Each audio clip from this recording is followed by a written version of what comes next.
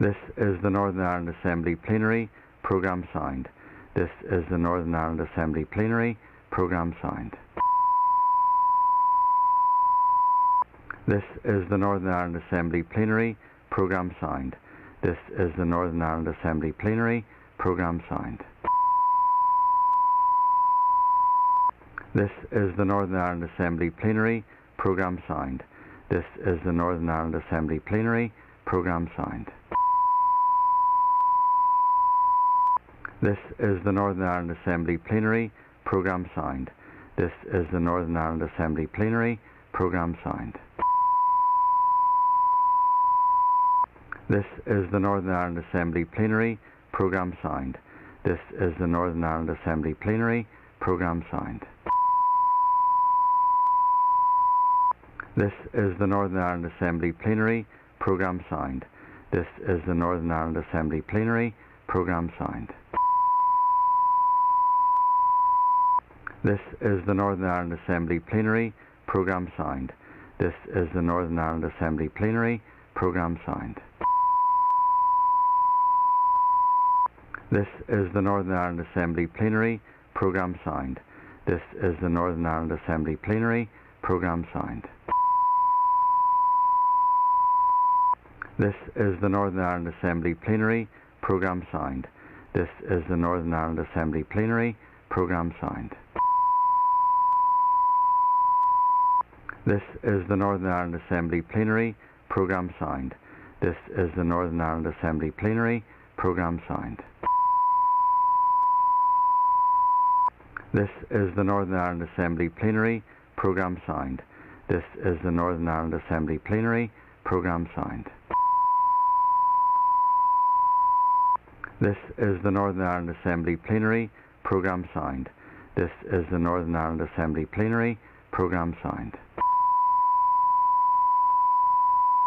This is the Northern Ireland Assembly Plenary, programme signed. This is the Northern Ireland Assembly Plenary, programme signed. This is the Northern Ireland Assembly Plenary, programme signed. This is the Northern Ireland Assembly Plenary, programme signed. This is the Northern Ireland Assembly Plenary, programme signed. This is the Northern Ireland Assembly Plenary, programme signed. This is the Northern Ireland Assembly Plenary, programme signed. This is the Northern Ireland Assembly Plenary, programme signed. This is the Northern Ireland Assembly Plenary, programme signed. This is the Northern Ireland Assembly Plenary, programme signed. This is the Northern Ireland Assembly Plenary, programme signed. This is the Northern Ireland Assembly Plenary, programme signed. This is the Northern Ireland Assembly Plenary, programme signed. This is the Northern Ireland Assembly Plenary, programme signed. This is the Northern Ireland Assembly Plenary, programme signed. This is the Northern Ireland Assembly Plenary, programme signed. This is the Northern Ireland Assembly Plenary, programme signed. This is the Northern Ireland Assembly Plenary, programme signed.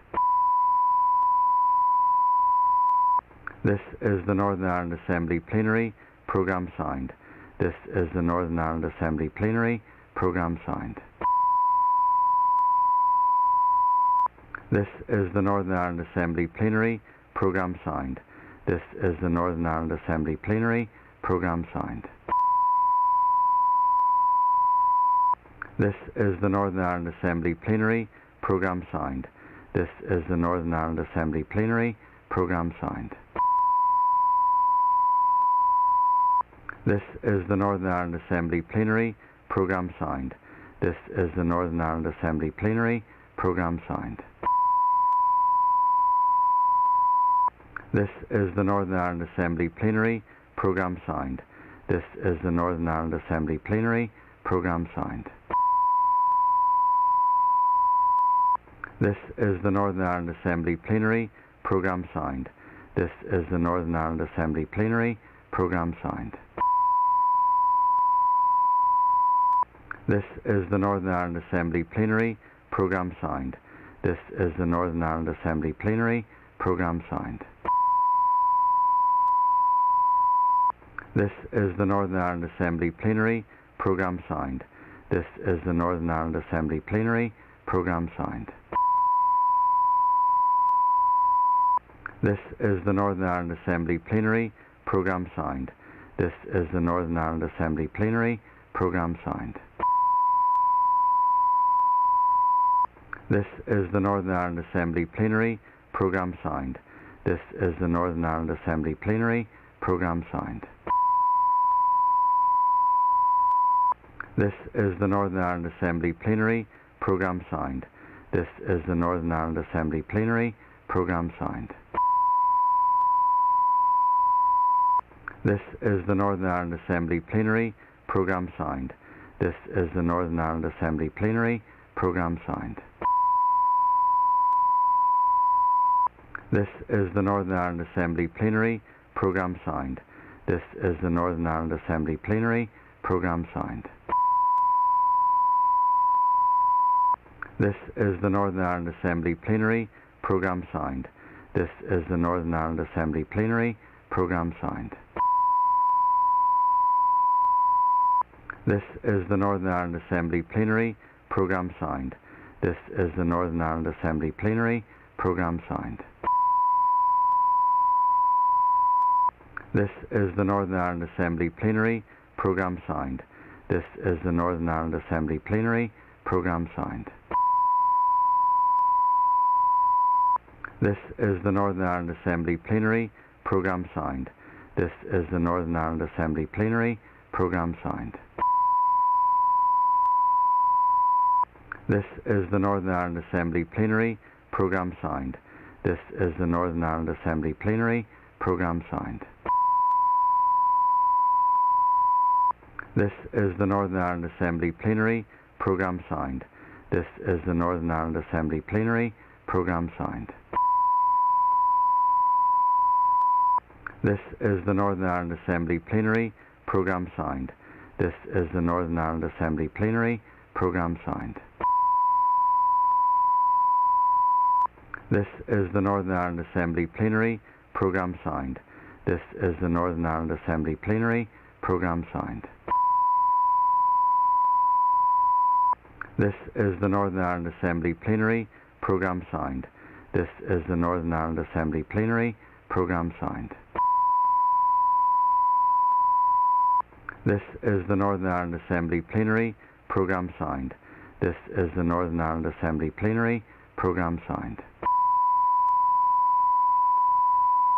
This is the Northern Ireland Assembly Plenary Programme Signed. This is the Northern Ireland Assembly Plenary Programme Signed. This is the Northern Ireland Assembly Plenary Programme Signed. This is the Northern Ireland Assembly Plenary Programme Signed. This is the Northern Ireland Assembly Plenary Programme Signed. This is the Northern Ireland Assembly Plenary Programme Signed.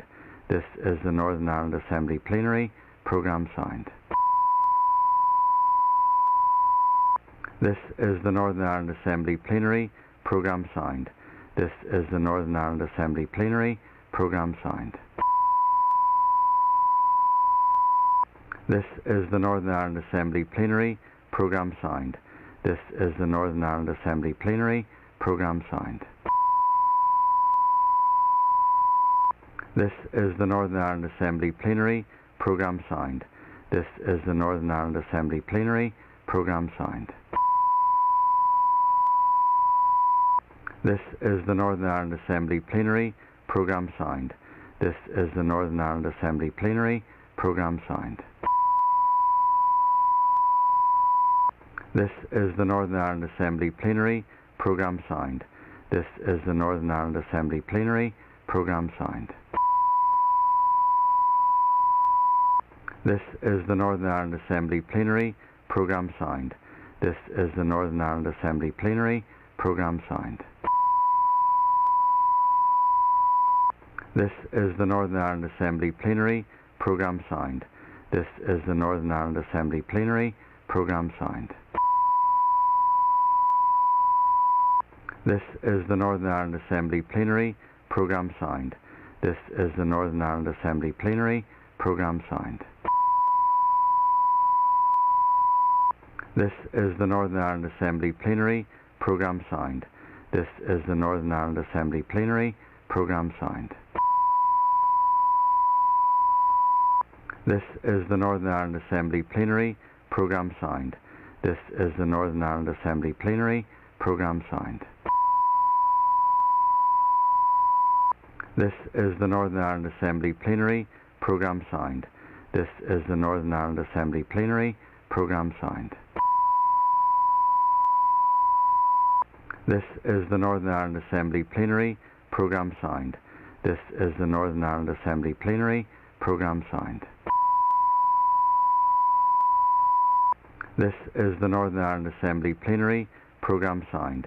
This is the Northern Ireland Assembly Plenary, programme signed. This is the Northern Ireland Assembly Plenary, programme signed. This is the Northern Ireland Assembly Plenary, programme signed. This is the Northern Ireland Assembly Plenary, programme signed. This is the Northern Ireland Assembly Plenary, programme signed. This is the Northern Ireland Assembly Plenary, programme signed. This is the Northern Ireland Assembly Plenary, programme signed. This is the Northern Ireland Assembly Plenary, programme signed. This is the Northern Ireland Assembly Plenary, programme signed. This is the Northern Ireland Assembly Plenary, programme signed. This is the Northern Ireland Assembly Plenary, programme signed. This is the Northern Ireland Assembly Plenary, programme signed. This is the Northern Ireland Assembly Plenary, programme signed. This is the Northern Ireland Assembly Plenary, programme signed. This is the Northern Ireland Assembly Plenary, programme signed. This is the Northern Ireland Assembly Plenary, programme signed. This is the Northern Ireland Assembly Plenary, programme signed.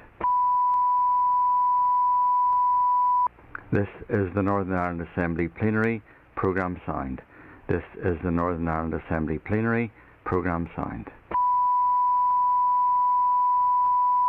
This is the Northern Ireland Assembly Plenary, programme signed. This is the Northern Ireland Assembly Plenary, programme signed.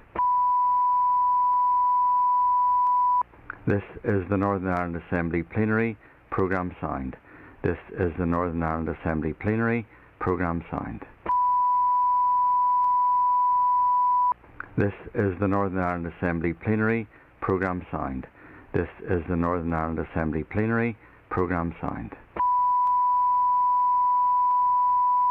This is the Northern Ireland Assembly Plenary, programme signed. This is the Northern Ireland Assembly Plenary, programme signed. This is the Northern Ireland Assembly Plenary, programme signed. This is the Northern Ireland Assembly Plenary, programme signed. This is the Northern Ireland Assembly Plenary, programme signed. This is the Northern Ireland Assembly Plenary, programme signed. This is the Northern Ireland Assembly Plenary, programme signed. This is the Northern Ireland Assembly Plenary, programme signed. This is the Northern Ireland Assembly Plenary, programme signed. This is the Northern Ireland Assembly Plenary, programme signed. This is the Northern Ireland Assembly Plenary, programme signed. This is the Northern Ireland Assembly Plenary, programme signed. This is the Northern Ireland Assembly Plenary, programme signed. This is the Northern Ireland Assembly Plenary, programme signed. This is the Northern Ireland Assembly Plenary, programme signed. This is the Northern Ireland Assembly Plenary, programme signed. This is the Northern Ireland Assembly Plenary, programme signed. This is the Northern Ireland Assembly Plenary, programme signed. This is the Northern Ireland Assembly Plenary Programme Signed. This is the Northern Ireland Assembly Plenary Programme Signed. This is the Northern Ireland Assembly Plenary Programme Signed. This is the Northern Ireland Assembly Plenary Programme Signed. This is the Northern Ireland Assembly Plenary Programme Signed. This is the Northern Ireland Assembly Plenary Programme Signed. This is the Northern Ireland Assembly Plenary Programme Signed. This is the Northern Ireland Assembly Plenary Programme Signed. This is the Northern Ireland Assembly Plenary Programme Signed. This is the Northern Ireland Assembly Plenary Programme Signed. This is the Northern Ireland Assembly Plenary Programme Signed. This is the Northern Ireland Assembly Plenary Programme Signed. This is the Northern Ireland Assembly Plenary Programme Signed. This is the Northern Ireland Assembly Plenary Programme Signed. This is the Northern Ireland Assembly Plenary Programme Signed.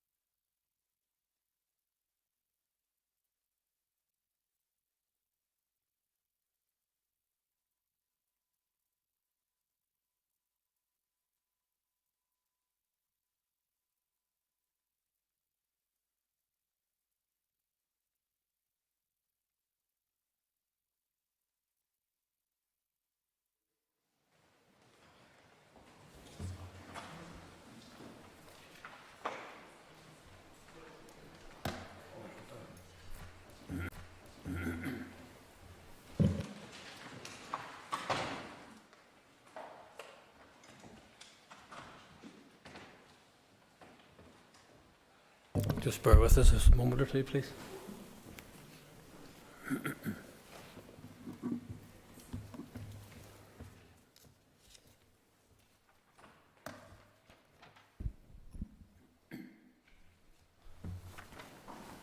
Members, I have to advise the Assembly that the Minister for the Economy, Ms Diane Dodds, and the Minister of Education, Peter Weir, resigned their offices at 10:15 this morning.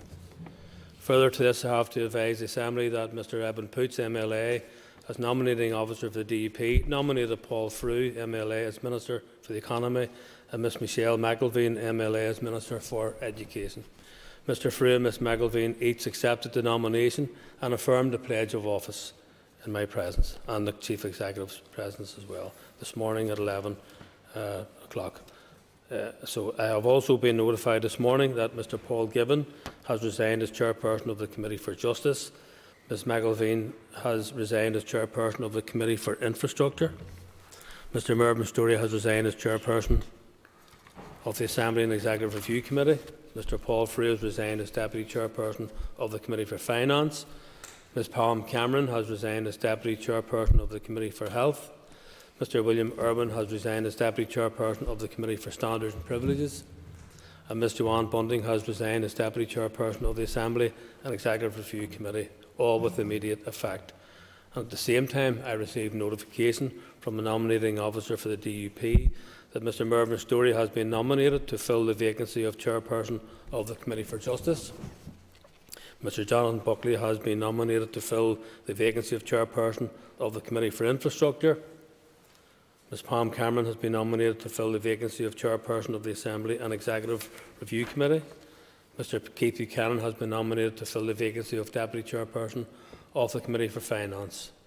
Mr Christopher Stalford has been nominated to fill the vacancy of Deputy Chairperson of the Committee for Standards and Privileges, and Mr William Urban has been nominated to fill the vacancy of Deputy Chairperson of the Audit Committee, also all with immediate effect. I am satisfied that the requirements of standing orders have all been met. I received a letter from the First Minister, the Right Honourable Arlene Foster, notifying me of her resignation under 16B of the NI Act 1998, with effect from 1 o'clock today, the 14th of June 2021. Mrs Foster has also sought leave to make a statement, and I will call her shortly. However, before doing so, I am sure members would want me to convey the Assembly's best wishes to her as she leaves the office of First Minister today. And I call the Right Honourable Arlene Foster. Mrs Foster. Thank you very much, Mr Speaker. And as you have said, I have tendered my resignation as First Minister of Northern Ireland, effective from 1 p.m. today. Thank you to you and indeed your office for the opportunity to address the Chamber one last time. And Mr Speaker, I promise not to sing. Mr Speaker, colleagues both inside and outside this House know very well that all periods of leadership must come to an end. That is why, when we are privileged and indeed honoured with holding such a position, we must not waste a moment in frivolous brinkmanship, but rather forge ahead on behalf of those we represent. And whilst I will miss the exchanges from the seat, I am looking forward to fresh challenges. This will be my last speech in this forum, but I very much plan to continue to speak up on behalf of women in public life, as well as our children, by seeking better protections for everyone on social media. When I was at school, bullying occurred, but when children stepped off the bus, their home was a safe place. And today our young people have no escape. The bullies are following them right into their bedroom, and we must act. Mr Speaker, a former member of this House said to me last week that my closing speech should be in the style of Father Ted Crilly when he received the Golden Cleric Award. But after a moment of reflection, I thought perhaps not. Now, some of the younger faces in here would be puzzled by who Father Ted was, and even more puzzled by the name of the award. But suffice to say, just like all politicians who resign, I will now spend more time with my family. So my lovely mum, my darling husband and my 3 beloved children will see more of me, whether they like it or not. It's just as well, Mr Speaker, I am such a good daughter, wife and mother.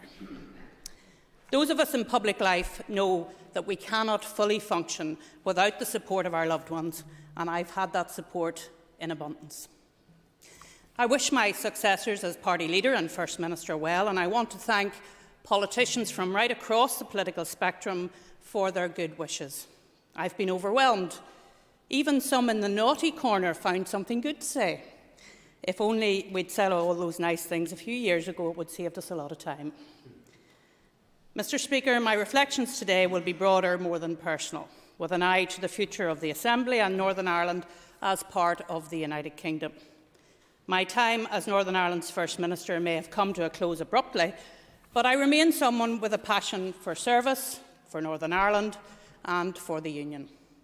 This particular chapter may be closing, but I intend to write some more in the years ahead, for I have unfinished business to ensure Northern Ireland succeeds in its new century. I believe strongly in the good sense of the people of Northern Ireland to continue to recognise the value of our place within the United Kingdom as a distinctive and integral element of that union of nations. A UK that has seen us through the worst ravages of the COVID-19 pandemic, with unprecedented financial support, our incomparable National Health Service and a national vaccination programme that is the envy of the rest of the world. Now, as you're aware, Mr. Speaker, I was first elected to the Northern Ireland Assembly in 2003, and since then I've had the great privilege to be the representative for Fermanagh and South Tyrone, my home constituency, and somewhere I am tremendously proud of, both in terms of its diverse population and its beautiful countryside. I was pleased to show it off one last time as First Minister when myself and the Deputy First Minister hosted the British-Irish Council meeting on Friday past. In 2007, when devolution returned, I was appointed Minister for the Environment, and from there I went on to become Minister for Enterprise, Trade and Investment, a role I loved as it allowed me to speak positively about and be an advocate for Northern Ireland across the world. The highlight was 2012, when we showcased Northern Ireland during our Time, Our Place campaign. Transforming Invest Northern Ireland, building up our tourism industry, inviting international investors to come to Northern Ireland and creating more and better jobs for our young people are all achievements that I look back upon with pride. Oscar Wilde, who was educated in Fermanagh Batour Royal School, suggested, and I quote, "A dreamer is one who can only find his way by moonlight, and his punishment is that he sees the dawn before the rest of the world." Close quote. And throughout my time in economy and since, I have continuously been impressed by the ingenuity, innovation and aspiration of all our people, but especially our young people. I say to those potential young leaders, hold on to your dreams, because by doing so, you're halfway there. I was appointed to Finance and Personnel Ministry in 2015, and then in January 2016 became First Minister for Northern Ireland, something a little girl growing up in Fermanagh could scarcely have countenanced. I trust my contribution has served as an encouragement to others, and the role of females in public life is something I will continue to champion. Following the 2016 Assembly election, Mr. Speaker, I agreed a joint statement for the new elected executive with the then Deputy First Minister, Martin McGuinness. And this was commonly described as a joint commitment to getting down to business. A statement of intent to focus on the issues of common concern, not the wedges that can divide, and to show once and for all that devolution could deliver change, not just more of the same. It is my deepest regret that the opportunity to fulfil that purpose would be denied by a series of events. When faced with false allegations of corruption, I defended myself vigorously to clear my name, and no one should have to tolerate such assaults on their character, but misleading interviews and salacious claims that would not survive the glare of an inquiry created a febrile atmosphere that coincided with the declining health of Martin McGuinness. The result? A crisis that led to the unnecessary loss of devolution. Lost years for Northern Ireland, and a period when public services inevitably slumped backwards. Alongside ongoing negotiations to restore devolution, where no sign of a workable agreement was evident, we secured the Democratic Unionist Party's confidence and supply agreement, to help fill the political vacuum and public service consequences. Over £1 billion extra in resources was provided in those years in key areas like health, education and jobs, but the solutions it provided and difficulties it mitigated were still outstripped by the problems from having no functioning Assembly or Executive. That confidence and supply agreement will leave a legacy, but also highlights our challenges. £150 million is being rolled out via Project Stratum to bring broadband to rural areas and leave Northern Ireland as the best connected region in Europe. And when completed, the project will be transformational to our economy. We ensured the purse strings were loosened by Treasury to enable £500 million to be used to help shared housing and education schemes. We delivered £50 million over 5 years to help mental health, and I note that money has been critical in recent announcements by the Health Minister. Mental health must be a priority for this House because it touches all of us. And for all those like myself who queue along the West Link each morning, there was £160 million funding to build the York Street interchange, yet, like too many projects, it has been tied up in legal wrangles. Too many infrastructure projects are being swallowed up in the courts, Mr. Speaker, and we need to improve the expertise in infrastructure delivery. We need better infrastructure for the next generation, but key projects being delayed by 10+ years is unsustainable. Finally, it was the CNS agreement which delivered a ring-fenced £200 million for transformation projects in our health service, and that money was used just in advance of the pandemic and undoubtedly helped to bolster the health service. Rather than just sending more money, we need to dedicate money to look solely at how the health service can do things better, and that must continue. Mr. Speaker, the long and tortuous negotiations over the 2017 to 2020 period ultimately delivered the New Decade, New Approach agreement. Any agreement would involve compromises, but NDNA had two central pillars that I believe remain important: ambition for devolution and a new cultural deal. The breadth and depth of issues NDNA set us all to deliver upon would have been enough to fill an entire term, or perhaps more, let alone 2 years of government. However, we had much to make up for in the lost years and needed to use the momentum of a new agreement to push Northern Ireland forward as quickly as we could to get down to business. However, once again, events intervened, and as we restarted devolution, the new and deadly COVID virus was beginning to spread and would sweep across the entire world.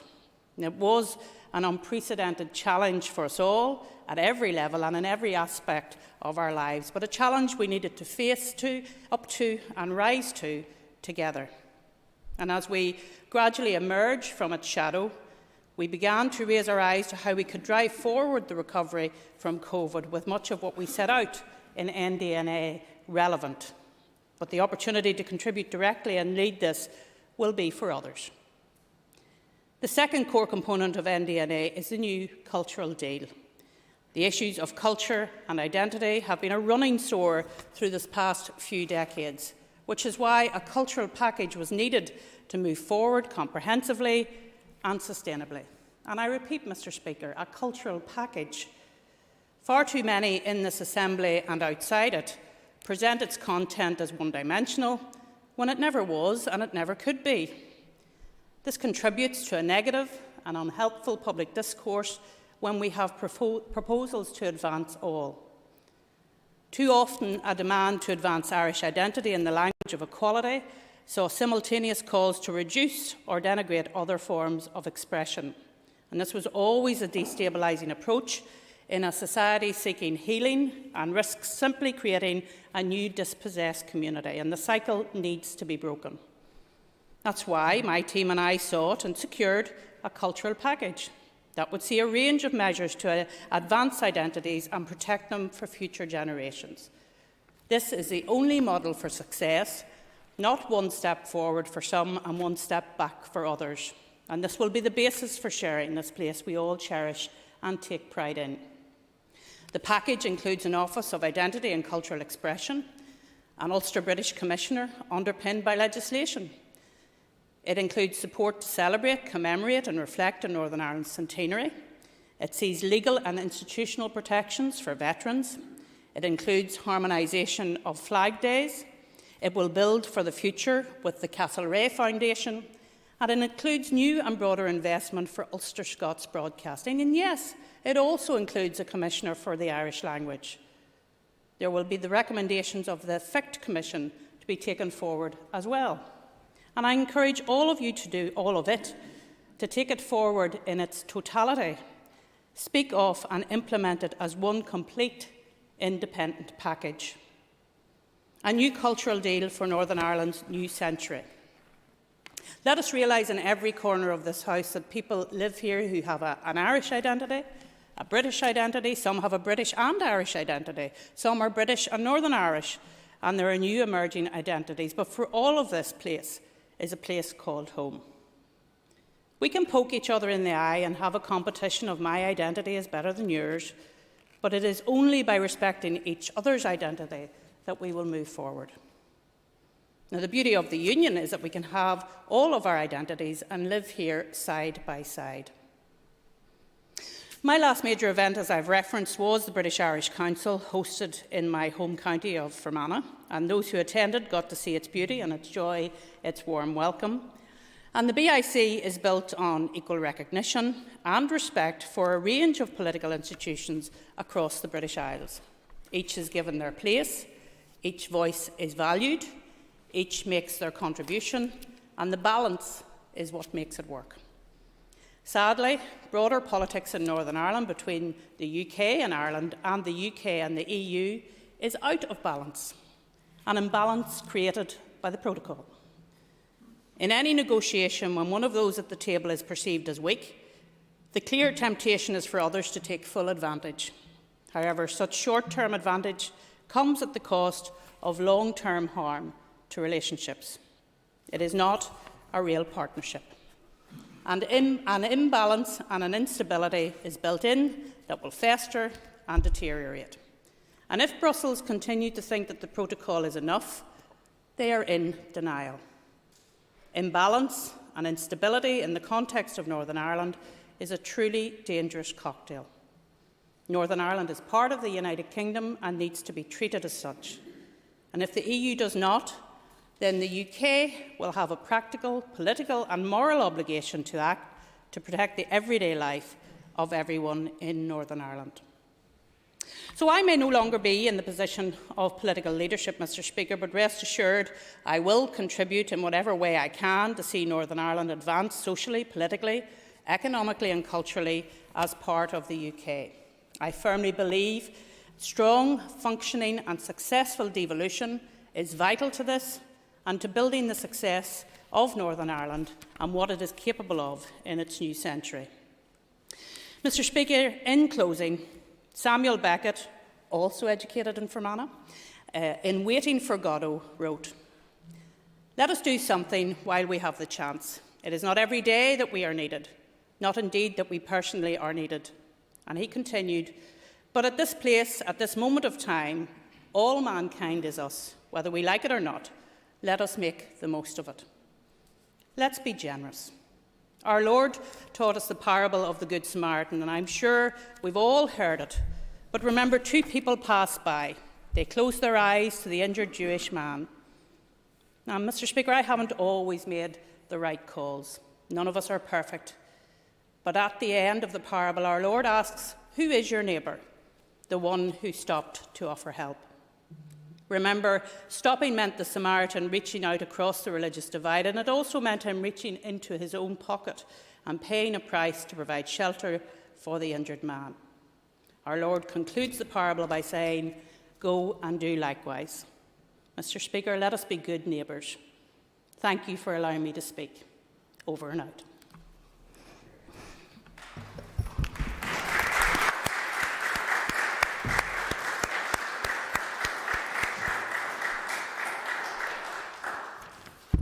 Members, I would remind the Assembly of the Convention that where a Minister is making a statement on their resignation, there will be an opportunity for others to comment afterwards. In order to be as fair and as inclusive as possible, I have decided to adopt the procedure regularly used for matters of the day. And I'm allocating the next 30 minutes or so for others to speak, and I ask that members limit their remarks to not more than 3 minutes. And more often, the focus of this Assembly is on political differences and debating how to respond to the challenges of the day. However, on other occasions, the Assembly rightly puts those issues aside and recognises the contribution which individuals have made. Today is such a day as we recognise the service of the First Minister, the Right Honourable Arlene Foster MLA, who has given to this Assembly and our society as she prepares to leave office. Before I open the floor to members, let me make some remarks on behalf of myself and the Assembly. Arlene Foster was elected to this Assembly in 2003. As she recounted this morning, she has spent the majority of that time holding ministerial office. As Minister for the Environment, Minister for Enterprise, Trade and Investment, Minister for Finance and Personnel, and of course First Minister. She was the first woman to hold all of those roles, and indeed is the longest serving female member of this Assembly since it was established. Alongside her overall contribution, I know that is a legacy that she will be particularly proud of. Arlene has been a key player in the journey since devolution was restored to this Assembly, particularly in 2007, and I witnessed that at first hand in the whole series of continuing negotiations since then. As one of the few remaining members who was elected in 1998, let me say this also. There has never been any shortage of people offering advice or criticism on every issue and situation throughout this process, and that is often a very good thing. But as I've often said myself, that the word in his granny will always have something to say. However, there are only a few individuals, Arlene being one, who have had to carry the burden of leadership and balance personal views, individual party views and mandates with the reality that nothing in this Assembly can be achieved without building agreement. That has been evident during the pandemic, and the role that Arlene has played with others in getting us through this difficult period will be remembered, in my view, in a positive manner. We recognise that with that responsibility there are highs and there are lows, so I also want to acknowledge the sacrifices that have come with that for Arlene herself. Our outgoing First Minister has been vocal about the toxic influence that social media often has on our political discourse, and many of us will stand with her on the need to tackle that. I want to record that the negative aspects that unfortunately now come with being in the public eye cannot have been easy for her or her family. So undoubtedly, Arlene, many in this Assembly and others outside will have views on what has passed over recent years. However, for today, let me say both the Speaker and personally, Arlene, that we thank you for your public service. It is not for me to comment on recent events at all, and you have referenced that yourself in your rendition of That's Life on Friday in a better way than any of us could have done. So for the next verse of your life, we wish you and your family all the very best. So congratulations and thank you. I have the names of some members who have already indicated that they wish to speak, but could I ask all members who would like to contribute to continue to rise in their places, and I will endeavour to accommodate as many as I can. Of course, the briefer that you are, then the more members will get an opportunity to say a few words. And I call Edwin Poots. Thank you, Mr. Speaker, and can I thank our outgoing First Minister, Arlene Foster, Right Honourable Arlene Foster, MLA, for her very considered, indeed powerful speech this afternoon. Arlene and I have been working together since 2003, and we have had much common ground over those years in terms of what we worked upon.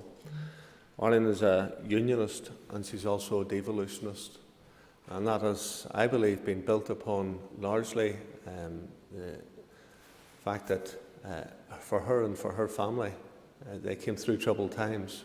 She, like I, was a child of the Troubles and had a similar circumstance in that the Troubles visited our homes.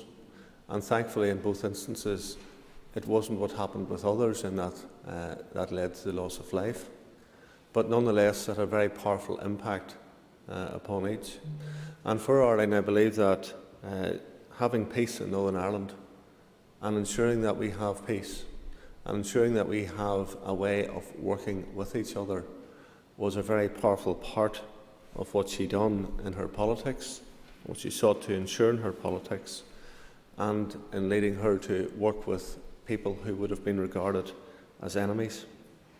Over the course of her career, and she's had a hugely successful career, The economy was an area which she spent many years in, and week after week after week there was jobs announcements going out in the local media where considerable work had been carried out to ensure that people in Northern Ireland had better opportunities in life and through those job opportunities, and she drove that forward in a very, very powerful way. I believe history will be very kind to Arlene. It should be kind to her, and because she has done a considerable course of work in ensuring that we move forward. And even after the difficult times of 2017 with the collapse of devolution, the commitment was there and always there to ensure that we could get back together again, that we could take people forward again, and we could ensure that the public had this place to make decisions on their behalf. And how important that was, as we didn't anticipate it, but as COVID came in, and how we couldn't have done without this Assembly, without this Executive, to take us through that period of COVID. And therefore, it was critically important that that happened, and she drove that throughout. In terms of moving forward, I believe that there will be new opportunities, and I believe that Arlene will have a role in public life yet again, and I believe that again will be a role that she will deliver very powerfully in. Thank you, Mr. Speaker. Thank you, and I call Michelle O'Neill. And can I just make a few brief comments and commend Arlene for all her years of public service. Being in public life, as we all know, isn't an easy job at times. As you've acknowledged yourself, it can be very, very challenging, and there are many highs and also many lows. I think that particularly for a female in public life, it's even more challenging. Many sacrifices are made, and we have to deal with the additional burden of misogyny that exists in society. And I think if there's one thing that I can say that we have done well together, and I think that is the fact that we've highlighted that on numerous occasions and taken up many platforms. When we came back into the restored executive back at 17 months ago, and it feels like it was a lifetime ago, and when we stood in this chamber and we made our public commitments around working together, that it was very much a day of hope, that we needed to deliver on power sharing, that it needs to deliver good politics for everybody. It needs to be about tackling waiting lists, it needs to be about reforming our health service, it needs to be about educational reform. And we were committed to doing all those things, and obviously the pandemic hit within a short number of months, and we were very much put all our efforts and all our energies in to trying to chart our way through the pandemic. And that has been no mean feat. It's been extremely, extremely challenging, and you know, Arlene and I were certainly thrust into working very closely together over that time, even to the point where Arlene joked at one stage that we were in each other's bubble. But we were trying to do our best. That's, you know, the long and short of it. We worked together to try and do our best to lead us through the pandemic, working alongside all our other ministerial colleagues.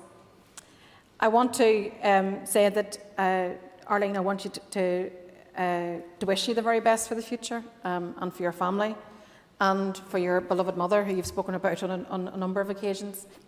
I hope you get more time to spend with your family, and I think that I note the words that you've made in your final statement, and talking about the need for everybody to work together, to deliver for everybody, to come at things in a way that there's more that unites us than there is that divides us. And I think all those things are really, really important. This morning I was reflecting just on what I said in this chamber whenever we did re-establish power sharing. I talked that day about we needed to work together on the basis of openness and transparency, on the basis of accountability, in good faith and with no surprises. And that remains the position today. That's the only way in which we can share power together. We're all of us in this chamber called upon to lead. That means leading and delivering for everybody. That means delivering a power sharing that's truly grounded in fairness and inclusion. That's certainly what I'm here to do. I hope that we have willing partners in which to do so, also because you can't build power sharing on broken promises. You must deliver upon agreements that are made. I'm committed to doing that. I hope others are also committed likewise to doing that. So finally, Concordia, just to say, Arlene, every best wish for the future, and I really, really hope that you get some special time with your family, regardless if they want to see you or not. Thanks. Cormac, thank you, and I call Nichola Mallon. Thank you, Mr Speaker. I rise on behalf of the SDLP to thank the First Minister for her many years of public service. While it will be obvious to many that there is much we have disagreed on, I want to acknowledge that as a female leader in politics, Ms Foster and her family have made huge sacrifices over many years. As a female holding ministerial office over many years, I have no doubt that Mrs Foster has faced serious and as yet untold challenges, not least when it comes to sexism. But I have no doubt that Mrs Foster has also inspired many young girls to realise that there should be no limit on their ambitions, and if they believe in themselves, there is nothing that they can't do. Public service is never easy. Politics is never easy. And the last few weeks, I know, will not have been easy for the First Minister and her family. Leadership is never easy, and leadership in a 5-party executive is not easy. After 3 years of paralysis and in an unprecedented pandemic, it is incredibly challenging. As those who now take up the mantle will know. And it is important at this juncture to reflect on the fact that devolution has been restored here on the basis of a 5-party agreement in New Decade, New Approach. And all of those commitments need to be honoured. They need to be delivered. And it is only through these devolved institutions that we can deliver the change that our citizens deserve and need.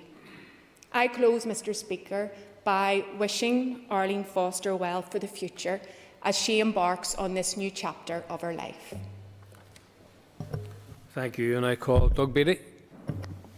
Thank you, Mr Speaker. And if I could just say to our First Minister, thank you. Thank you for your service. Thank you for your commitment. And thank you for your sacrifices. And I know there have been many. We are both unionists, so we have a lot in common. But we also differ in certain things as well. But we do so, I think, in the right way, in the right spirit, and to achieve the same purpose. And you have carried yourself with the utmost dignity. Even when that et tu brute moment came from those who you would have called your friends, I think you held yourself with incredible dignity. And if there's something that I will reflect on in the months and the years ahead, is just how our First Minister went through this crisis and many other crises before, holding your head up high. And you should be very proud of that, because it's noticed politically, and it's noticed by society in general. And I don't just mean in Northern Ireland, I mean further afield. There was lots to be done. It wasn't all completed. But what I would say is this. I thought that was a fine final speech as you resigned. And you could have made much mischief in the House. And there could have been much for us all to scream and shout about. But you didn't. And you set, I think, a very clear path. So if I could just finish by saying to Arlene Foster, wife, mother, daughter, good luck in the future. Spend time with your family. Look to your interests. Stand up for women in public life. It's incredibly important. And although you may have started in the Ulster Unionist Party but finished in the Democratic Unionist Party, you will always get a nice cup of tea if you come and visit us. Can we please bring the member Naomi Long on screen, please? Can I invite Naomi Long to make her contribution? Thank you, Mr Speaker. Arlene and I entered the Assembly at the same time in 2003 whilst the structures were suspended. As a result, we have spent many long and sometimes tortured hours, not only here in the Assembly, but also in the various talks processes that have been required over the last 18 years to keep these institutions on track.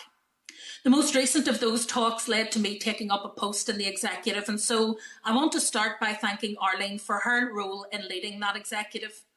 The role of First and Deputy First Minister are never easy in a five-party coalition with such a diverse range of views, and we knew that this term would be particularly challenging given the strained relationships between parties after 3 years of suspension, the limited time left of this mandate, and the demands of delivering the NDNA commitments to which we all signed up. However, none of us could have predicted the pressure which COVID would add to the restored structures.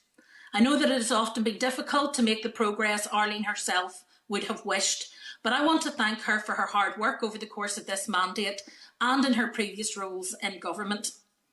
Mr. Speaker, it would be fair to say that we have not always seen eye to eye and have had our fair share of disagreements over the years. Some of them could even be described as heated, though I know members will find that hard to believe given that we're both such shy and retiring characters. However, we have been able to disagree and continue to work together to try to deliver the best possible outcomes for those we represent. There have also been many occasions on which we have agreed and worked well together, particularly on issues of social media abuse, sexism and misogyny, of which both of us and many others in the chamber will have had more than our fair share over the years.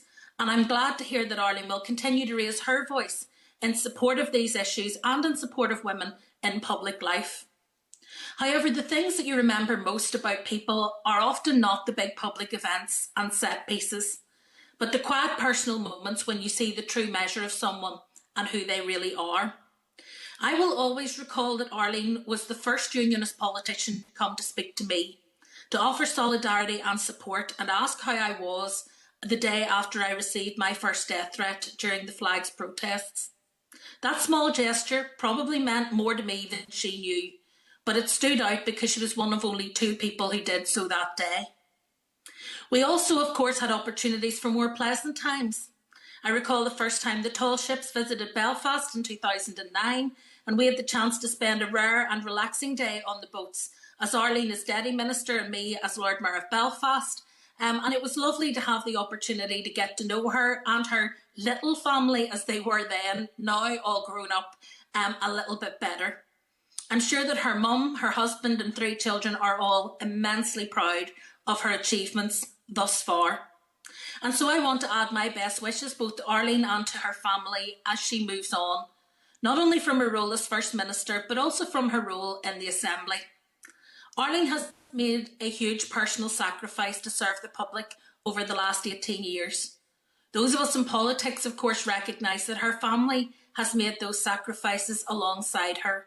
And so I want to thank them for supporting her throughout this time, and I want to wish them all every blessing for the future, whatever that may hold. Finally, Mr. Speaker, after hearing Arlene's rendition of That's Life, I thought it might be appropriate to finish with a quote from Frank Sinatra. I toyed with start spreading the news I'm leaving today, but instead I'll simply hope that for you, Arlene, the best is yet to come. Thank you, and I call Claire Bailey. Thank you, Speaker. And I would also like to congratulate Arlene Foster, First Minister, for a short time yet to come on behalf of the Green Party in Northern Ireland. And my colleague Rachel Woods and I have not had the experience of working directly with you, First Minister, but would like to congratulate you for your track record, for the roles that the Speaker has already announced that you have taken up, that you have held as the first woman in Northern Ireland, and for your track record in breaking so many glass ceilings.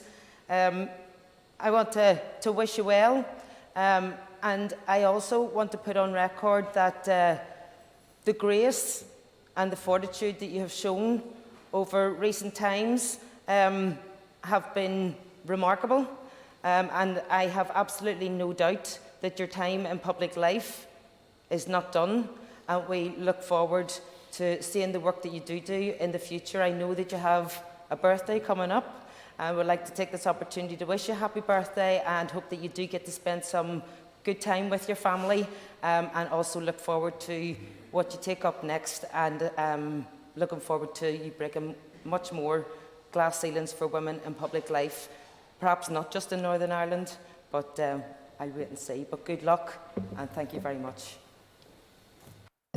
Thank you. And I call Jim Allister. Thank you, Mr. Speaker. I want to sincerely join with others in wishing Mrs. Foster and her family, because I think the family very often are the people least spoken of, and yet those who maybe share most in the burden. So I do want to wish Arlene and her family every good wish going forward as she retires from the office of First Minister. Mind you, retiring is about the last word you would associate with Arlene Foster, but there we are. Could I say, we've had many disagreements, still have, but Arlene conducted her office in a manner with considerable poise and presence, which will not be easy to replicate going forward. And in all my dealings with her, I find her straightforward and honourable. And I've known Arlene for many years, both in this life and in our previous life in the law. It could not be said, though, that her removal from office was either straightforward or honourable. And I think does leave a considerable scar on the body politic. We had a power grab with no perceptible policy change, and quite clearly with no gaming of what would happen next, which means that because of the absurdity of the system in this House, we're now back into ransom politics. And the absurdity is underscored by the fact that a party that does not want Northern Ireland to exist, never mind succeed, now has a veto on whether or not her successor can ever take office. What an absurd system, and one which enables that party, Sinn Féin, to make... Mr. Allister, if you just resume your seat for a moment, please. Could I just remind you that we're here to pay your own personal tribute to the outgoing First Minister, who is here this morning in a capacity to make a personal statement. So could I ask you to reflect on that without necessarily extending your remarks beyond the contribution that Ms Foster has made herself this morning? The purpose here this morning is for a personal statement to be made by the First Minister as he retires from public life, leading this Assembly. I could ask you to reflect on that when you're making your concluding remarks.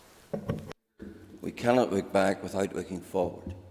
And we look back on the time of Mrs Foster as First Minister, and now we look forward to whether or not there will be another in that position. I'm making the point, and it's clear and it's indisputable that the absurdity of this system puts a question mark over that and takes us back into the doldrums of ransom politics. That is not a good place for this House to be in. I call Peter Weir. Thank you, Mr. Speaker. I've heard valedictory occasions such as this being described as the closest you're ever going to get to being at your own funeral without the inconvenience of dying. But if that is the case, if I slightly misquote Shakespeare, I come not to bury Caesar, but to praise her. I can rightly claim, I think, in terms of this House, to be the person who has known Arlene Foster the longest. Indeed, I knew her before she was Arlene Foster. A person who was shaped not simply by the events of the Troubles, but also by a loving family environment, which meant that she built strength of character and resilience, but never at the expense of humanity or bitterness. I can recall the first time that I met Arlene, as opposed to slightly, again, sort of misquote the Human League. She wasn't quite working as a cocktail in a waitress bar when I first met you, but she was helping out her future husband Brian in the Wyvern Inn in Lisnaskea.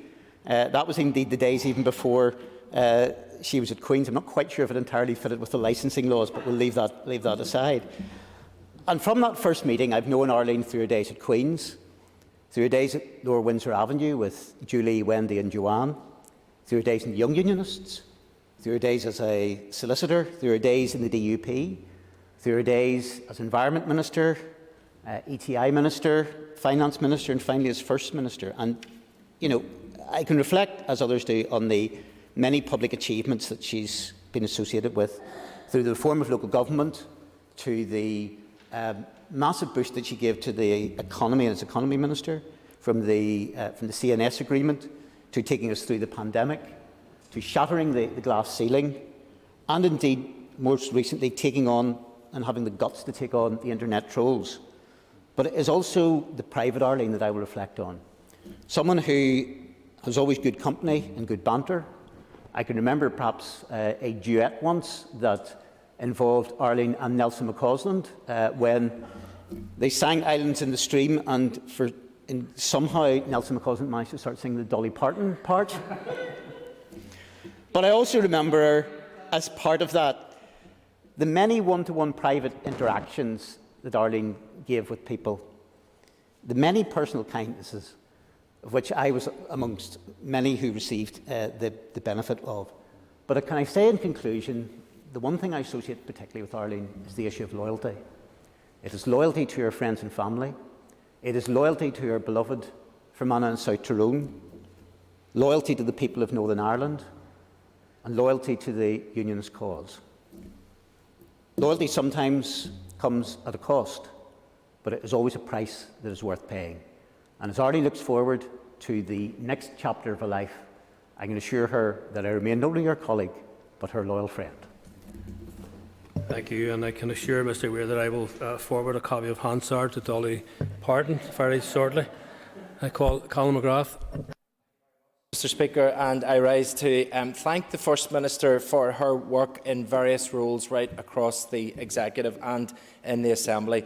I don't have any stories of duets or of cocktail waitresses in bars, but I do remember that the first time that I met you was in Newcastle at the opening of the Promenade, and I remember taking time then as the Chair of Council to bend your ear about the importance through the review of public administration, advocating that youth services remain within education to try and help and develop and strengthen them. And that was the case. And I know that you've always had an interest for young people right back from those days.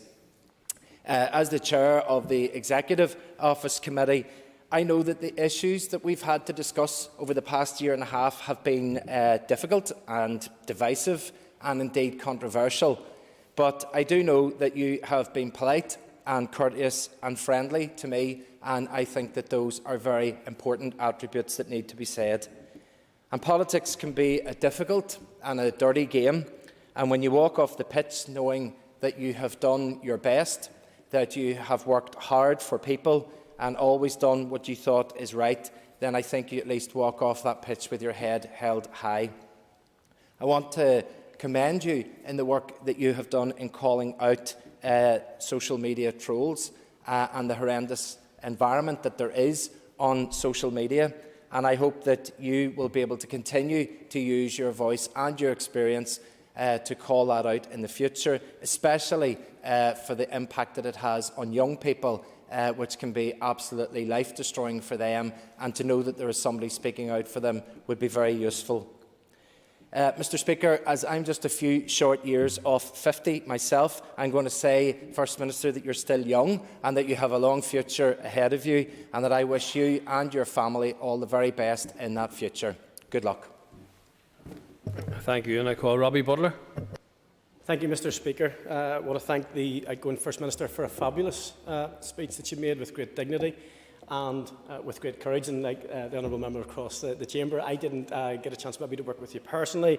However, I have experienced your politics, and I've seen what you have had to maybe suffer over a number of years, because as Theodore Roosevelt had said in 1910 when he penned a famous speech, there was a part in it, and it was the man in the arena. In 2021, perhaps we need to be talking about the woman in the arena, and perhaps you are a perfect example of how in modern day times that any woman can actually lead and lead successfully in the most difficult of circumstances at times. And that has been going on for a number of years. And politics is a strange place. I remember in 2017, in that election in Lagan Valley, I was up against a number of really good candidates, and there was a white van with your face emblazoned on the side of it, and it said, "Moving forward with Arlene," and that was a considerable challenge for me as the Ulster Unionist MLA. But as has been rightly pointed out by a number of members, You have a fantastic online presence. I noticed today on Twitter you have 99.6 thousand followers. I hope perhaps by the end of the day you maybe have 100,000, and you use that platform actually to reach out to those young girls and inspire them further, to challenge the narrative and to challenge the bullying, to challenge all of those things in society that we are seeking to do together. If you don't mind if I call you Arlene at this stage, you know, and I've spoken to you, I've prayed for you many times over the years, as I have for Michelle and as I have for many leaders. I've prayed for you more often recently. I hope that you have felt those, because I notice in the end of your speech, quite rightly, you give God his rightful place. And I would just like to offer you and your family this consolation, if it is some. In 2016, I stepped away from the fire service, and it's a job that I thought that I would have for life. I had huge ambitions in the fire service, but I believe God took me in a different direction. And perhaps what you may see as a pain, perhaps what God is doing at this stage for you and your family is saying, I've got something better for you. I really hope and pray that he does, Arlene, and I wish you all the best. And I call Gordon Lyons. Thank you very much, Mr. Speaker, and I'm grateful for the opportunity that I have today to pay tribute to Arlene, and in doing so, I do it not only for myself, but I speak on behalf of thousands of people in my own constituency, in my party, and right across Northern Ireland. Since the restoration of devolution, I've had a front row seat as Arlene has served as First Minister. And while many have and will continue to evaluate her legacy, no one can credibly question her commitment to and love for Northern Ireland and its people. It was that passion for Northern Ireland that contributed to her incredible target-busting success in bringing so many jobs, investors and tourists to Northern Ireland during her time as Economy Minister. And it was her love for this place and her concern for its people that was the driving force as she led as First Minister through some incredibly difficult months as a result of the pandemic. So I thank her most sincerely for her work and the dedication that she has demonstrated over so many years in public life, and the grace and class with which she has shown in the last number of weeks. And I also want to thank her family, for her sacrifices were theirs also, and I know she wouldn't have been able to do this job without their love and support. Mr. Speaker, this is a bittersweet moment. There's clearly a sense of relief as burdens are laid down and there will be fewer demands on her time and the end of many day-to-day frustrations. And of course, no more executive meetings, which I can reveal to the House are a test of patience and invariably bereft of brevity. I'm not looking at anybody in particular. And while it may be good to have those over, it is bittersweet because there is still so much work to be done, not only on immediate challenges such as the pandemic and of course the protocol, but there's a larger piece of work that needs to be completed. Because I know that Arlene wants Northern Ireland to be a place at peace with itself and a place where everyone can feel at home. And that work is far from complete and we have much left to do. But thanks to her endeavours and her encouragement of the next generation, there will be people on these benches who will continue that work for a more prosperous, peaceful Northern Ireland at home within the United Kingdom that we cherish. Mr. Speaker, I want to wish Arlene well for the future, whatever it may hold. Much has been made of her vocal talents over the last few days, but as one of the few that was fortunate enough to hear the First Minister's full rendition of a Frank Sinatra classic, can I gently encourage Arlene not to put all her eggs in the entertainment basket and perhaps at this time keep other options open. In closing, can I thank Arlene for her kindness, support and encouragement that she has shown to me personally, for her friendship and for all the work that she has done on behalf of our party, our country and all the people of Northern Ireland. Thank you. Nicola Kelly. Thank you, Mr. Speaker. I too joined the Assembly in 2003 and had a bit of a blip between 2016 and 17. I'm very grateful to the people of Upper Bann who put me back into this place. Very often I'm asked by people, particularly over the last couple of years, what's Arlene Foster really like? I mean, is she like that, you know?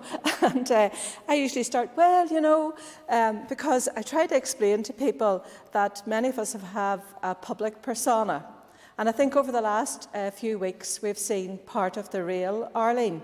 both in terms of the class that you displayed in your song at the weekend, and also in how you've dealt with the challenges over the last few weeks and days. And I'm sure even today has been another difficult day in very many difficult days, but I would say that probably today all your family are sitting watching with some trepidation and hoping that you get through this morning okay. And I'm sure that they, like many others who are watching, can say you did it with style, resilience and character.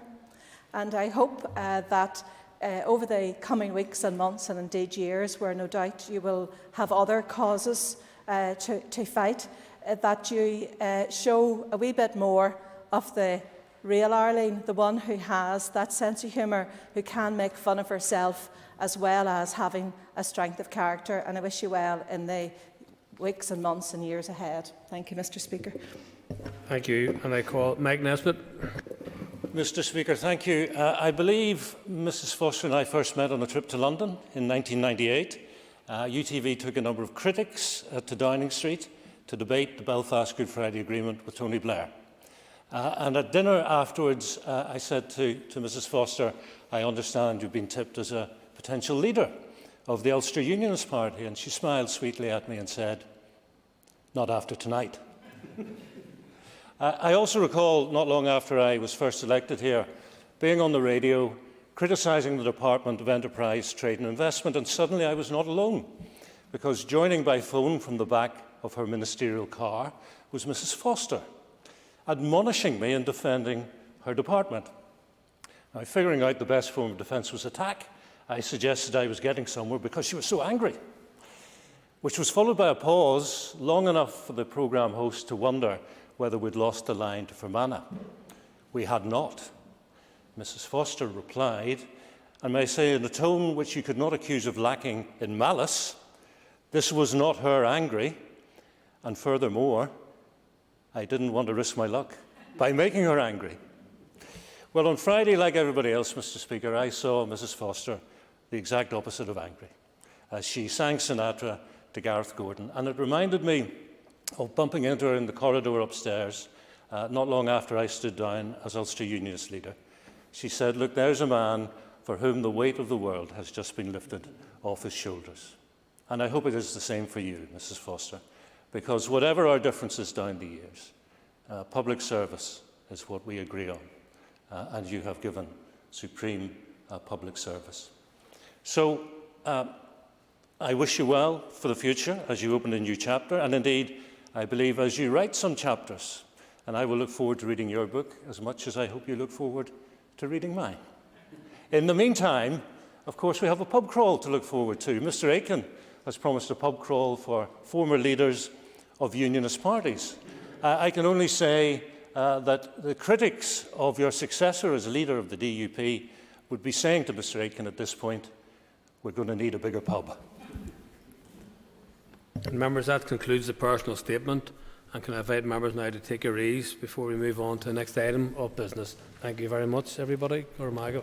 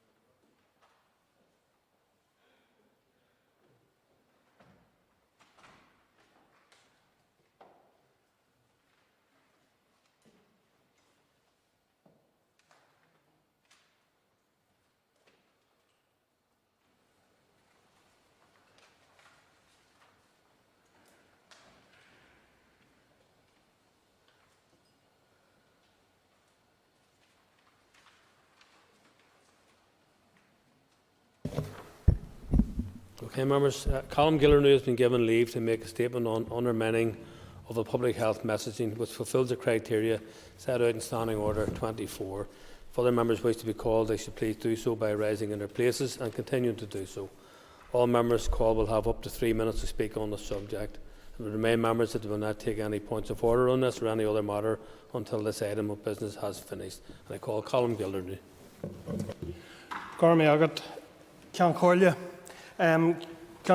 The comments against the Minister of Health in a nearby hotel recently are out of order and should be and must be rejected. What we heard and saw was a direct verbal attack on the character of the Minister at the most inopportune of times. Throughout the past year, members, we have faced a real danger. The COVID-19 pandemic has put our health and social care system at risk and posed a threat to everyone across our society. It has impacted our economy and every aspect of our social lives. It has also led to deaths across this island. NISRA statistics as of last week demonstrate 2,976 people here in the north, 4,971 in the 26 counties, giving a total of 7,917 people across this island have lost their lives as a result of COVID-19. Every one of those an individual and a family tragedy. We have asked so much of each other and of our community over this period of time, and the vast majority of people have observed public health guidance and acted according to the best interests of everyone across our community. Minister Swan and I have had exchanges, sometimes even at times heated, potentially, and the odd disagreement about a particular issue. However, we have been required to work closely together, to cooperate with each other and to challenge each other as we make our way through this pandemic. We may not have always agreed on a particular issue, but our disagreements have been courteous, well-intentioned and well-mannered, as I believe they should be. What was said in the hotel in relation to the Minister, I believe, stand condemned and should be condemned by everyone. A key point in relation to this, members, is that we are by no means out of the woods as far as COVID-19 goes. We continue to see variants of this virus emerging, and they are variants which are more transmissible and also which are demonstrating signs of being more effective at escaping the vaccine, and that presents significant public health concerns. We must continue to be cautious and we must proceed in cooperation as the Delta variant poses a significant concern. In the weeks and months ahead, let us use the breathing space that has been provided us by the successful vaccination programme and the lower infection numbers which we see at present to put in place the necessary find, test, trace, isolate and support apparatus that will help us to continue to ease restrictions, to reopen our society and our economy, and to stay reopened and to resume our lives as normally as possible and as safely as possible. I call Edwin Poots. Thank you, Mr. Speaker, and I just want to make it absolutely clear what happened in the Europa Hotel was wrong, that the Member of Parliament who was caught up in it was wrong in what he done. I welcome the fact that he apologised very quickly for what happened and is therefore seeking to put things right. I sincerely wish that Sinn Féin had apologised for their actions at the Bobby Story funeral, when a far greater action took place, a far greater demonstration of criticising the procedures that were put in place. We actually went out and defied the law that was set and flew in the face of law, and the Deputy First Minister has yet to apologise. So I'm very clear that we apologise for the things that are done wrong on behalf of the DUP, and I'm happy to do that, Mr. Speaker, as is the individual. We need Sinn Féin to demonstrate to the Northern Ireland public that they actually care and apologise. To add to this, we have an issue over the course of the next number of days to resolve. Issues around our next steps, which comes to COVID-19 and how we respond to that. Those will not be dealt with on Thursday if a Deputy First Minister is not in place.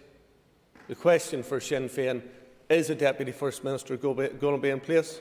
Because I will be putting forward a First Minister at the earliest opportunity so that we can deal with those issues.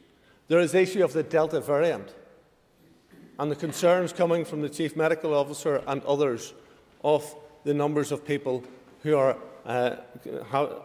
actually having Delta variant. Question is, are Sinn Féin going to do anything about that?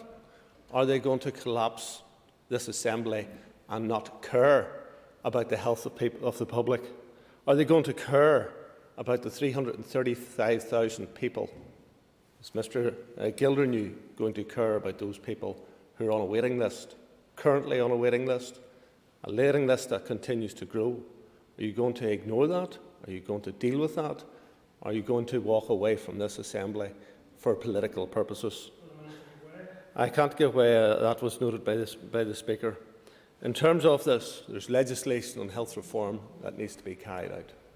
Now, if Sinn Féin are for real, and you've brought this forward today, I've given the apology. Let's hear your apology for your actions during the Story funeral.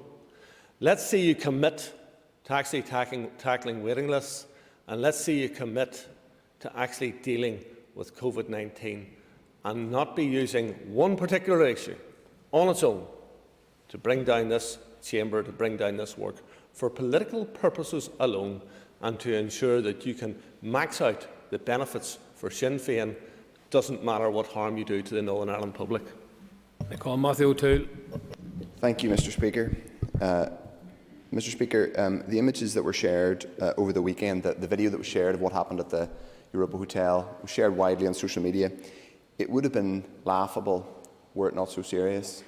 It would have been funny in a sort of bleak, dark, surreal way, were the stakes not so high. Over 2,000 people in Northern Ireland have died from coronavirus. Over 7,000 have died on the island of Ireland as a whole, and over 120,000 across the UK. The idea that an elected Member of Parliament would take to a stage and ridicule a health minister, defy and undermine public health advice in this way is unconscionable. It's not funny, because lives have been lost and lives continue to be at stake. The Delta variant is in this community.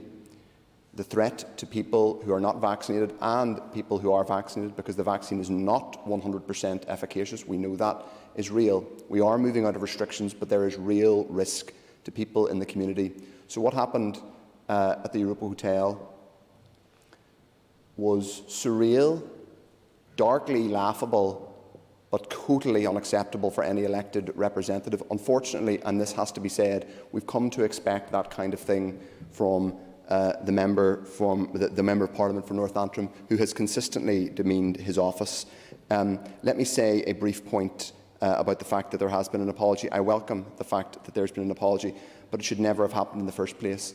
I can't understand how any public representative could have thought that was acceptable.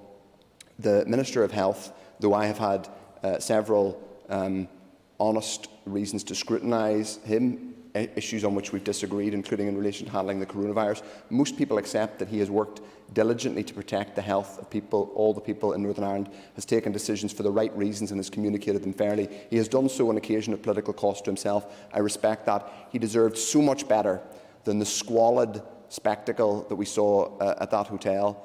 It's also worth saying that people in Northern Ireland frankly have a right to deserve better of standards in public life. Too often they look in on this chamber and on what our politicians do, and they're scundered, to use an expression we all know the meaning of. They're scundered. And they were scundered by what Ian Paisley did that night. I should also say, in parenthesis, I love the music of Van Morrison. He's a deeply important artist to people on the island of Ireland, people in Northern Ireland in particular, and Belfast in particular. My God, I hope his legacy survives some of the frankly nonsense that he's been spewing in recent months, because his legacy is important, but it's sad, I'm afraid, what he's been indulging in the last year, and I do hope that his artistic legacy survives that. But in conclusion, Mr. Speaker, let the message go out from here: no elected representative should engage in squalid right-wing nonsense like we saw at the Europa Hotel. Thank you very much. I'm going to call Alan Chambers. Thank you, Mr. Speaker. Mr. Speaker, I'm not on my feet this afternoon to defend the Health Minister, because I don't think that he needs defended in the court of public opinion. I think his leadership and his dignity throughout this pandemic has been beyond reproach. What we witnessed in the Europa Hotel at the weekend was childish, irrational, unfair and totally uncalled for. And people say you should try and avoid meeting your heroes because you might be disappointed when you actually meet them. And I think what happened at the weekend was a perfect example of this reality, if indeed any of us needed to learn this. The only saving grace was in the room that it got very little traction. I'm pleased to say there was a few people who applauded, but it didn't get the traction that I think Mr. Morrison thought it would. But you can maybe make excuses for people who are not possibly public representatives and don't think about the consequences of their words in the case of Mr. Morrison. But in the case of a Member of Parliament, they really should know the consequences of both their actions and their words and what the public reaction to that will be. And I understand that the Member of Parliament has apologised. He's apologised to the Health Minister. But he possibly needs to apologise to his executive colleagues and other members of the executive, because he stood outside that hotel and he said the executive couldn't run a bath.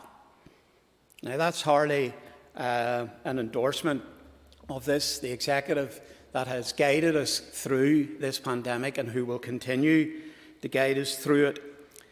The message that went out on Saturday night, it was dangerous. We're talking about dangerous. The message was dangerous. It was an insult, a major insult to all those people who have lost loved ones to this pandemic and the tens of thousands who have made sacrifices to try and curtail the spread of this virus. But at the end of the day, all Mr. Morrison has achieved is that he has lost friends. And I dare say that the MP for North Antrim has possibly lost friends as well. Thank you, Mr. Speaker. Thank you. I call Paula Bradshaw.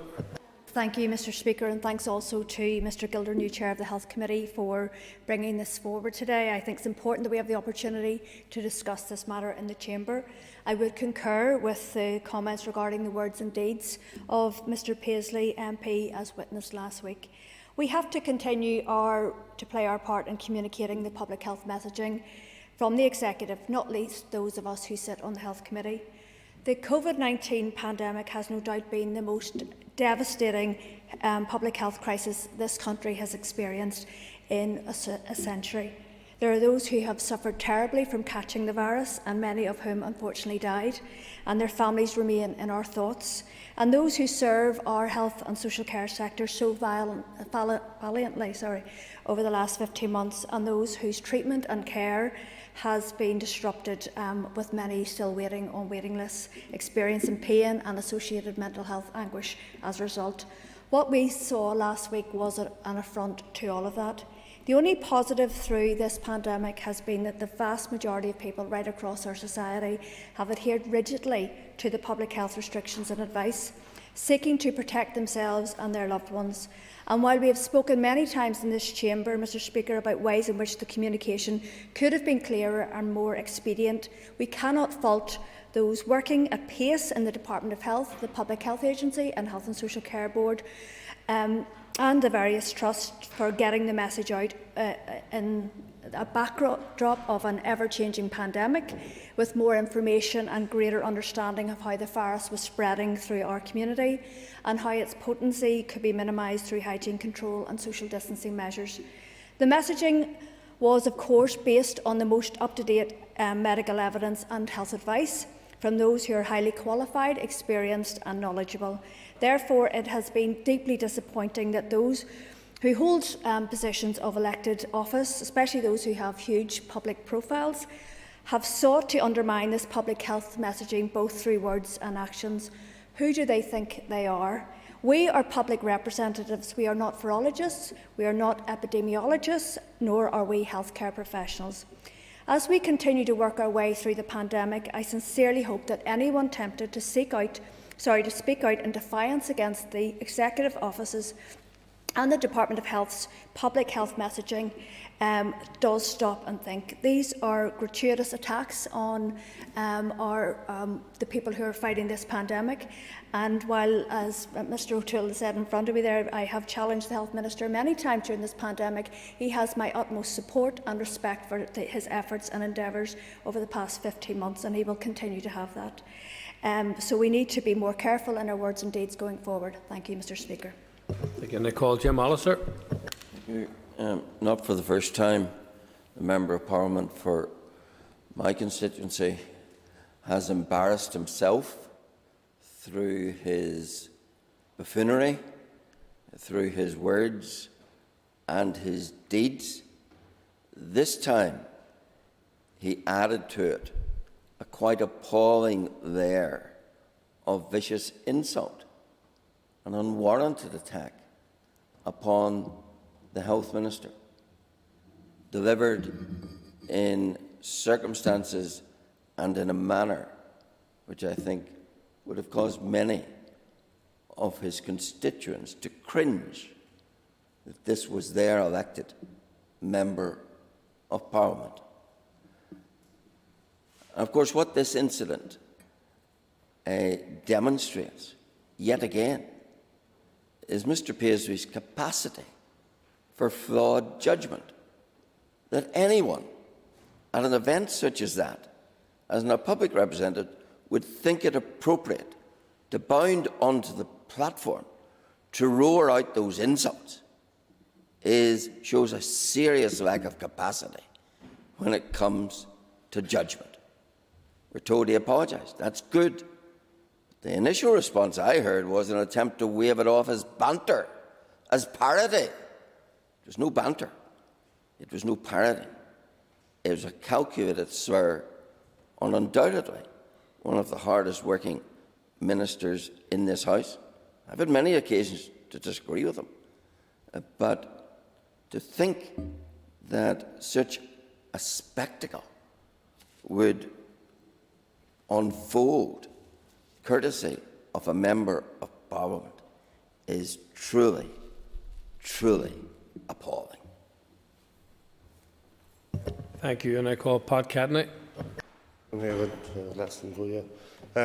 I was shocked, just like my colleague, when I seen that on Twitter. Robin Swan, as I pass him in the corridors, has always been helpful to me. I want the politics taken completely away from what has to be done in order to get a health service fixed. But I can tell you now, what Ian Paisley Jr. said, I found as an insult because he attacked a minister who I believe is hard working. All right, at times there's more. We can always do more. But we deserve better in Northern Ireland. We deserve better. If I've offended anyone, I'll apologise now. But to jump up on this stage, and I can tell you, there's nobody likes a microphone better than myself. Drunk or, well, not drunk, but I mean with a pint or without it. But look, that was wrong. He should be embarrassed by that. Yes, he has apologised. But an apology has to be meant and served to all of Northern Ireland for what went on there. I want to just state that I know Van Morrison from the bar. I'm not a personal friend, but I would expect better from himself because I know the musicians that play with him. They're top-class musicians that we have near Northern Ireland, and he is a top-class artist. He has let himself down, and by letting himself down, he has let his music down, and he's let all of us down. Thank you. Thank you. And I call Steve Egan. Thank you very much, Mr Speaker. And may I thank Mr Gildernew for bringing this matter before us as well. Speaking as the person who nominated Robin Swan to be the Health Minister before COVID struck, it was always going to be one of the most difficult jobs in Northern Ireland and Northern Ireland politics. And one of the issues that we set right from the beginning was the fact that we were going to take this issue out of politics. We were going to put health first. And indeed, the commitments that were made by the party leaders then was that was what we wanted to do. But then we hit COVID and the significant impact that it's had on everybody in Northern Ireland. And Robin Swan, not only has he stood up for the health ministry, not only has he stood up for our health workers as well, has been under real and severe threat. His life has been threatened. His family has been threatened. The PSNI have been involved. With all those things, Mr. Speaker, you would think that elected representatives across this chamber, and indeed across these islands, would realise that we have a duty and care and responsibility to ensure that we don't exacerbate situations. And it's not as if, Mr. Speaker, we are not out of the COVID pandemic situation. We now have the example of the Delta variant and the increases that is having across Northern Ireland as well. We are not out of this challenge. There are real significant issues that we are all aware of. The fact that a Member of Parliament, a inverted commas right honourable Member of Parliament, would say such things would add to the grief that our Health Minister has. All those issues are things that should be matters where he should be considering his position. However, this isn't the normal world of politics we live in at the moment. I look across at the party to my left-hand side. I say to them, you should be showing an example to make sure that this, A, never happens again, but there is a significant answer to these questions. And it's not just a question of a mealy-mouthed apology. It has to be a fully cleared and sincere apology for what this member has done to undermine our health message here in Northern Ireland. Quite frankly, Mr. Speaker, and on behalf of most of the members of this House, the actions of the so-called Right Honourable Member for North Antrim are completely and absolutely unacceptable. And I call Justin McNulty.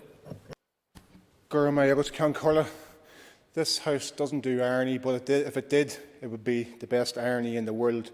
There are many in this House who have undermined the public health message. They should know better, and some of them hold ministerial office. There are those in other places who have constantly undermined the public health message, including Mr Paisley. Mr Paisley should know better. His actions and words were reckless and dangerous, particularly in the context of the threats presented by the new variant. I, for one, have done my best to adhere by the public health guidelines. Can everyone in this House say the same thing? I was always told people in glass houses should not throw stones. That concludes this item of business. Thank you. Members. Point of order, Mr Poots. Thank you, Mr Speaker. The resignation of the First Minister has taken place today, and obviously the appointment of a new First Minister is of critical importance to the Assembly. I wish to make it clear that I am ready to nominate a First Minister at the earliest opportunity. I would encourage that to happen. It's important that we respect each other's mandates. The Executive can only meet on Thursday to deal with important issues around COVID.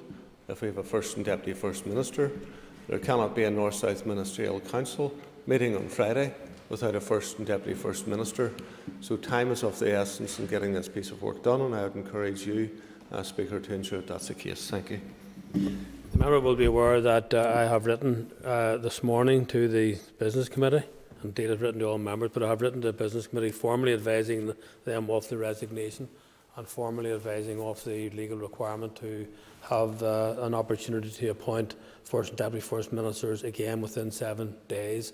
And I have again in my correspondence this morning said to the Business Committee that as they meet tomorrow afternoon, then obviously I will have on that an item of the agenda as the setting of a date to arrange a sitting of the Assembly to address that matter within 7 days I'm also making it very clear, if at any time, including today, if the Business Committee indicates that they can take a decision on that matter, I'm happy to meet at any time to do that.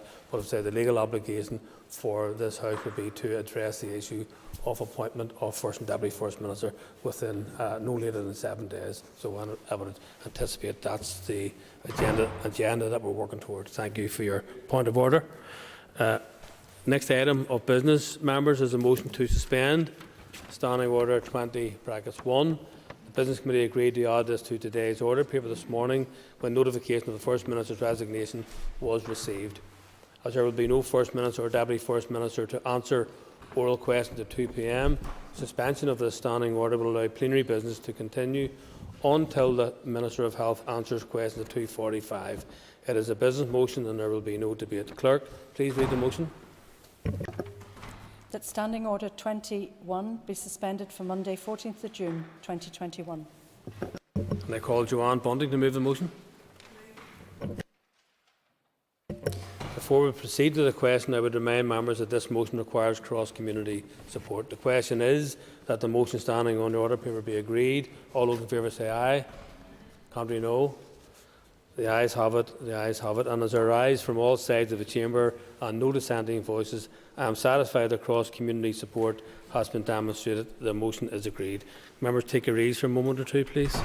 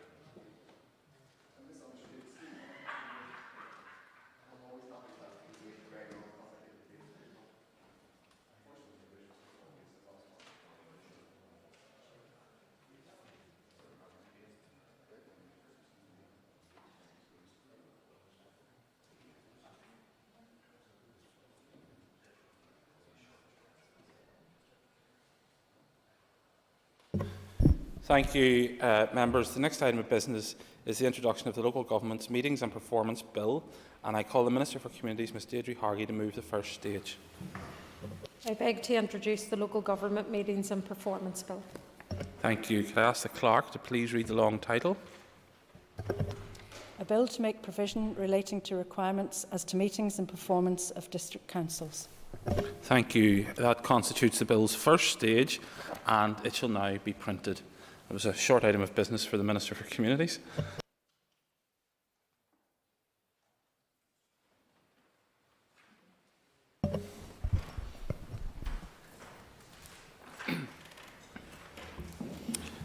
Thank you, members. Consideration stage of the Budget Number 2 bill. I call the Minister of Finance, Mr Conor Murphy, to move the bill. Minister. Moved. No amendments have been tabled to this bill, and I propose, therefore, by leave of the Assembly, to group the 7 clauses of the bill for the question on stand part, followed by the 3 schedules and the long title. The question is that clause 1 to 7 stand part of the bill. All those in favour say aye. Contrary, if any, no. I think the ayes have it. The ayes have it. The question is that schedules 1 to 3 shall stand part of this bill. As many as are of that opinion say aye. Contrary, if any, no. I think the ayes have it. The ayes have it. Question is that the long title shall be agreed. All those in favour say aye. Contrary, if any, no. I think the ayes have it. The ayes have it. That concludes the consideration stage of the Budget Number 2 bill, and the bill now stands referred to Mr Speaker. The next item on the order paper is the second stage of the Financial Reporting Departments and Public Bodies Bill. I call the Minister for Finance. I beg to move that the second stage of the Financial Reporting Department and Public Bodies Bill be moved. In December 2016, one of the last acts of the then Executive was to agree to the commencement of the review of Minister, if I could just briefly form of words that I have to use from my brief. You've moved it. I've moved it. Thank you. Second stage of the Financial Reporting Departments and Public Bodies Bill has been moved. In accordance with convention, the Business Committee has not allocated any time limit to this debate, and I now call upon the Minister of Finance to open the debate on the bill. Minister. In December 2016, one of the last acts of the then Executive was to agree to the commencement of the review of financial process. The aim was to simplify financial reporting and better align budgets, estimates and resource accounts. There are a number of different systems which impact on the control and presentation of government expenditure. This includes budgetary controls and supply estimates presented to the Assembly for approval and resource accounts prepared by the departments for the end of each financial year. These different systems and the way in which they have historically been maintained create a significant misalignment between the financial information presented to the Assembly and the public. This misalignment makes it difficult to understand the links and interrelationships between them. The bill in front of us today deals with one aspect of the misalignment. It amends the Government Resources and Accounts Act Northern Ireland 2001 to allow the Department of Finance to issue directions on the way departments prepare supply estimates. This provides for departmental estimates and accounts to include the spending of non-departmental public bodies and other central government bodies for which the department has responsibility, thereby aligning the budgetary treatment of those bodies. The bill also provides for consultation with the Treasury to prevent the designation of a body funded solely from a consolidated fund other than the Consolidated Fund of Northern Ireland, avoiding a scenario where bodies are potentially double counted in more than one estimate process. This is in line with current practice for each of Westminster estimates process. Treasury consult with the Executive and other devolved administrations on each of their designation orders. The bill itself is short with 4 clauses. Clause 1 contains the key changes that are required to the Government Resources and Accounts Act NI 2001 in order to better align the estimates and accounts to budgets. I don't intend to rehearse the specifics of each section as these are set out in the accompanying explanatory and financial memorandum. However, I appreciate that there are technical details in there and I am happy to answer questions that members may have. Whilst the Finance Committee members will be aware, I want to notify other members of the House that my department is looking into a consequential amendment to ensure that the changes made as part of this bill fully align with the legislation for the establishment of independent bodies such as the Public Sector Ombudsman. It will be important that their estimates align with the process while safeguarding their independence, and we will look at ensuring this is the case over the coming months. This bill is an important first step in allowing a read across from budgets to estimates to accounts. In the time ahead, I look forward to bringing further improvements to the transparency of public finances. Thank you. I call the Chairperson of the Finance Committee, Dr Steve Aiken. Okay, thank you. And may I thank the Minister indeed for his comments so far. Mr Principal Deputy Speaker, I would like to thank the Minister for his opening remarks and the related briefing information which he provided to the Committee for Finance at its meeting on the 26th of May. My initial comments here are being made as the Chairperson. On a number of occasions, this House has heard me, and indeed members of the Committee, lament the current state of the budget development and scrutiny process. We have complained often about documentation that we find impenetrable, and we have rallied against fiscal explanations that, quite frankly, most of us don't understand, and I get the sense that most of the officials don't really understand either. We have also criticised debates which are often ill-timed and which thus prevent members from engaging usefully in expenditure decision-making process. And the Minister has heard us on many occasions point out to the fact that committees are not being provided with the amount of information that they need in a timely manner. I would like to tell the House that this bill will be part of a process of really addressing these concerns and complaints. I would also like to say that this bill will overhaul the creaking budget process and that it will help the Assembly to shed a keen spotlight on the rather murky corners of the finances of the departments and indeed, and equally importantly, of the non-departmental public bodies which account for so much of the executive spending, which we don't seem to have a handle on how it's done. However, Minister, I don't think I can. The bill is described as being technical in nature. It appears to allow the department to give directions on the preparations of estimates on resource accounts. I think the overall idea is to make one look more like the other, so at least there is a degree of commonality. The committee has no objections whatsoever to this. The committee asked officials if this would lead to more information, more detail and more understandable explanations, particularly those provided in the estimates. Members even cited the example of the Department for Education, where over £2.5 billion of spending currently seems to appear in a single line or request for resources in the 300-odd page estimates document. We hoped that we would get some more public granularity for this kind of spending, and this would help us all understand what we're voting for each year. Mr. Principal Deputy Speaker, I am disappointed to tell you that the Department advised that no, it couldn't guarantee that the bill would provide more information, but that the level of detail that is currently afforded to the committee in the estimates process will, at a minimum, be retained. The level of detail as it currently is, something that is massively inadequate. I don't think this is an endorsement of the Department's own bill. I also don't think it will tax the ingenuity of members overmuch to devise amendments to this bill to deal with this issue of the provision of information.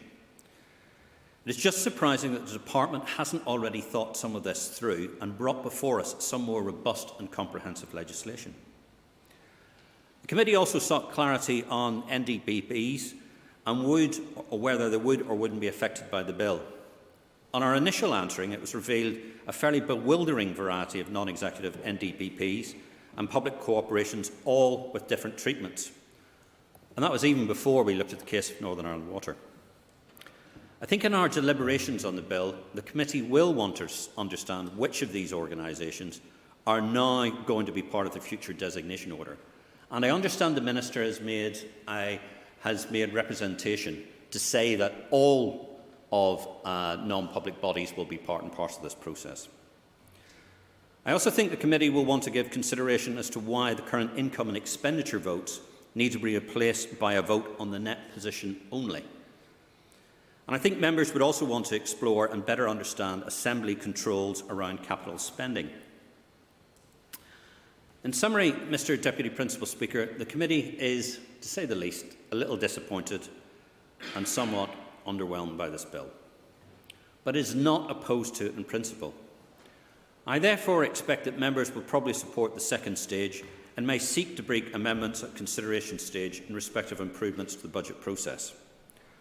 I also expect, following the passage of the bill today, I will be returning to the House with a motion to extend the committee stage in order to allow fuller consideration of these anticipated amendments. Thank you, Mr. Deputy Principal Speaker. Thank you. I call Mr. Melissa McHugh. Gurmagat Priolas Concorda, Agus Erdus just by lumps of Buas again, listen, I Foster for and Ratches. And at the outset, I'd like to just thank the Minister as well too for his statement. I welcome the opportunity to speak in this bill, which is primarily concerned with financial reporting, and I commend the Minister for bringing this bill before the Assembly. This debate is very timely, as we have also been debating the main estimates and the budget bill in recent weeks. We all know the importance of the main estimates as the legislative mechanism which grants departments the authority to spend their budget allocations. Each member of this Assembly has a responsibility to ensure that there is diligent and thorough scrutiny afforded to public expenditure proposals.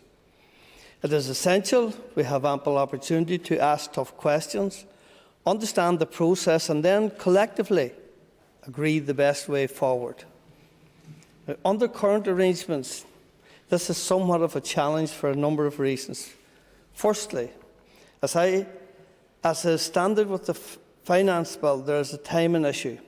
Budget bills enable the Executive to appropriate sums of money and provide departments the legal cover to spend that money. Without this, there is a danger of departments running out of money. And it is for this reason that it is normal practice that budget bills are granted accelerated passage and to forgo committee stage scrutiny. It's understandable why this happens, but yet it isn't conducive to proper scrutiny. Another issue is the main estimates themselves, which this bill is concerned with.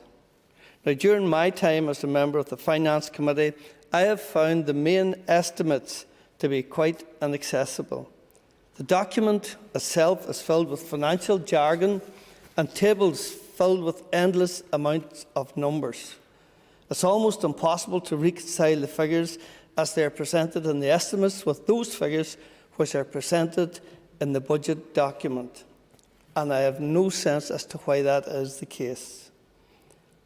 There's also very little detail contained within the estimates. The document sets out each department's resource and capital requirements, both in terms of DEL and AME, but it doesn't set out the specific items for which the department has sought legal cover to spend their budget on. It's not a stretch to say that it is not always clear what exactly we're being asked to vote on. Now, this is a long-standing issue which has been on the agenda as far back as 2010, prior to my time in this House, when the then executive ordered a review of the financial process. It has taken a long time, but I'm glad to see that the review is finally starting to come to fruition, and that this bill will be an important first step in that process. This bill, if passed, will allow the Department of Finance to issue direction to departments and their associated arm's-length bodies on how they should prepare departmental estimates for incorporation into the main estimates document or supplementary estimates as the case may be. The main objective of the bill will be to ensure there is proper alignment with the figures when they are presented in the budget, the estimates and the accounts. Following on from this, we need to see the other aspects of the review implemented. It is my understanding that the new presentation format of the estimates has been given a trial run, and the feedback from departments will be key to ensure any issues are ironed out before this is fully implemented next year. Reform of the financial process may take time, and it may be dry and technical in nature, but it's something that needs to continue to be made a priority if we want to get into the space of creating a financial framework that is effective, efficient and transparent, which also enhances scrutiny and the quality of debate and ultimately accountability. Thank you. I call Mr Matthew O'Toole. Thank you, Mr Principal Deputy Speaker. We regularly appear here, and we've done it a few times in the last few weeks, to debate budgets and budget bills, and we all complain about the inscrutability of financial information, the difficulty in properly scrutinising budgets, and the onward difficulty in properly communicating to our constituents what these actually mean. So it's right that today we are debating a bill which intends to at least slowly start the work of addressing that. In broad terms, we support the intent of the financial reporting bill, but we should be absolutely clear about what it is and it isn't. It is a small and extremely modest technical bill which adjusts how the Department issues directions to the Finance Department issues directions to other departments preparing supply estimates. It allows for greater consistency in how those estimates and accounts are prepared. It ensures that non-departmental public bodies and central government bodies are getting consistent steer. It updates the Government Resource and Accounts Act, Northern Ireland, or Granny as it is sometimes known. It's not quite teaching Granny how to suck eggs, but it is providing guidance to Granny on how to slightly differently count eggs. It's pretty modest, it's welcome, but I think anyone who claimed that it was a significant move forward in terms of how we do budgeting or how we scrutinise budgeting here would be extremely optimistic. Rather than using a sledgehammer to crack a nut, it's starting the process of using a nutcracker to quarry for granite. We have a real and significant problem in these institutions. It's something that affects all of us, and it's something that's real, which is that the primary strategic policy tool we have is the assigning of budget lines and the making of financial plans. That has particularly been the case since these institutions restarted, and we have largely not had, we haven't had an agreed final programme for government. So the budget making process has become the de facto strategic policy making tool for all of us in the executive. but we haven't been able to. Clearly, I have had my exchanges with the Finance Minister about the strategic insight in budget documents, but there is the real challenge about the level of comprehension of what's happening in budgeting. In a strange way, we have both too much and too little information. The previous speaker mentioned estimates documents. Estimates documents are, by their very definition, long and exhaustive documents. They aren't really documents that anyone in any member of the Assembly, or probably even most of our generalist policy staff working for us, are going to be qualified to understand in profound detail. And so we should be realistic about that, and we shouldn't be afraid of saying that. Estimates documents are extremely technical. They are for budget and supply staff, the Department of Finance and other officials to understand. What this legislation will do, should it pass, is ensure that those estimates are slightly better aligned across departments, and the information that departments are providing to the estimates are more consistent. It's not going to fundamentally make them more digestible or comprehensible for not just the average Joe, but the average MLA. I leave it as an open question as to whether the average MLA has greater or lesser financial comprehension than the average Joe or Jane. That's another matter for debate. So it's welcome, but it's a very, very small and modest start to providing greater clarity over how we budget here, because the truth is most people do find it incomprehensible. Most of us do not understand in any detail at all what's in the estimates that we are voting on. So we need documents like this, and this is the budget itself, to provide greater clarity and greater consistency in terms of all that information. My final point is that the new Fiscal Council and the One-Off Fiscal Commission, who have been, I'm glad to say, appointed by the Finance Minister, have in my view, real responsibility, in addition to providing a watchdog function, and in the case of the Fiscal Commission, a kind of a series of recommendations about potential future fiscal devolution.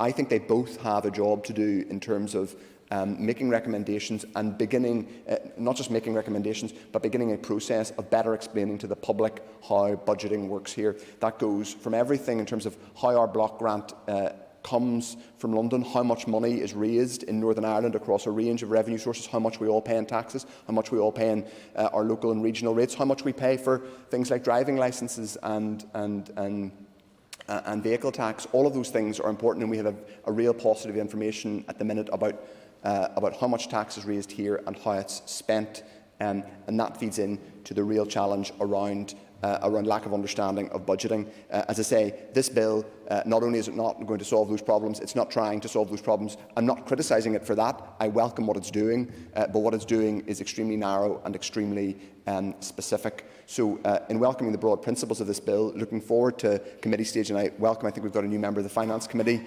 here today with us, looking forward to scrutinising this in detail and considering any amendments that either come from the department or elsewhere.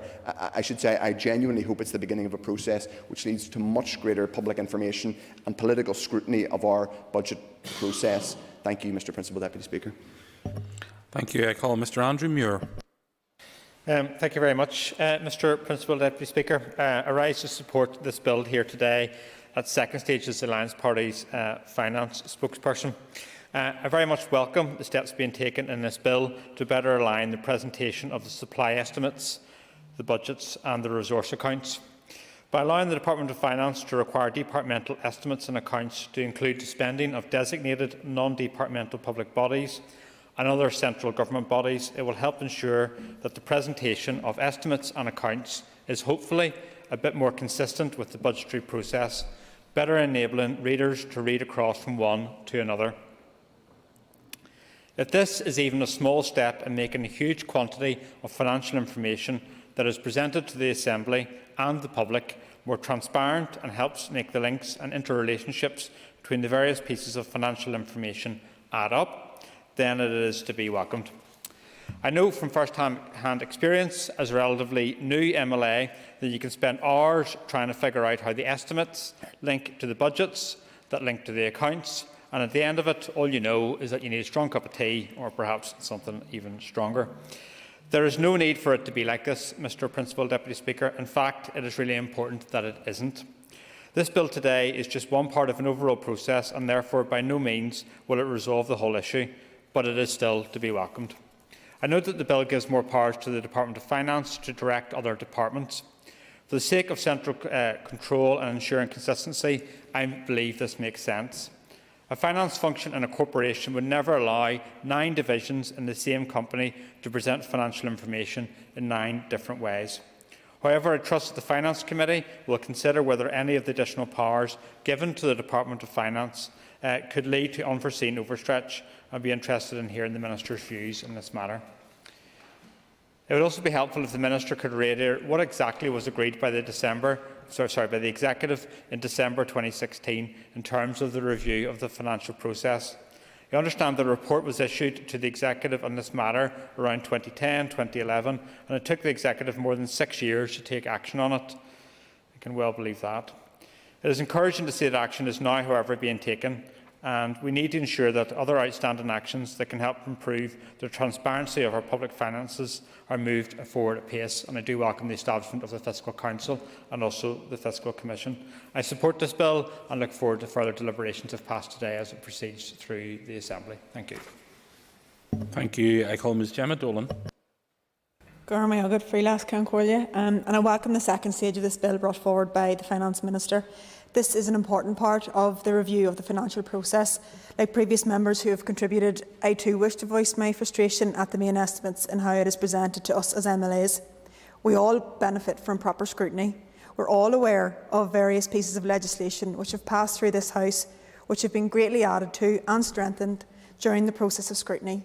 But when it comes to our budget bills, it's a challenge to ensure that there is proper oversight. The main estimates are scant on detail. They show the headline figures of resource and capital DEL and AME requirements for each department, but there is no detail on what individual departments are spending their budgets on. Another major issue with the estimates are the misalignments between it and the budget and the accounts. The estimates are giving legislative effect to the budget, so the figures which have been included in the estimates are directly derived from the budget itself, yet the numbers in the estimates cannot be reconciled with the numbers as they are presented in the budget document. What we need are estimate documents which are fully aligned and compatible with the budget document, both in terms of what information is presented and how the information is presented. This would be a much more user-friendly and transparent way of considering estimates. It's my understanding that this is a key objective of the review of the financial process. As has been stated, this review is long overdue. Work began on this in 2010, as it was recognised the lack of read-across between budgets, estimates and accounts had been a source of confusion and frustration for Assembly members, and that a new framework which was user-friendly and fully aligned and helpful to proper scrutiny and transparency was needed. Some important work has been completed to date. The Department of Finance has engaged with other departments on producing estimate template documents along with a guidance manual, which will be the basis of the new format. The templates have been tested in various dry run exercises, and lessons have been learnt from these exercises following engagement with departments. The bill itself, which is a small but significant part of the review of the financial process, will enable the consolidation of arm's-length bodies into departmental estimates and, by extension, the accounts. While the full spend and income of arm's-length bodies are included in the budget, only the cash, grant and aid for executive, non-departmental public bodies are included in the estimates. This is one of the main reasons why misalignments occur. The bill won't have any effect on the arm's-length bodies themselves, simply in the method of how they report their financial information. The NI Audit Office have said that a potential benefit from this change would be a closer working relationship between departments and their designated arm's-length bodies. It could also lead to greater integration of financial reporting and increased accountability and financial monitoring. One area which isn't clear is which of the arm's-length bodies will not be affected by this legislation and the reasons for their exclusion. The Department's officials discussed this with the Finance Committee and were all to cite NI Water as one example of an ALB which wasn't within the scope of the bill, and this was for historical reasons relating to the type of body NI Water is. So there may be further work required to see how we can bring in those ALBs which remain outside the boundaries. Overall, this is a very positive piece of legislation, and it's another important step in implementing a more efficient and transparent financial process which will be accessible to all. Mr Pat Catney.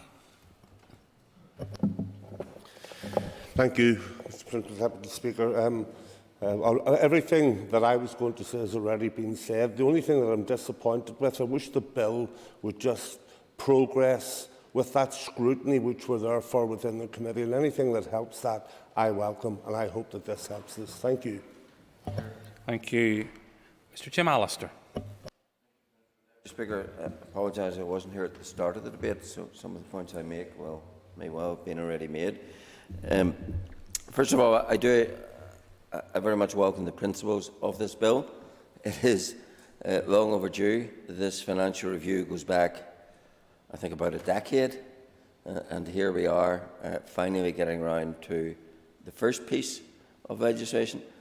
I perceive from the financial review, as I recall it, there will also require further legislation. So could the Minister indicate to us what else is intended going forward in respect of the implementing of the financial review, and does that require further legislation? The Madam Speaker, Mr Owen, made reference to the absence of some bodies, and I too am concerned about that. Translink, NI Water, Driver Vehicle Agency, the Trust Ports, those are all big spenders in the main, apart perhaps from the Driver Vehicle Agency. But Translink and NI Water in particular. Now, NI Water, as I understand it, is an NDPB, so why is it not in here? I'm struggling to understand why that is so, because if we are to have a read-over in respect of all these matters, then we need a consistency of flow in that regard, particularly when you consider bodies like Translink, who during COVID, for example, was one of the biggest demand-led, leading the demand for more and more cash, and yet we don't seem to have the transparency that we would like to see. And likewise, NI Water has huge capital needs, which again, is this bill not going to do anything to help us analyse in an open and transparent way all of that? And then the Audit Office is specifically excluded. And I understand, of course, the Audit Office has to have maximum independence, but we're not talking surely about impinging its independence when we're talking about setting out the roadmap it should follow in terms of how it portrays its budget. How does that impede with independence? I sit on the Audit Committee, so I have some insight of how the Northern Ireland Audit Office present their accounts, etc. And one of my biggest concerns is within the Northern Ireland Audit Office, we have a very opaque arrangement in respect of the local government audit side of the Audit Office.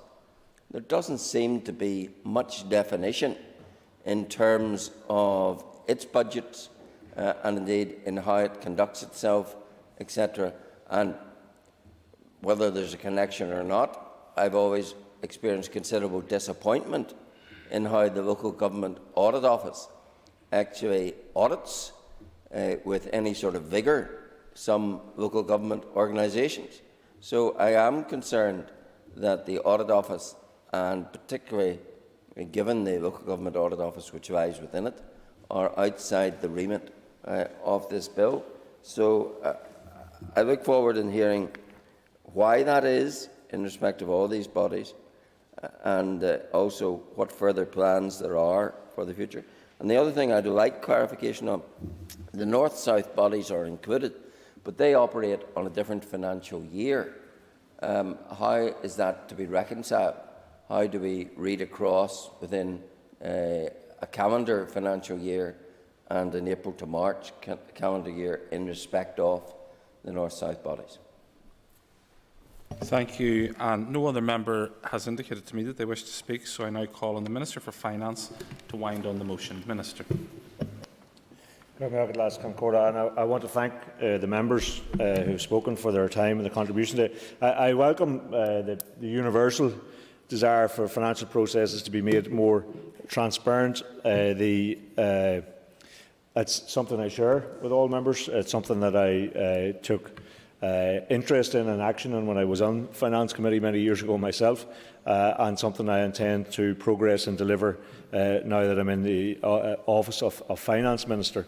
And obviously our objective in all of this is to make the job of scrutiny more effective and more able to be done by the committee themselves.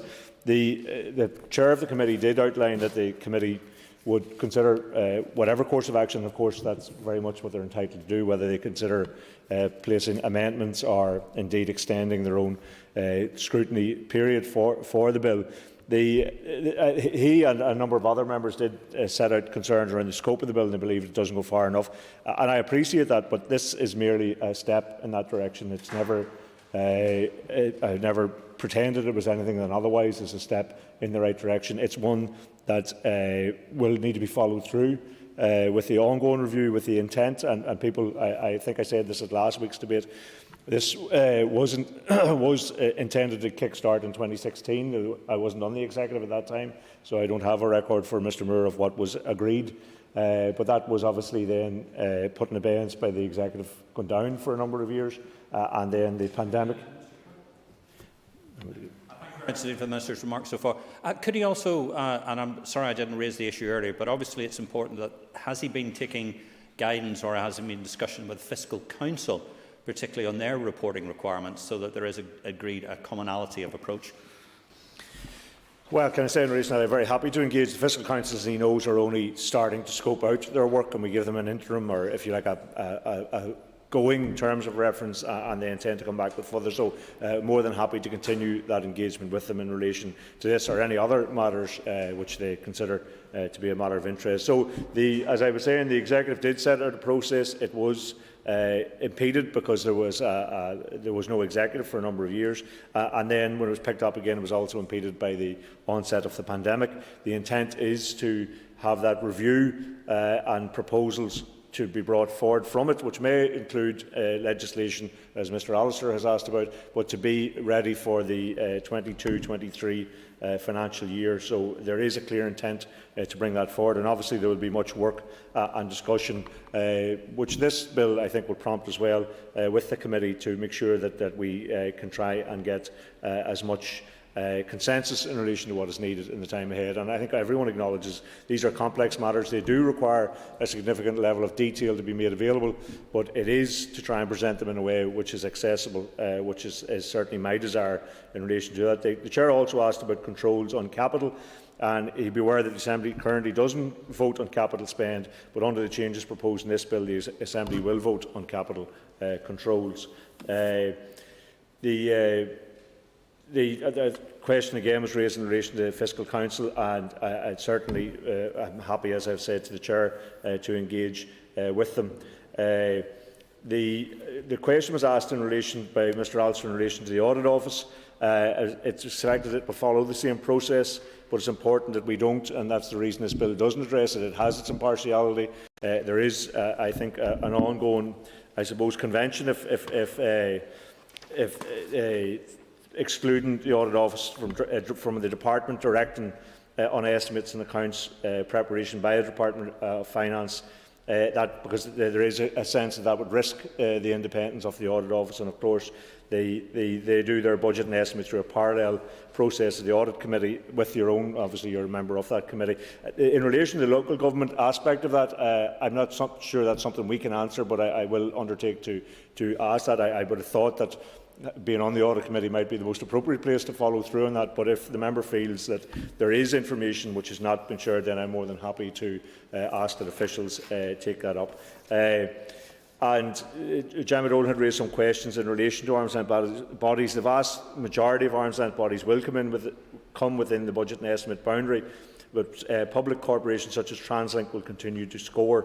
NI Water is an NDPB for budget purposes, but as a GoCo, it's a public corporation in regards to accounts, and it has had that kind of hybrid place, which was, from my own perspective, an unfinished piece of business from the original decision pre-restoration devolution 2007 to set up Northern Ireland Water as a body which would be charging domestic customers to one which was largely funded by the Executive, and it has never, I think, despite a number of attempts, including by myself when I was DRD Minister, to put it on to a different footing, one which is more accessible. It still operates that kind of hybrid position, which I think adds to the complexity in terms of the accounting process for it. So, as I think members have pointed out, there are issues to be addressed by this bill, albeit this is only a step in that direction. There are much more issues to be addressed in terms of the overall review of the financial process, which will continue and which will involve an engagement with the committee. I'll give way to Mr. O'Toole.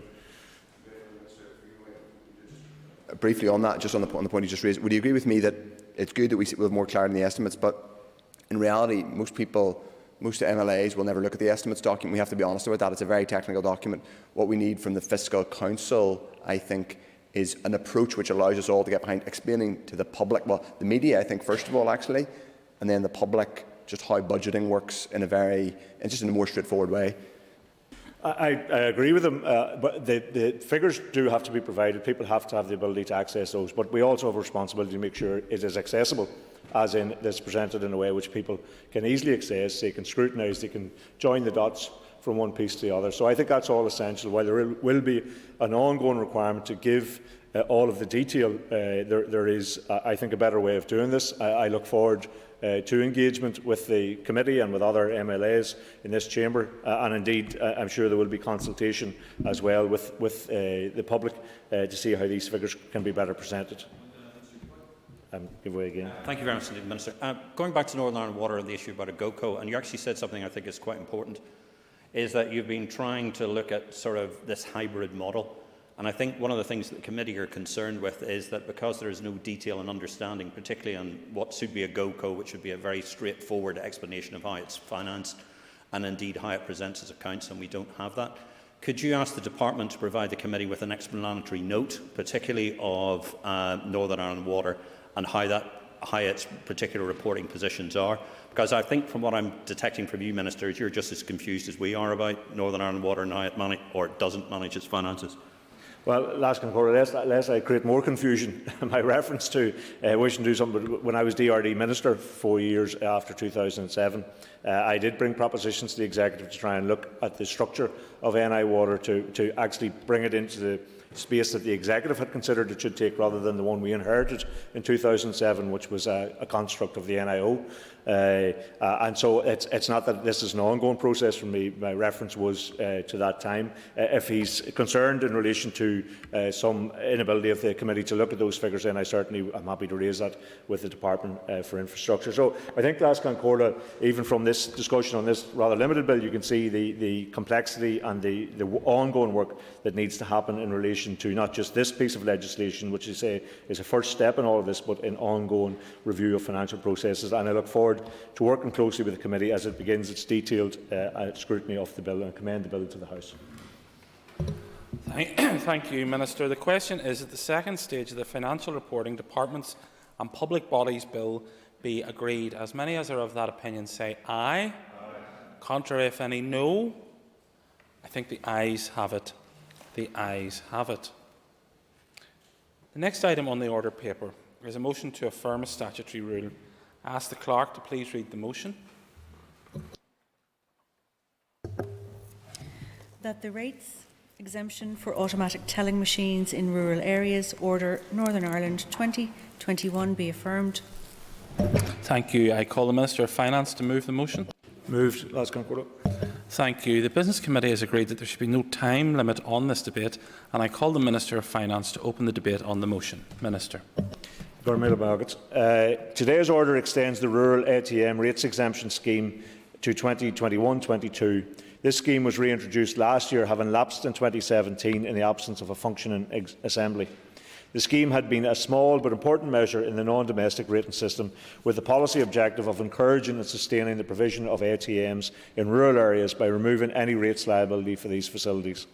Previous research and analysis, along with the feedback received during the business rates review conducted just prior to the pandemic, also confirmed the perceived value of the scheme despite its modest nature. In reintroducing the measure last year, the Executive took the view that the policy objectives behind the scheme remained important.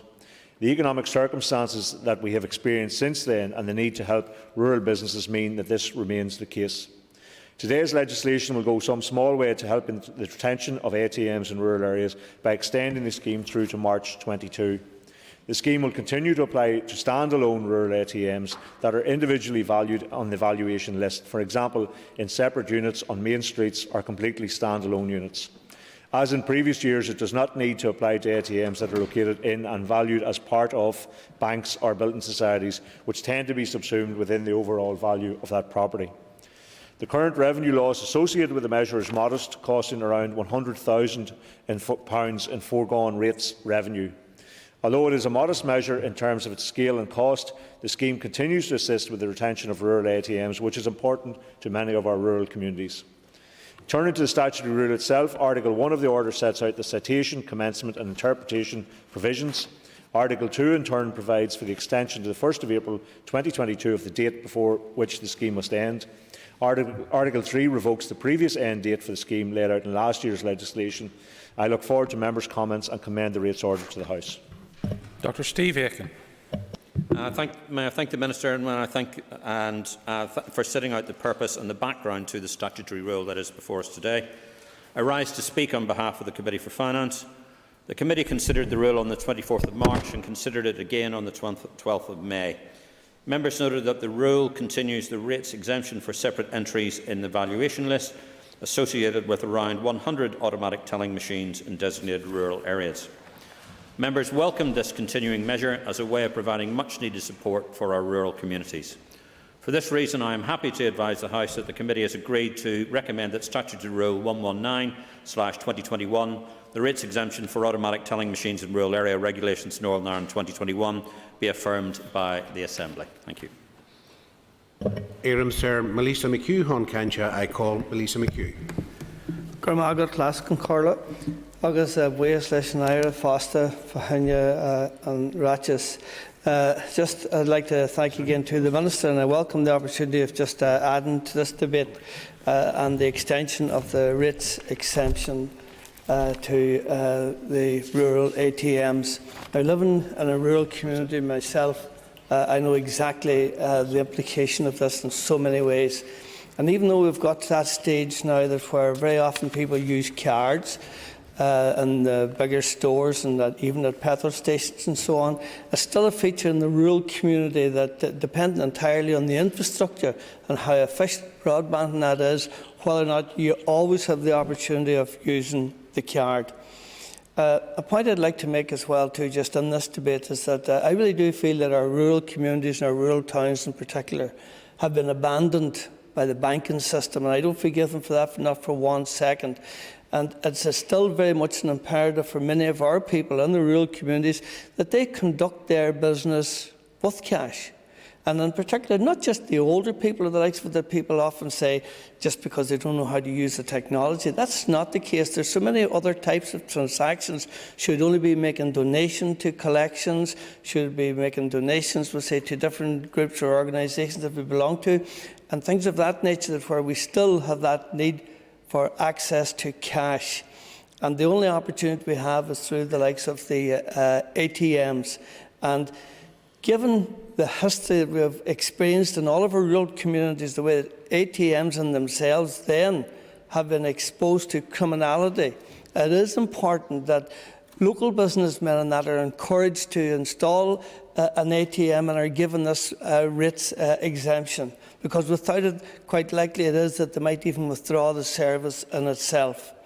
I'm only but too glad to see some of those particular gangs too have been apprehended as of late, and I'd like to think that in the event of there ever been any more such assaults on rural communities, that the perpetrators would also suffer the full sort of rigours of the law in every respect. Because when these incidents happen, you know, it isn't just a case of, we'll say, taking money from the banks. It's a case of destroying a building or a premises that is putting in danger the life of the people who live there. And in particular, in particular, it also is depriving many of the local people who work, we'll say, and assist in those same businesses that opportunity to continue to provide a livelihood for themselves and their families in the rural communities. Now, by the closure of banks and the likes of it and the withdrawal of that facility for many of our people, if anything, it lends itself to the decimation of rural communities. And at a time whenever we talk about relocation of jobs and the likes of it from the eastern seaboard, in a sense, in many ways, this is only but one other single measure that's to be encouraged. And in that respect, I really do congratulate the Minister on bringing forward this legislation, and I look forward to that ensuring that we continue to have the facility in the rural communities, such as my own in West Tyrone. I call Kelly Armstrong. Thank you very much, Deputy Speaker, and I apologise for being in a place that I'm not normally in. Minister, I would like to also add my thank you for this annual update on the rates exemption for ATMs. But Minister, mine is a very quick piece. I have concerns on what the definition of a rural area is that's not included within the explanatory notes or this bill. There has been a growing change in the consideration of what rural is. We have DERA who talk about settlements of under 2,500, communities for settlements over 5,000, but I actually have across my rural constituency towns and to be honest, they're getting to very large villages now that fall between settlements of 2,500 and 5,000. Can you give assurance to this House of what a rural area is defined by your department, and to ensure that those ATMs then will have access to this exemption? Thank you. I now call the Minister of Finance, Conor Murphy, to conclude and wind on the debate, please. I would like to thank members again for their comments in relation to the order and indeed in the wider issues in relation to ATMs and provision of services in designated rural areas. I believe the scheme is worth continuing for those living in isolated rural communities and who still depend on the availability of cash from ATMs. And we can all appreciate the difficulties that can be encountered in these communities from any measure that could lead to a reduction in availability of ATMs. And especially at this time, the Executive wishes to continue to do all it can to support people and businesses in rural areas. The situation regarding the long-term need for the scheme may change in future years, perhaps as people become more used to contactless payments during the pandemic, but also as these machines are assessed differently through the system. However, I think as things stand, it's worth preserving the measure for at least another year. And by doing that, we can help ensure that those eligible ATMs are preserved in rural areas, providing greater access and support to these communities. Kelly Armstrong asked a specific question in relation to the definition. The selected definition of a rural ward within the terms of the scheme are wards where over 80% of the population is deemed to be rural. Bespoke work was conducted for the Department by NISRA in relation to use for this specific scheme. And arriving at that assessment, NISRA employed the 2011 census population, the 2015 settlement definition and the 2014 ward boundary files. So that's I suppose, the criteria that has defined that. So I hope that provides some illumination for that. And in closing, Las Concordia, I would ask members to support this measure, and I commend the order to the Assembly. Thank you, Minister. The question now is that the rates exemption for automatic telling machines in rural areas order NI 2021 be affirmed. All those in favour say aye. Aye. Contrary, no. The ayes have it. The ayes have it. We now move to the next item of business on the order paper, which is another motion to affirm a statutory rule, and I will ask the clerk to read the motion, please. That the Official Statistics Amendment Order Northern Ireland 2021 be affirmed. Thank you. I call on the Minister to move the motion. Moved, Las Concordia. Thank you. The Business Committee has agreed that there should be no time limit on this debate. I now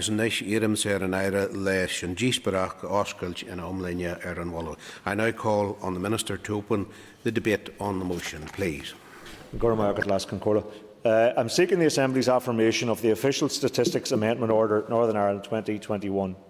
This amendment will expand the scope of official statistics by listing 3 further persons as producers of official statistics. Those persons are the Education Authority, Local School Statistics, Invest NI, Business Development Statistics and the Labour Relations Agency Employment Relations Statistics. The Statistics and Registration Service Act 2007 created a new non-ministerial department, the Statistics Board, which operates under the name UK Statistics Authority. Its role is to promote and safeguard the production and publication of official statistics that serve the public good. Under Section 6(1)(a) of the Act, all statistics produced by government departments and other specified bodies are designated as official statistics. Sections 6(1)(b) and 2 of the Act allow orders to be made by a government department to specify other persons as producers of official statistics. And as Minister with responsibility for statistics, I have brought forward this legislation. In 2011, the Executive approved the making of the Official Statistics Order Northern Ireland 2012. The order came into operation on the 1st of April 2012 and specified 14 non-Crown bodies as producers of official statistics. All of the bodies listed in the 2012 order are part of the wider official statistics community, working in partnership with NISRA. Extension of the official statistics community will further enhance the integrity, coherence and professionalism of the public sector statistical system. The impact of designation as an official statistics on the producers list is that the production and publication of official statistics is subject to the monitoring and reporting by the Statistics Board, Section 8 of the Act. The persons producing the official statistics are expected to comply with the standards in the Statistics Board Code of Practice for Statistics. The persons producing official statistics must comply with the relevant rules and principles relating to the granting of pre-release access to official statistics, and the persons producing official statistics should name a lead official to liaise with the departmental statisticians on the operation of the Code of Practice. The benefits of being designated as a producer of official statistics include a recognised status for the statistics produced, a signal to government and other users that statistics are produced to appropriate standards, raised profile of statistics and importance of the quality in the organisation, clarification of the importance of the statistics for policy use, and confirmation of the authoritative nature of the figures. Targeted consultation has been carried out with the bodies that are included in this order. This has been undertaken by senior departmental statisticians who have consulted directly with those bodies which are sponsored by their department. All 3 bodies have confirmed that they wish to be named in the order. As required by the Act, the Statistics Board has been consulted on the draft order, and ministers in departments have also been briefed on the bodies from their respective areas that are included and are content. The order has been considered by the Finance Committee and no objections have been raised. I therefore recommend that the Official Statistics Amendment Order Northern Ireland 2021 be affirmed. Thank you, Minister. I now call Steve Aiken, the Chair of the Finance Committee. Dr. Aiken. Thank you, Mr Deputy Speaker. I would like again to thank the Minister for setting out the purpose for and the background to the statutory rule which is before us today. I rise to speak on behalf of the Committee for Finance. The Committee considered the rule on the 21st of April and considered it again on the 26th of May. Members noted that the rule will amend the Official Statistics Order Northern Ireland 2012 to include the Education Authority, Invest Northern Ireland and the Labour Relations Agency as producers of official statistics. Members welcomed this measure as it will require the relevant organisations to comply with the standards in the Statistics Authority's Code of Practice for Statistics and thus hopefully improve transparency and understandability. The Committee therefore agreed to recommend that Statutory Rule 2021/127, the Official Statistics Amendment Order Northern Ireland 2021, be affirmed by the Assembly. Thank you. Agus na siadam sir, Melissa McHugh on cancha. Call Melissa McHugh. Gormagat, Laskin Corla, Agus Buhas Naomi Foster. I welcome the opportunity to speak in this motion and commend the Minister for bringing it forward. This amendment that will designate the Education Authority, Invest NI and Labour Relations as producers of official statistics. I'm sure we're all familiar with the line, you have lies, damned lies and statistics. And I don't know who actually ever said that, but as it's often quoted, and it really brings statistics into sort of, it gives it a bad reputation in many respects.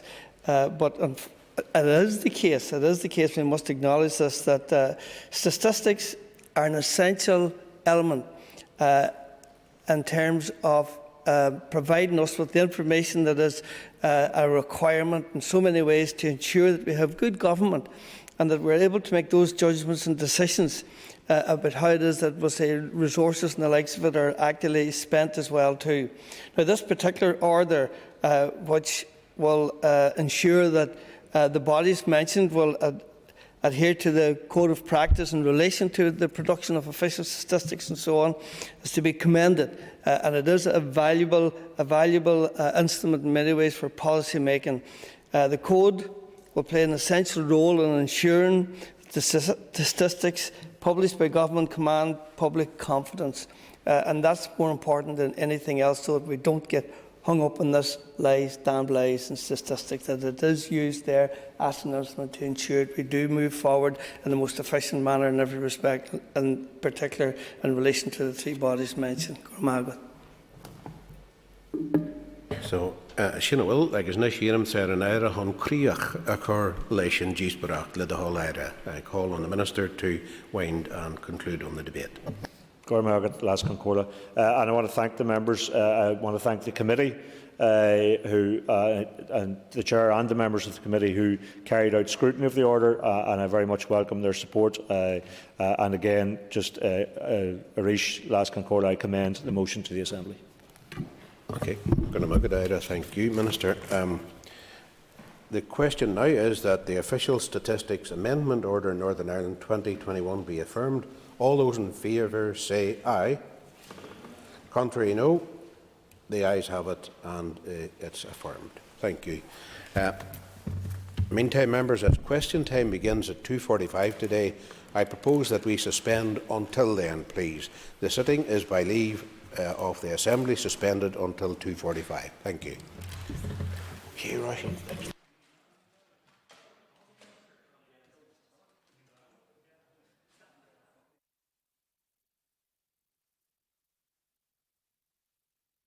This is the Northern Ireland Assembly Plenary. Programme signed. This is the Northern Ireland Assembly Plenary. Programme signed. This is the Northern Ireland Assembly Plenary. Programme signed. This is the Northern Ireland Assembly Plenary. Programme signed. This is the Northern Ireland Assembly Plenary. Programme signed. This is the Northern Ireland Assembly Plenary. Programme signed. This is the Northern Ireland Assembly Plenary. Programme signed. This is the Northern Ireland Assembly Plenary. Programme signed. This is the Northern Ireland Assembly Plenary. Programme signed. This is the Northern Ireland Assembly Plenary. Programme signed. This is the Northern Ireland Assembly Plenary. Programme signed. This is the Northern Ireland Assembly Plenary. Programme signed. This is the Northern Ireland Assembly Plenary. Programme signed. This is the Northern Ireland Assembly Plenary.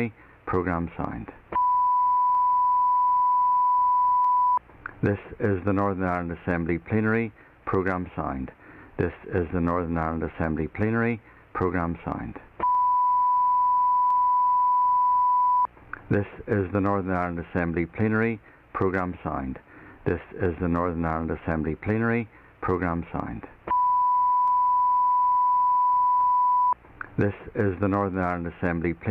Programme signed. This is the Northern Ireland Assembly Plenary. Programme signed. This is the Northern Ireland Assembly Plenary. Programme signed. This is the Northern Ireland Assembly Plenary. Programme signed. This is the Northern Ireland Assembly Plenary. Programme signed. This is the Northern Ireland Assembly Plenary. Programme signed. This is the Northern Ireland Assembly Plenary. Programme signed. This is the Northern Ireland Assembly Plenary. Programme signed. This is the Northern Ireland Assembly Plenary. Programme signed. This is the Northern Ireland Assembly Plenary. Programme signed. This is the Northern Ireland Assembly Plenary. Programme signed. This is the Northern Ireland Assembly Plenary. Programme signed. This is the Northern Ireland Assembly Plenary. Programme signed. This is the Northern Ireland Assembly Plenary. Programme signed. This is the Northern Ireland Assembly Plenary. Programme signed. This is the Northern Ireland Assembly Plenary. Programme signed. This is the Northern Ireland Assembly Plenary. Programme signed. This is the Northern Ireland Assembly Plenary. Programme signed. This is the Northern Ireland Assembly Plenary. Programme signed. This is the Northern Ireland Assembly Plenary. Programme signed. This is the Northern Ireland Assembly Plenary. Programme signed. This is the Northern Ireland Assembly Plenary. Programme signed. This is the Northern Ireland Assembly Plenary. Programme signed. This is the Northern Ireland Assembly Plenary. Programme signed. This is the Northern Ireland Assembly Plenary. Programme signed. This is the Northern Ireland Assembly Plenary. Programme signed. This is the Northern Ireland Assembly Plenary. Programme signed. This is the Northern Ireland Assembly Plenary. Programme signed. This is the Northern Ireland Assembly Plenary. Programme signed. This is the Northern Ireland Assembly Plenary. Programme signed. This is the Northern Ireland Assembly Plenary. Programme signed. This is the Northern Ireland Assembly Plenary. Programme signed. This is the Northern Ireland Assembly Plenary. Programme signed. This is the Northern Ireland Assembly Plenary. Programme signed. This is the Northern Ireland Assembly Plenary. Programme signed. This is the Northern Ireland Assembly Plenary. Programme signed. This is the Northern Ireland Assembly Plenary. Programme signed. This is the Northern Ireland Assembly Plenary. Programme signed. This is the Northern Ireland Assembly Plenary. Programme signed. This is the Northern Ireland Assembly Plenary. Programme signed. This is the Northern Ireland Assembly Plenary. Programme signed. This is the Northern Ireland Assembly Plenary. Programme signed. This is the Northern Ireland Assembly Plenary. Programme signed. This is the Northern Ireland Assembly Plenary. Programme signed. This is the Northern Ireland Assembly Plenary. Programme signed. This is the Northern Ireland Assembly Plenary. Programme signed. This is the Northern Ireland Assembly Plenary. Programme signed. This is the Northern Ireland Assembly Plenary. Programme signed.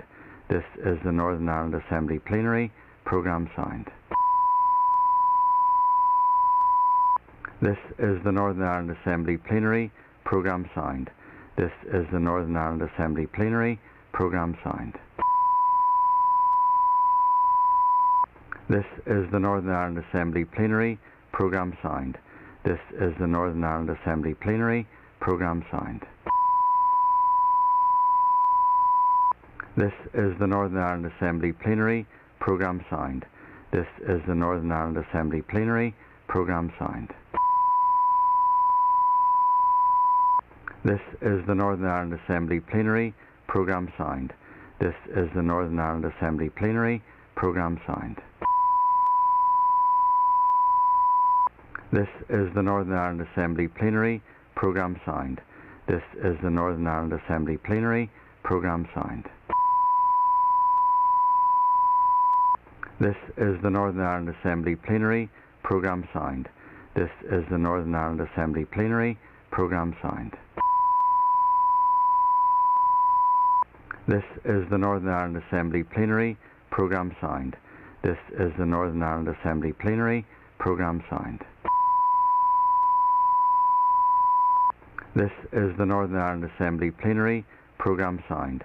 This is the Northern Ireland Assembly Plenary. Programme signed. This is the Northern Ireland Assembly Plenary. Programme signed. This is the Northern Ireland Assembly Plenary. Programme signed. This is the Northern Ireland Assembly Plenary. Programme signed. This is the Northern Ireland Assembly Plenary. Programme signed. This is the Northern Ireland Assembly Plenary. Programme signed. This is the Northern Ireland Assembly Plenary. Programme signed. This is the Northern Ireland Assembly Plenary. Programme signed. This is the Northern Ireland Assembly Plenary. Programme signed. This is the Northern Ireland Assembly Plenary. Programme signed. This is the Northern Ireland Assembly Plenary. Programme signed. This is the Northern Ireland Assembly Plenary. Programme signed. This is the Northern Ireland Assembly Plenary. Programme signed. This is the Northern Ireland Assembly Plenary. Programme signed. This is the Northern Ireland Assembly Plenary. Programme signed. This is the Northern Ireland Assembly Plenary. Programme signed. This is the Northern Ireland Assembly Plenary. Programme signed. This is the Northern Ireland Assembly Plenary. Programme signed. This is the Northern Ireland Assembly Plenary. Programme signed. This is the Northern Ireland Assembly Plenary. Programme signed. This is the Northern Ireland Assembly Plenary. Programme signed.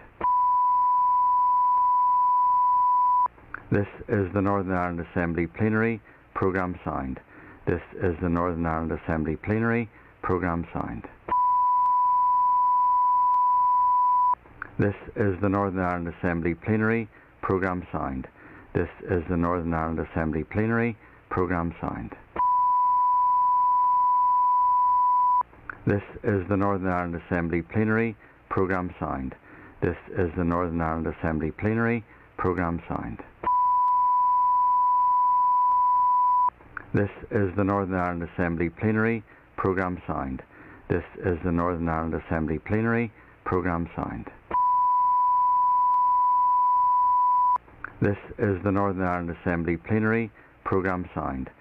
This is the Northern Ireland Assembly Plenary. Programme signed. This is the Northern Ireland Assembly Plenary. Programme signed. This is the Northern Ireland Assembly Plenary. Programme signed. This is the Northern Ireland Assembly Plenary. Programme signed. This is the Northern Ireland Assembly Plenary. Programme signed. This is the Northern Ireland Assembly Plenary. Programme signed. This is the Northern Ireland Assembly Plenary. Programme signed. This is the Northern Ireland Assembly Plenary. Programme signed. This is the Northern Ireland Assembly Plenary. Programme signed. This is the Northern Ireland Assembly Plenary. Programme signed. This is the Northern Ireland Assembly Plenary. Programme signed. This is the Northern Ireland Assembly Plenary. Programme signed. This is the Northern Ireland Assembly Plenary.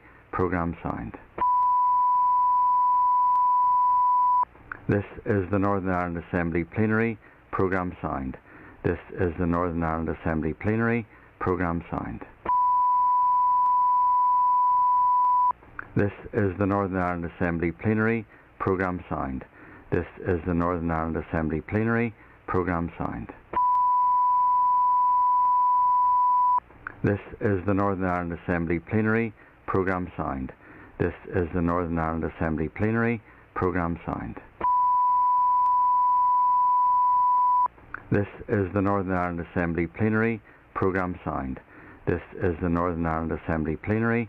Programme signed. This is the Northern Ireland Assembly Plenary. Programme signed. This is the Northern Ireland Assembly Plenary. Programme signed. This is the Northern Ireland Assembly Plenary. Programme signed. This is the Northern Ireland Assembly Plenary. Programme signed. This is the Northern Ireland Assembly Plenary. Programme signed. This is the Northern Ireland Assembly Plenary. Programme signed. This is the Northern Ireland Assembly Plenary. Programme signed. This is the Northern Ireland Assembly Plenary. Programme signed. This is the Northern Ireland Assembly Plenary. Programme signed. This is the Northern Ireland Assembly Plenary. Programme signed. This is the Northern Ireland Assembly Plenary. Programme signed. This is the Northern Ireland Assembly Plenary. Programme signed. This is the Northern Ireland Assembly Plenary. Programme signed. This is the Northern Ireland Assembly Plenary. Programme signed. This is the Northern Ireland Assembly Plenary. Programme signed. This is the Northern Ireland Assembly Plenary. Programme signed. This is the Northern Ireland Assembly Plenary. Programme signed. This is the Northern Ireland Assembly Plenary. Programme signed.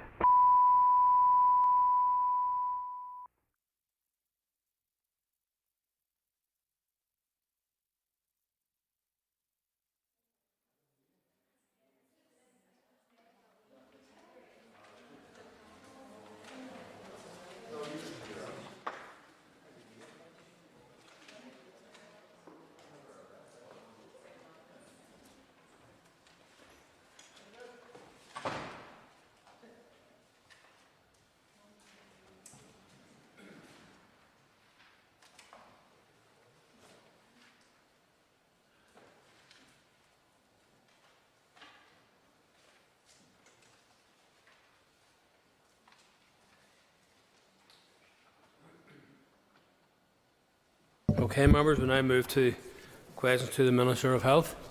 And I call Daniel McCrossan to ask the first question. Thank you, Mr. Speaker, and I thank the Minister for Health for being here today. Question 1, Minister. Thank the member for his question. The Department of Health does not have guidance on hernia mesh procedures. There is, however, a Chief Medical Officer's circular entitled The Use of Hernia Mesh, which was issued to health trusts and general practitioners on the 30th of July 2019.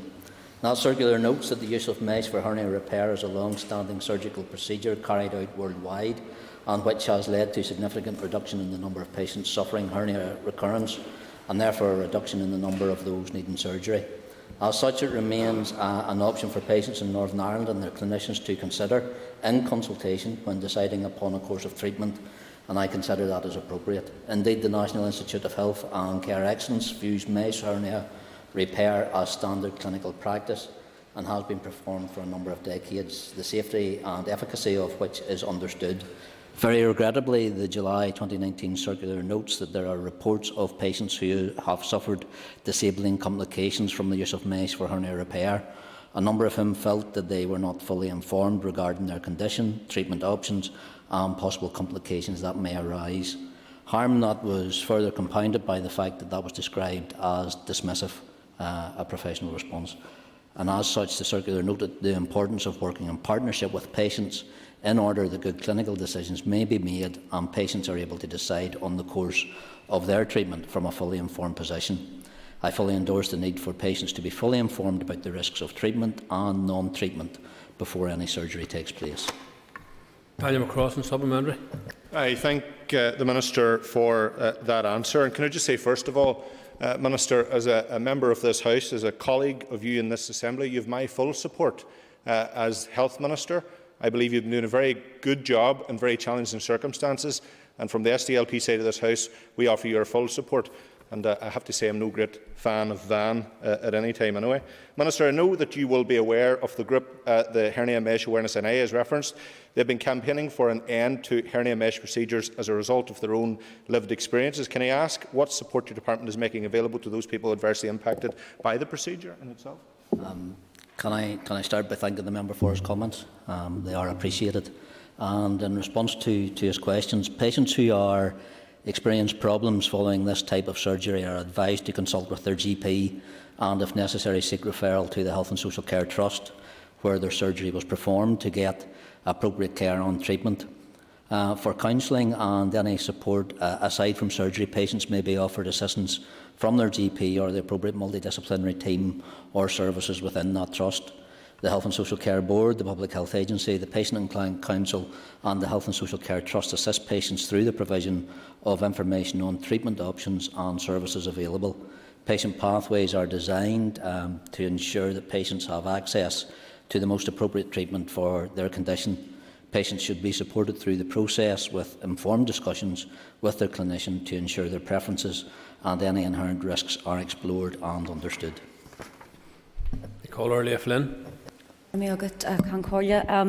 Minister, I know that this is obviously an issue we've been speaking about for a number of years now in relation to the overall mesh implant scandal, and of course it's not just hernia mesh, it's also vaginal mesh, and many men and women are living in great pain as a result of the mesh implants that have been inserted into their bodies. And while I accept that it's probably a smaller proportion of people who have had the hernia mesh inserted that are living in that long-term pain, can the Minister, and I know I've sent this through in a written question, I'm yet to receive a response, can the Minister confirm when the mesh clinic at the Belfast Royal Victoria Hospital is due to reopen, and if there's any update on the Julia Cumberledge report? I'm not sure. I know that the hernia mesh is sort of separate to that, but that is something that's going to need to looked at as well, where men can sort of avail of that treatment. I think the member, I don't have a date as of yet when that treatment will start, but it is something that the Belfast Trust is working on. The member has raised the Baroness Cumberledge report. Baroness Cumberledge actually published her findings on the 8th of July, and as the member knows, that report investigated what had happened in respect of specifically 2 medications, hormone pregnancy tests, and 1 device, and it was the pelvic mesh implants, which was used in surgical repair of pelvic organ prolapse, anti-managed stress, urinary incontinence, the use of which has been linked to crippling, life-changing complications. Following that publication, I issued a statement apologising to those who were affected, and a departmental working group was also established to consider the 9 recommendations in the report and my department's response to that. That work is moving forward, and I plan to provide a formal response to that report shortly. Call Paula Bradshaw. Thank you, Mr. Speaker. Minister, I've been working with that group as well for many years, and I've always found it incredible how dismissive departmental officials have been of the pain that they live in, the constant pain they live in. I was very disappointed that there's no record kept of how many of them are living in pain. There is no alternative offered to them, and any of them that I've spoken to felt that they were coerced in that because there was no other alternative treatment.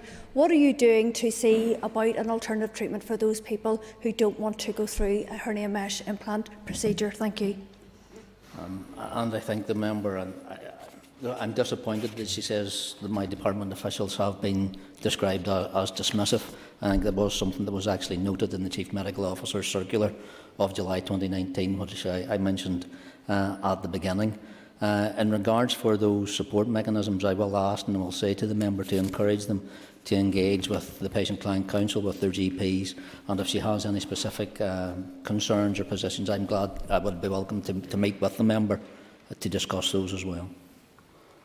Call Jim Allister. Yes, just on this issue of the quantifying of the number of cases with hernia mesh problems, can you give us some indication of that? I know I've certainly had a small number of constituents raise it with me, and likewise, as Mr Bradshaw says, they all report a dismissive attitude towards their situation. But can you quantify how many people are making complaints about this issue? What I will say to the member, I don't have a summary of the number of making complaints, and it's impossible. I don't have the ability to say how many people have been adversely affected by hernia mesh surgery in Northern Ireland. As with other surgery, complications can occur, and in the case of hernia mesh surgery, these complications may include chronic pain or debilitating pain. What we do know, according to the 2018 guidelines complied by the International Hernia Surge Group, is that worldwide more than 20 million patients undergo groin hernia repair annually. And according to the Hernia Surge Group, overall the incidence of clinical significant chronic pain is in the region of 10 to 12%. And debilitating chronic pain affecting normal daily activities or work ranges from 0.5 to 6%. And as there are approximately 2,000 hernia mesh operations in Northern Ireland each year, this constitutes a substantial number of patients who may present with symptoms. And as I will say to the members, I said to other members, if they are presenting with problems, please contact patient-client counsel or their GP in regards to getting the best travel and the best direction of solution. And if the member has any individual constituents, please write to me with them. Nichola Mallon. Thank you, Mr Speaker. And if I too could express solidarity to the Health Minister in the face of the recent abuse. All right, Dolores, I wanted you to come on to the next question. Question 2. Sorry, Mr Speaker. I thank the member, and I can advise that the total number of people waiting for an occupational therapy appointment across all 5 health and social care trusts as of the 30th of April was 14,200. Of these, 7,948 people have very regrettably been waiting longer than the target of 13 weeks. I'm acutely aware of the increasing frustration and challenges which are being experienced by individuals and their families on an ongoing basis while they wait for an appointment to see an occupational therapist. Unfortunately, as members will only be too well aware, this position is by no means unique to the occupational therapy service. Increased investment is necessary in order to deliver a service that is fit for purpose and can meet the ongoing challenges. Again, as is the case with many of our other health and social care services, budgetary pressures are a severe limiting factor, and I have placed on record my view that the budget for my department for the year ahead is extremely disappointing. We need sustained investment and multi-year budget settlements to support long-term investment in providing and skilling up our workforce. Dolores Kelly. Declare an interest as a former occupational therapist, but Minister, those are horrendous figures, and that's only, of course, for the first appointment. It's not about the treatment, and the whole point of occupational therapy is, of course, rehabilitation and allowing people to live full, independent lives. So I am also aware, Minister, that there are a number of people who have applied to train as occupational therapists, but I think there's only 40 places at our universities. Surely we need to be investing in our universities as well in relation to the number of OT places, and I wonder, have you had any discussions, or do you intend to have, with the Economy Minister? Member, for that point, as she will be aware, my department annually commissions undergraduate training places from Ulster University for 6 categories of AHPs, and the numbers commissioned in 2021 included 55 occupational therapists. This actually represented an increase of 56 commissioned places from 245 in 2019-20 to 301 in 2021. An additional 10 undergraduate places for occupational therapy was considered for 21-22. Funding for any proposed expansion of AHP undergraduate training programmes commissioned by my department will be required on a recurrent multi-year basis. And unfortunately, the current budgetary pressures facing my department mean that there is no funding for any such expansion, and that includes occupational therapy. And the need to expand this programme will be considered in future budget build exercises. Karen Mullen. Thank the Minister for his answer. Minister, occupational therapy will be one of the most key areas of health that constituents contact my office. I'm sure many here is the same. You have covered I suppose there in the answer, but I wanted to just highlight, as of December 2020, there were at least 120 occupational therapy staff vacancies. You gave an update there in terms of the training. Is there any other actions your department is doing to address this? And again, the member will be aware, and I think she highlights the point that recruitment, retention, but also training, and while we can ask for places, it takes a number of years before those professionals come out at the other end. But in order to address the additional pressures there have been placed on the service as we actually emerge from this pandemic, my department has asked the Health and Social Care Board to initiate work in respect of the assessment of people who continue to experience long-term health effects such as COVID-19 infection. And that work includes the development of costed proposals for an assessment service, which will include a range of professions, including occupational therapy, in line with NICE guidelines and the specification for the multidisciplinary assessment clinics recently established in England. My department has already carried out a series of AHP workforce reviews, including occupational therapy, to ensure that the provision of an AHP workforce capable of meeting current and future service demands. And these are living documents which are continually reviewed to take account of those additional requirements as needs arise, and that includes the impact that we will see from COVID-19. Call Alan Chambers. And I thank the Minister for his answers so far. Waiting times across all areas of our health service are unacceptably long, and so I look forward to the Minister's upcoming announcement of the elective care framework. Is the Minister confident that all executive parties realise that in order to avoid ever letting the health service get into such a poor state again, the short-term thinking and the in-year budget cuts of times past are a totally unacceptable way to run what is our most important public service?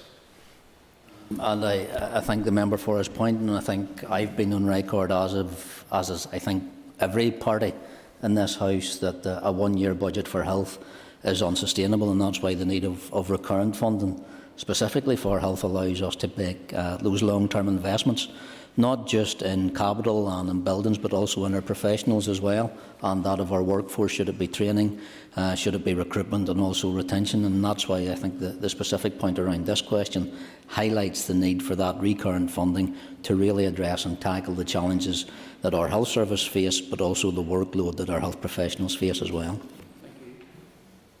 Next question, I call Martina Anderson. Question number 3.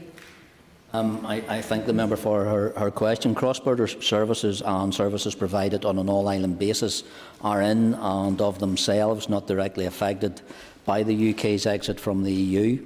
There are a number of service-level agreements and memorandums of understanding in place between the Health Service Executive and the Health and Social Care Trusts and specific providers to deliver a wide range of services which are important to the people who use them. These range from the radiotherapy unit at Alton Gilvan Hospital, which is advantageous because it makes provision of specialist services financially viable by sharing facilities to enable people from both jurisdictions to access care locally, thereby avoiding lengthy journeys to specialist centres elsewhere, to very local services such as out-of-hours services working together to allow patients to attend the closest centre when they are in need. The services that are already in place will continue, and new services will be explored. And to support this engagement between my officials and the Department of Health in the Republic of Ireland are frequent and positive. A primary focus for both is to ensure that comprehensive cross-border healthcare arrangements benefiting citizens from both jurisdictions are not only maintained but actually further developed. Martina Anderson, supplementary. And I too would like to give my solidarity to the Health Minister after those unacceptable comments that we heard over the weekend. Minister, can I ask you in relation to the dire situation we're in with regards to waiting lists? Because I'm conscious of what you said, but my understanding, dealing with a number of constituents in Derry who have tried to avail of the EU cross-border reimbursement scheme for things like hip replacements and so on, that no longer exists in the way that it did before. So could you give me some clarity on that? And if you're working with the Minister in the South, Stephen Donnelly, to try to ensure that constituents across the North understand how to access, if it still exists, the EU cross-border reimbursement schemes for things like hip replacements and so on. And I thank the member. The Cross-Border Healthcare Directive actually enabled UK citizens to access healthcare in any EU country in either the private or public sector and to be reimbursed for this care abroad by their home country. And as of the end of the EU exit transition, the directive no longer applies to the UK. Transitional provisions have been made to ensure that if someone has applied to or used the CBHD before the end of transition, reimbursement for treatments will be honoured for up to 1 year based on certain conditions. I've also asked my officials to look at the possibility of re-establishing a version of the Cross-Border Healthcare Directive to the Republic of Ireland. The Republic of Ireland reimbursement scheme will set out a framework based on the Cross-Border Healthcare Directive and will allow patients to seek and pay for any treatment in the private sector in Ireland and have the costs up to the cost of the treatment of the HSC in Northern Ireland reimbursed. The Republic of Ireland reimbursement scheme will be open to ordinary residents of Northern Ireland and managed by the Health and Social Care Board, and all treatments are subject to prior authorisation. In regards to conversations, I am aware that Ireland has extended an administrative process to Irish patients to use CBHD-like processes to access care in the private sector in Northern Ireland, and that is completely a matter for the Department of Health in the Republic of Ireland. Jerry Carroll. Minister for his answers. Much has been made recently of regulatory divergence in borders in the Irish Sea, but there have been no problems or cries of betrayal from the benches opposite about exporting women who need abortions to England and Wales. Almost 400 travelled during the pandemic for healthcare, a disgraceful figure. Can the Minister provide details of his attempts to get executive sign-off for abortion services since he took up post? And Minister, I don't think you're dangerous, but I think it is dangerous to force women to travel during a pandemic for healthcare. I thank the member for a supplementary, although some way off the original topic. I will tell the member I once again submitted proposals to the Executive Ministers about this issue on the 19th of May. My paper has, of last week, not yet been discussed by the Executive Committee. I am seeking consensus, as I am required under the Ministerial Code, while my department resumes the necessary planning work for commissioned abortion services under the 2020 regulations. Mike Nesbitt. Thank you, Mr. Speaker. The Minister has been consistent in welcoming cooperation, be it from Ireland, Great Britain or further afield, if it improves patient outcomes. Could the Minister update the House on the dual registration issue, please? And again, I thank the member for his point, and in recognising that there is currently no legislative alternative to dual registration, my department initiated discussions with the Irish Health Department and the Republic of Ireland medical and nursing regulators to identify a pragmatic approach to registration requirements. All parties to date have agreed on the need to avoid any disruption to delivery of care.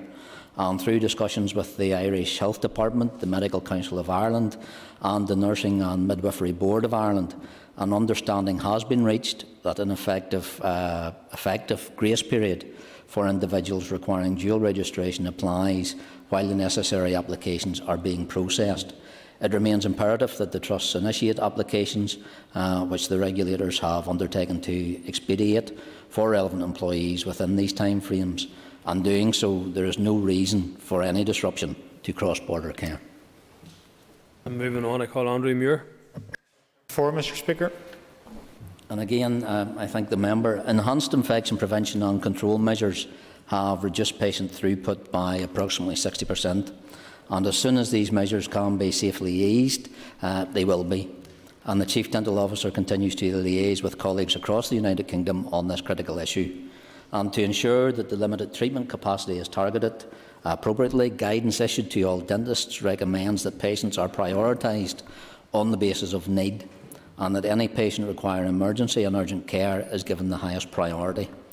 A financial support scheme was established in April 2020 to support dental practices. The scheme provides an additional payment to eligible practitioners each month based on their average earnings in 2019-20. To date, the Department has been able to invest £57 million in relation to these issues since the pandemic started. Further, in February of this year, I established a £1.5 million revenue grant fund to help practices invest in measures like improved ventilation systems. This is helping to build capacity throughout the sector and addressing some of the patient throughput issues that have been unavoidable in recent times. Our short-term objective is to support the increase in activity levels through continued financial support that incentivises treatment of priority health service patients in a manner that is safe for both patients and staff. Looking forward, as part of the Department's wider rebuilding services approach, the Department is currently engaging with the British Dental Association in relation to the continuation of the financial support scheme and support for PPE for the remainder of this financial year. Whilst we need to deal with these immediate issues, we also need to consider how dental services can be provided in a sustainable way going forward. And to that end, I have asked officials to establish a general dental services rebuilding stakeholder group which will formalise engagement between the Department, the HSC Board and the British Dental Association so that momentum around these issues continues.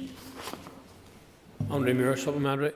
Thank you very much. Mr Speaker, at the outset I would like to offer my full support to the Minister after those disgraceful comments last week. I, like many other people, have not had a dental check-up for well over a year since the pandemic arrived. One of the things I understand is inhibiting the full return to dentistry services is the aerosol generating procedures and the regulations around that. Can the Minister give some more details when he intends to review those procedures and the regulations associated with that to allow us to hopefully move towards a full resumption of dentistry services? And I thank the member for the point. The guidance that we actually use as part of that is agreed with the Chief Dental Officers across the United Kingdom. So it's not solely within my department. It's a UK-wide approach that we actually take in regards to those recommendations. But further to that, as I said in my initial answer, that is why I established a £1.5 million revenue grant fund to help practices actually invest in measures like improved ventilation systems to actually help rebuild that capacity throughout the sector. George Robinson. Thank you, Mr Speaker. Mr Speaker, could I ask the Minister, I heard your answer to the previous question, but could the Minister give an undertaking that equally GPs' practices should fully open again, where patients and constituents can fully access GP surgery and services? And I thank the member for his point. I'm aware that the Royal College of GPs and the British Medical Association Committee of GPs have made comment on this recently, and again I support and applaud the work that they have done and carried out through the pandemic of what has been a challenge in just not increase of referrals and attendances, but also as they get back to as many face-to-face appointments as they can. I am aware that there are some GP practices across the country who are not providing as full a service as they may do, and I know that is a frustration that I share, and I know that's a frustration that also members of the Royal College of GPs and the British Medical Association Committee of GPs also share as well, because they are committed fully to reservicing and seeing as many of their patients as they safely can. Call Caroline Killen. And I thank the Minister for his responses thus far in question, Andrew, for the question he's put in. You will be aware that the number of children, and particularly in areas of deprivation, who have had teeth extracted as a result of poor diet and nutrition has always been an issue. So I'd like to ask the Minister, as part of those deliberations around recovery, can he also look towards bringing an up-to-date oral health strategy, particularly for children and young people and disabled, and can he also put on the record my support to both the Minister and indeed his family as well? Gormagat. And again, I thank the member for her comments as well. And I think the member is aware that our current Northern Ireland oral health strategy was published in 2007, but despite its age, the main oral health problems described in the document and acknowledged by the member remains the same, and they remain largely valid today. The Young People's Oral Health Options Group has been delayed until later this year, although some preparatory work has commenced. There's also an Older Adults Health Options Group, and that has been established and is chaired by the Acting Chief Dental Officer. The Oral Health Strategy for Older Adults is expected as well to be published this year. But the intention is for both those groups, the Young People's Oral Health Options Group and the Older Adults Health Options Group, is for both those groups to establish the oral health needs of children and older adults in Northern Ireland and review the evidence base to determine which preventative interventions are likely to be most effective, providing value for money as well. I call Cal Boylan. Question number 5, please. I thank the member for his question, as he will be aware that my department has undertaken substantial work to complete a draft organ and tissue donation deemed consent bill, and that the timing for its introduction to the Assembly is now at a critical stage. I wrote to ministerial colleagues on the 12th of April and again on the 1st of June to seek formal executive agreement to introduce the draft bill at the earliest opportunity. Individual ministers have responded to me, mostly reflecting the strong support from the Northern Ireland public to my department's recent public consultation. However, as my revised paper has not yet been discussed and voted on within the Executive Committee, it has not progressed to the Assembly. I therefore wrote last week to the First Minister and Deputy First Minister under the urgent decisions procedure of the Ministerial Code to ensure that the bill is able to proceed to first and second readings within the remaining weeks of the current term. My answer then provides 4 different options to this question. I have option 1, where no decision has been taken by the First and Deputy First Minister. Option 2, that it had been declined by the First and Deputy First Minister. Option 3 was that it had been agreed by the First and Deputy First Minister. Unfortunately for the member, I don't have an option as to what happens in the absence of a First and Deputy First Minister to this bill. Cal Boylan, supplementary. Thank you, Mr. Speaker, and could I thank the Minister for his answer? And could I also lend my support to the Minister in light of the commentary over the weekend? Minister, I appreciate the answer, but would you commit then to working with the departments in relation to trying to introduce, you know that the Organ Donation Week is scheduled for September, and people, this bill is badly needed. So I'm sure we would support the Minister in working with others to try and introduce this bill by September. And I thank the member, and as I think I've demonstrated in the answer, first of all, I need to get it through the Executive Committee, so I would ask for support of all members and all ministers in this House to enable me to do that as soon as the Executive is able to meet and move forward with that. Call Justin McNulty. Minister, the heart is one of our vital organs. Just over 17 years ago, my former Queen's GA teammate went to bed and didn't wake up. His mother spoke very passionately, his mother Bridget spoke very passionately this morning on Good Morning Ulster around the importance of providing AEDs for sports clubs and for CPR training. Christian Eriksen had a very visible cardiac arrest, very public cardiac arrest the weekend there, and only for the swift actions of his teammates in the emergency services, he probably would have died. How important does the Minister believe it is that CPR training is fulfilled in our schools and that AEDs are made available for clubs, sports clubs and organisations?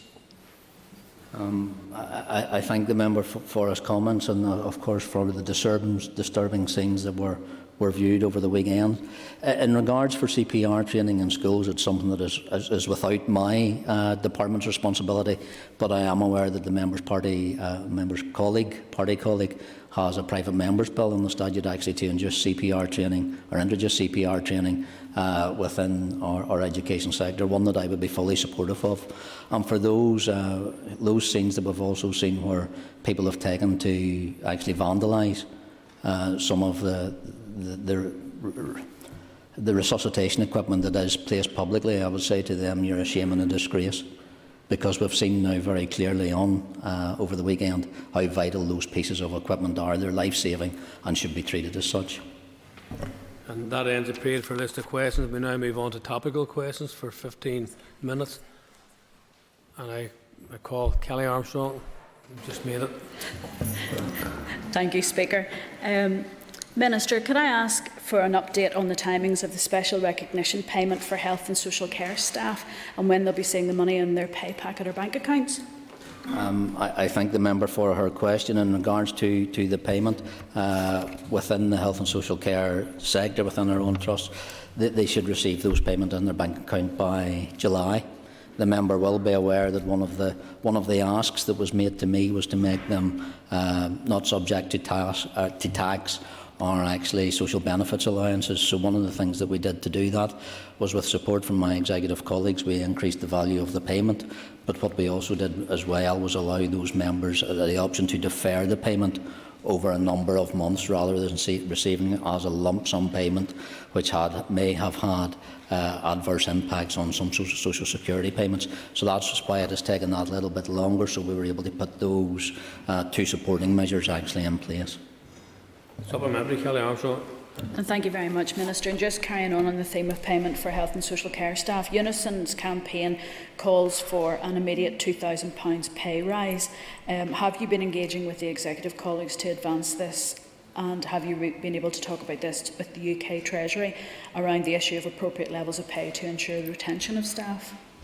I thank the member. She may not be aware, I actually had a meeting with some Unison representatives on Friday in the Western Trust, and they put this specific point to me.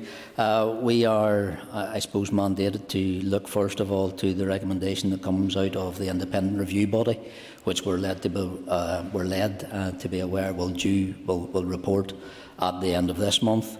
And at that point, we will take cognizance of their recommendations, but also in regards to what settlement then comes from Barnett consequentials for that same decision being made across the rest of the United Kingdom as well, because we are depending not just on the recommendation but also the additional funding, because the member will know that my budgets are already strained and stressed for that. Nichola Mallon. Thank you, Mr. Speaker, and can I assure the Minister that I do not concur with the comments that were made at the weekend, and I want him to be assured that they in no way are a reflection of what I think of him as a colleague, and also for the way in which he has very ably chartered a course through what has been for us all a very difficult time. The Minister will be aware of the proposal to close for a temporary period the Robinson Memorial Hospital. That is to facilitate works that are going to be carried out until hopefully completed in October. Can the Minister give an assurance that he will work along with the Northern Trust to ensure that any disruption that comes as a result of the closure is minimised, and that the patient experience that currently is the case with patients in the Robinson is maintained to the highest possible standard? First of all, can I thank the member for his sincere comments of support, as I welcome that as a constituency colleague as well.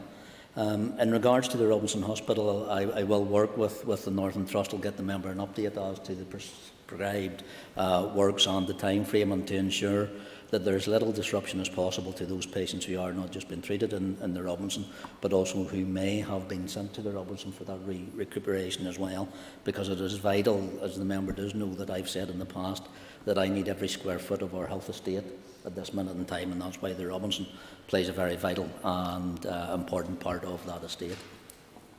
Supplementary, Mervyn Story. Thank you, Mr. Speaker, and I do welcome the comments from the Minister, and particularly in relation to the importance that the Robinson and other facilities such as Dalriada in our Northampton constituency plays in terms of the delivery of health care. And will he ensure that in terms of the plans that are being made, in terms of the overall provision of acute care in Northern Ireland, and he has some challenges in relation to that, but that Robinson, Dalriada and other cottage-type hospitals will play an important role and will be there for the future for our constituents? And I thank the member, and I'll repeat it to him, as I've said many times in this House. I need every square foot of estate that we currently have, and that's why the investment has been made in the Robinson to increase the provision that's actually in, and improve the condition that's in it as well, because it is vital that we not just utilise our estate, but we actually utilise our workforce to the best ability. And I do hope that I will have the member's support when I come forward with what we need to do in regards to elective care, and how we change the structure and look at what we can do differently in Northern Ireland to have a better patient experience and actually shorten our waiting lists as well. Call Claire Bailey. Thank you, Speaker. Minister, I'm sure it was welcome, the fact that you got a speedy and personal apology after the ridiculous comments that were made about you recently. And I want to go back to the issue that was raised by Jerry Carroll and wonder, Minister, do you think, or will you commit to offering an apology to the 371 women who have been forced to travel to England for abortion services during the pandemic? I don't want to conflate the two issues or bring the two issues together, because I received an apology of sorts on Saturday afternoon, so it was far from speedy in regards to other public statements that were made. In regards to the delivery of abortion services, as I said to an earlier answer, I am seeking consensus as I'm required under the Ministerial Code, and while my department resumes the necessary planning works for commissioned abortion services under the 2020 regulations, I have asked executive colleagues for a decision on that. The reason I am proposing that is that when I brought forward similar proposals in April and May of last year, I wanted to reduce the health risk for any woman or girl in Northern Ireland needing to travel to England to access services, or worse, to turn to unsafe and unregulated services while work on a commissioned service is progressed by my department.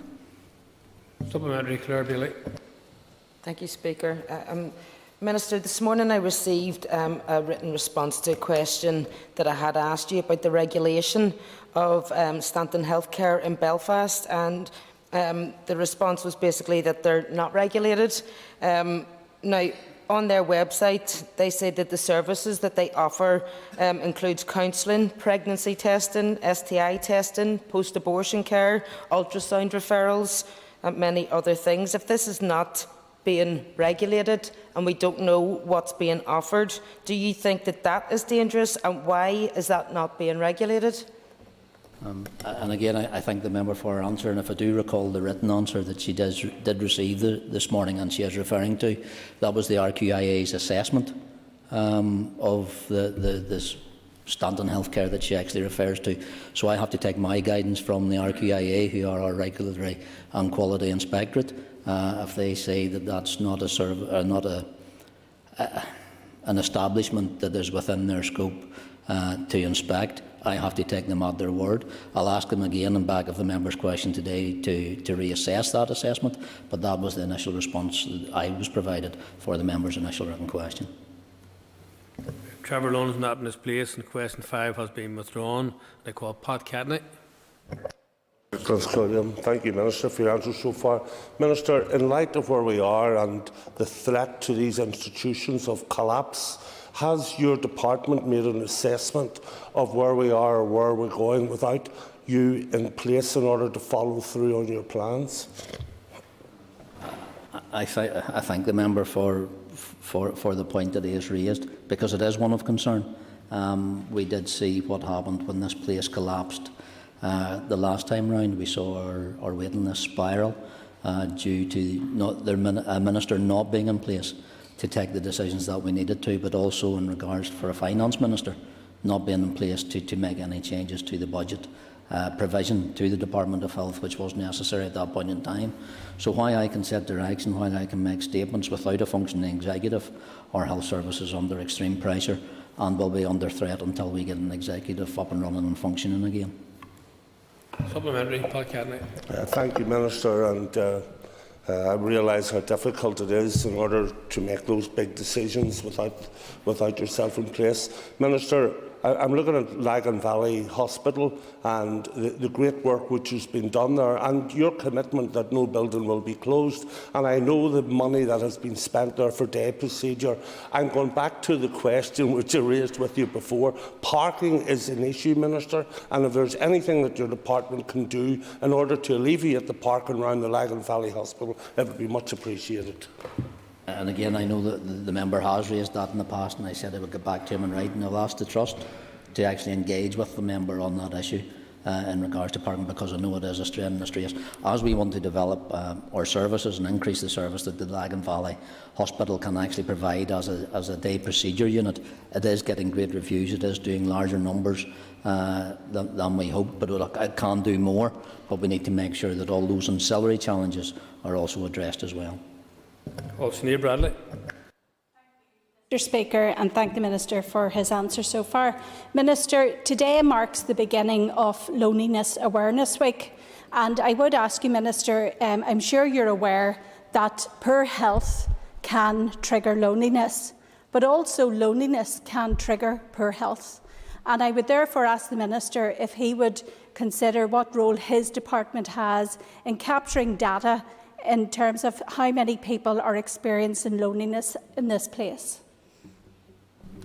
And again, I think the department is aware of the challenges that were, I suppose, expounded during the pandemic, when loneliness became an endemic problem across Northern Ireland, when we were receiving reports from community pharmacists who went out to deliver a medication, and were there for half an hour because that was the only personal interaction that they'd seen. So we were able to, the community pharmacy was able to provide that additional service that was welcomed as well. And now we're looking at through our mental health supports that were given to community pharmacy. But what the member acknowledges in regards to loneliness, it is a challenge, because even looking back to some of the recent NISRA statistical reports, we often take loneliness as being something that is assigned or specific to people living in remote areas up long country lanes.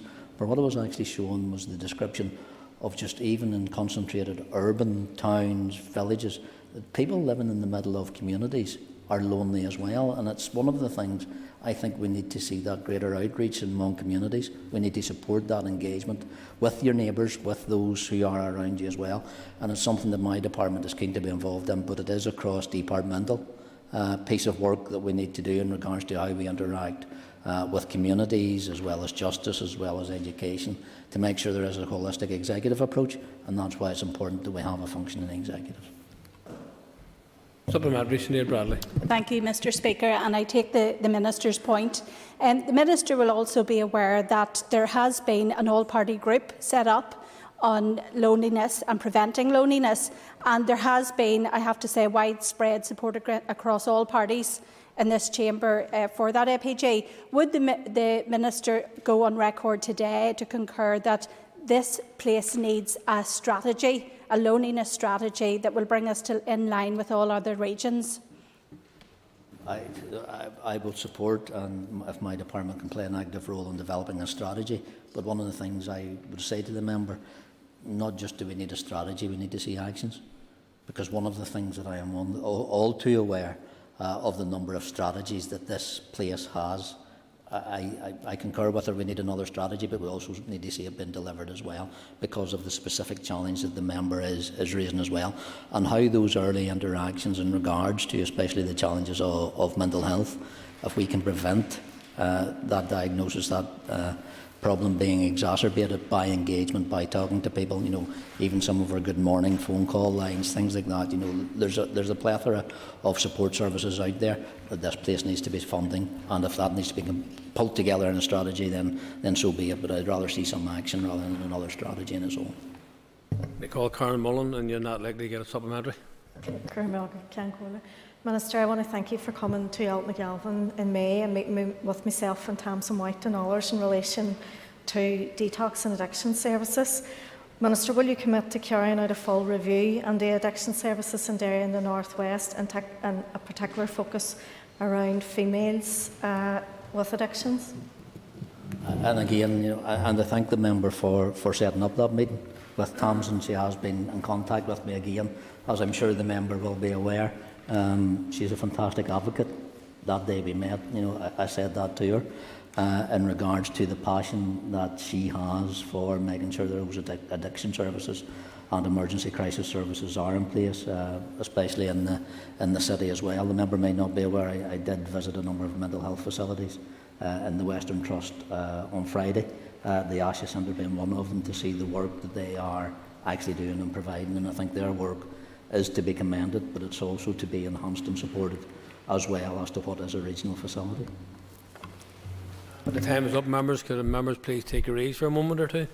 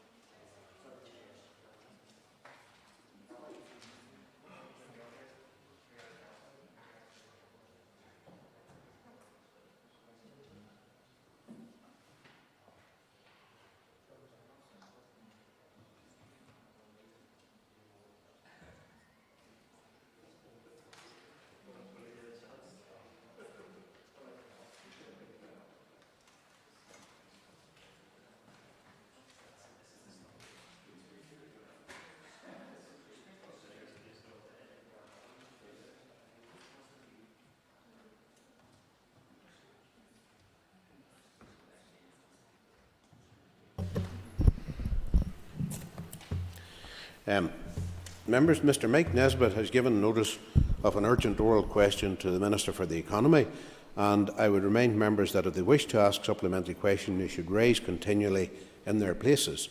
The member who has tabled the question will be called automatically to ask a supplementary. Clerk, would you please read the question? To ask the Minister for the Economy, following the withdrawal of Stobart Air from George Best Belfast City Airport, to outline the steps he is taking to secure the employment of workers and the affected routes.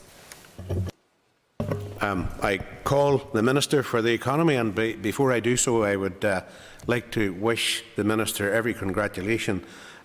He and I have served on a number of stints in different committees together, and I do wish him well in his new pathway. Minister. Thank you very much.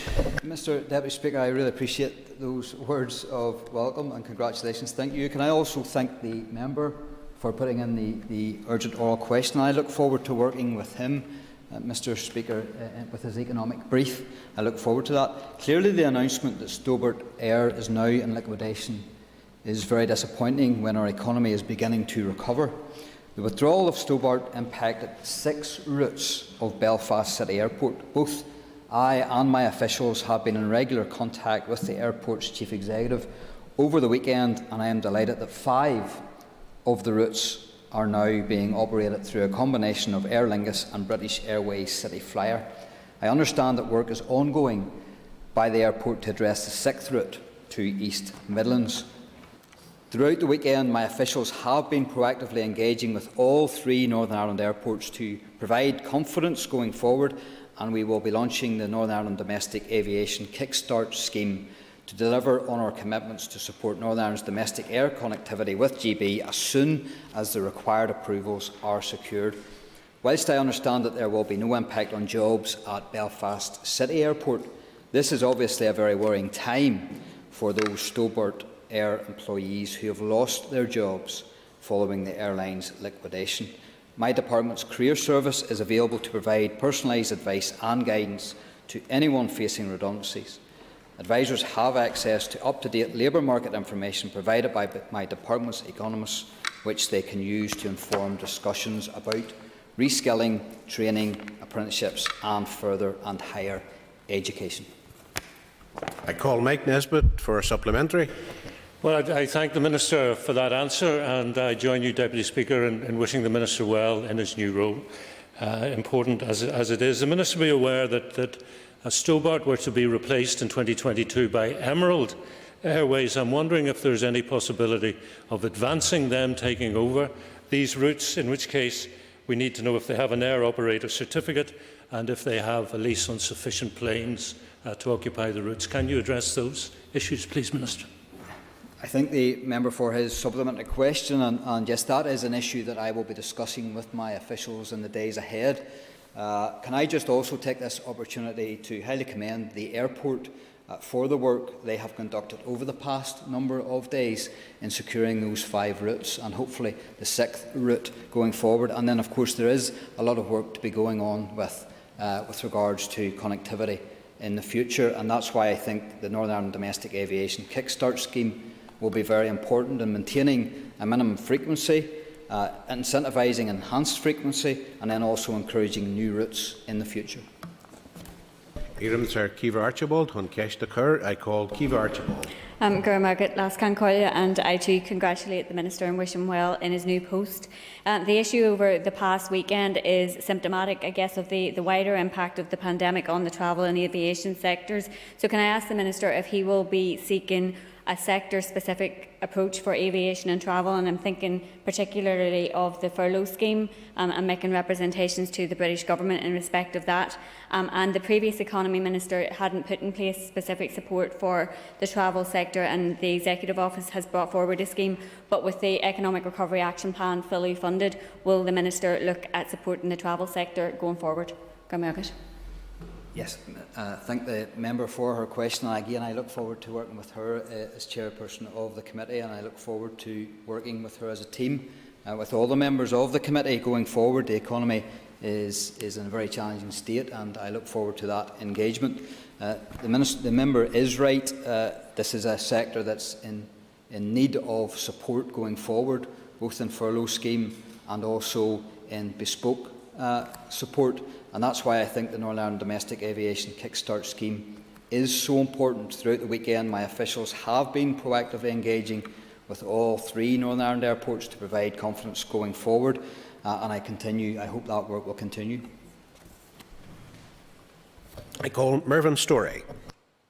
I thank you, Deputy Principal Speaker, and also congratulate my Northampton colleague and friend, Paul Frew, on his appointment, and also pay tribute to the previous and outgoing Minister, Diane Dodds, for the work that she carried on. Obviously, Minister, connectivity, as you have rightly said, is important for Northern Ireland, given our geography, and you've mentioned the Kickstart programme, but could you give some comment in relation to the abolition of the short-haul APD and how that would, in fact, actually secure connectivity in the future?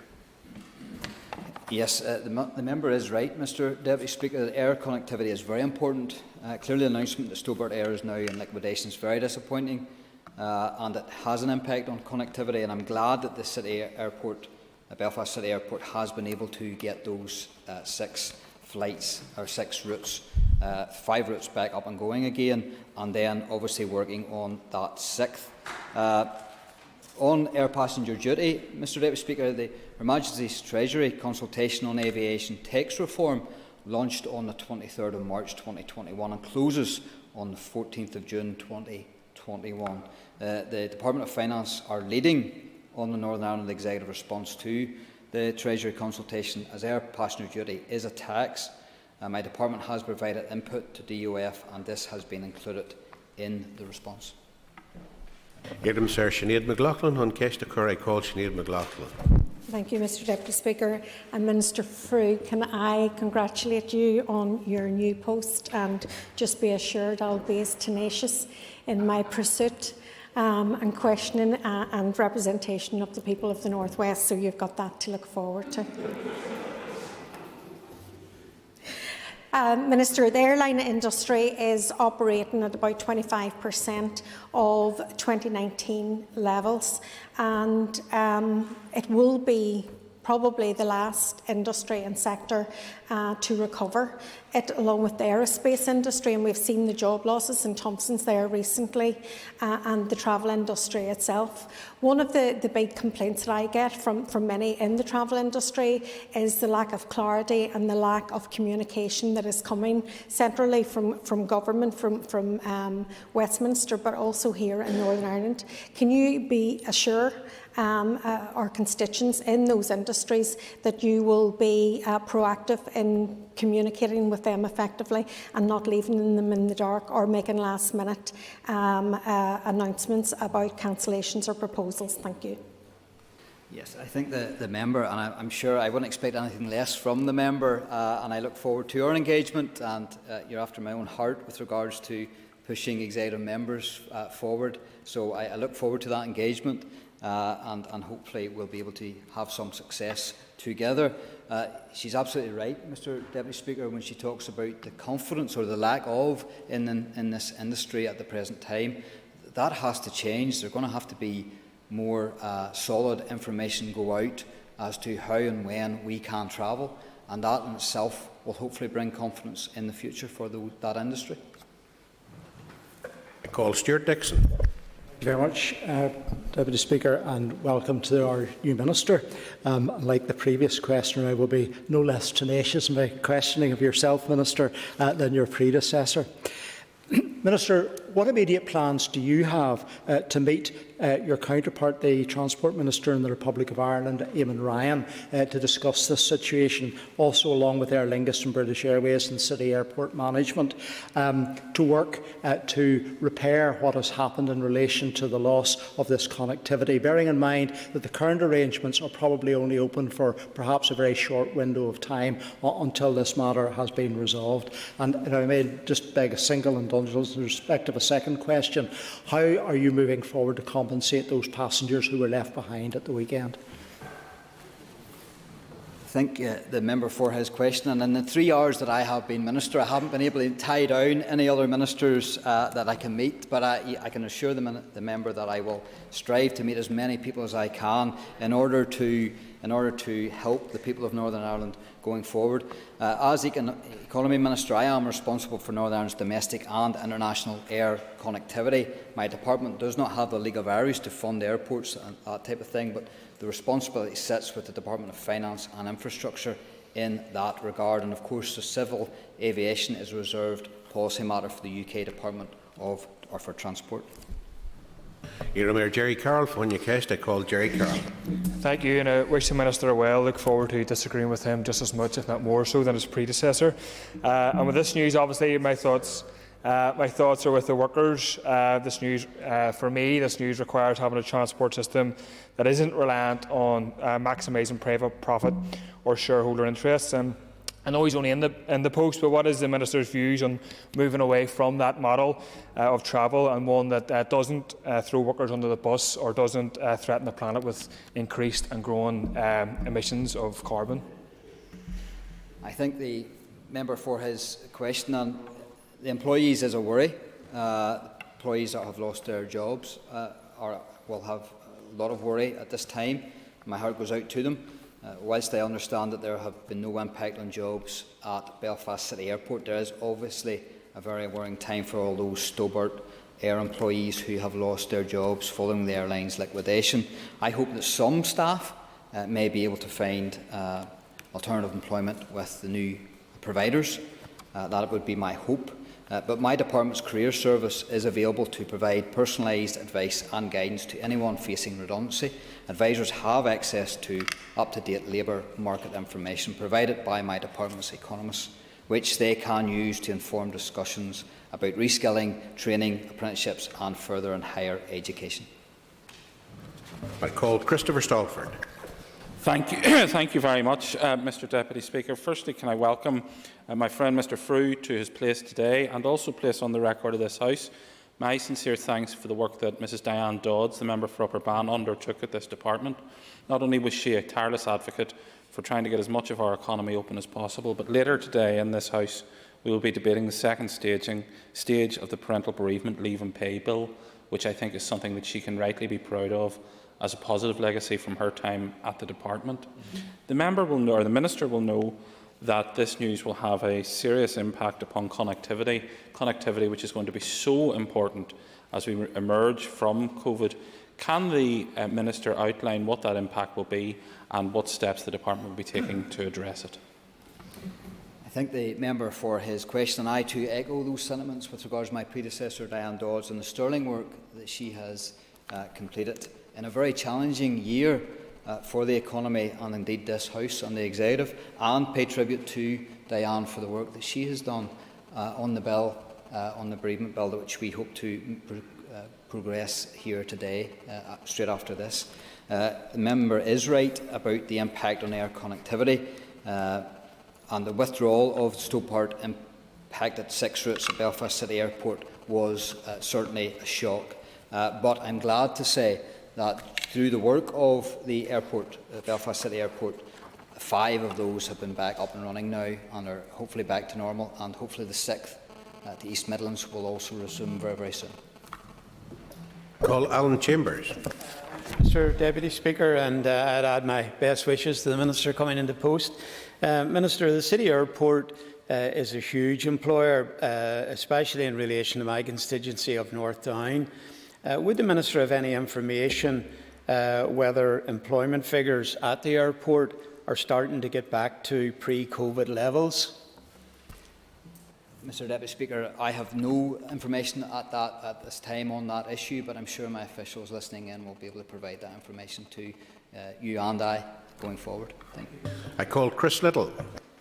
Thank you, Deputy Speaker. Belfast City Airport is a key employer in my constituency of East Belfast and vital to connectivity of Northern Ireland. Can I ask the Economy Minister what he is doing to help workers affected by the Stobart liquidation, the City Airport, to secure alternative carriers to serve these routes and to deliver the long overdue regional aviation strategy for Northern Ireland?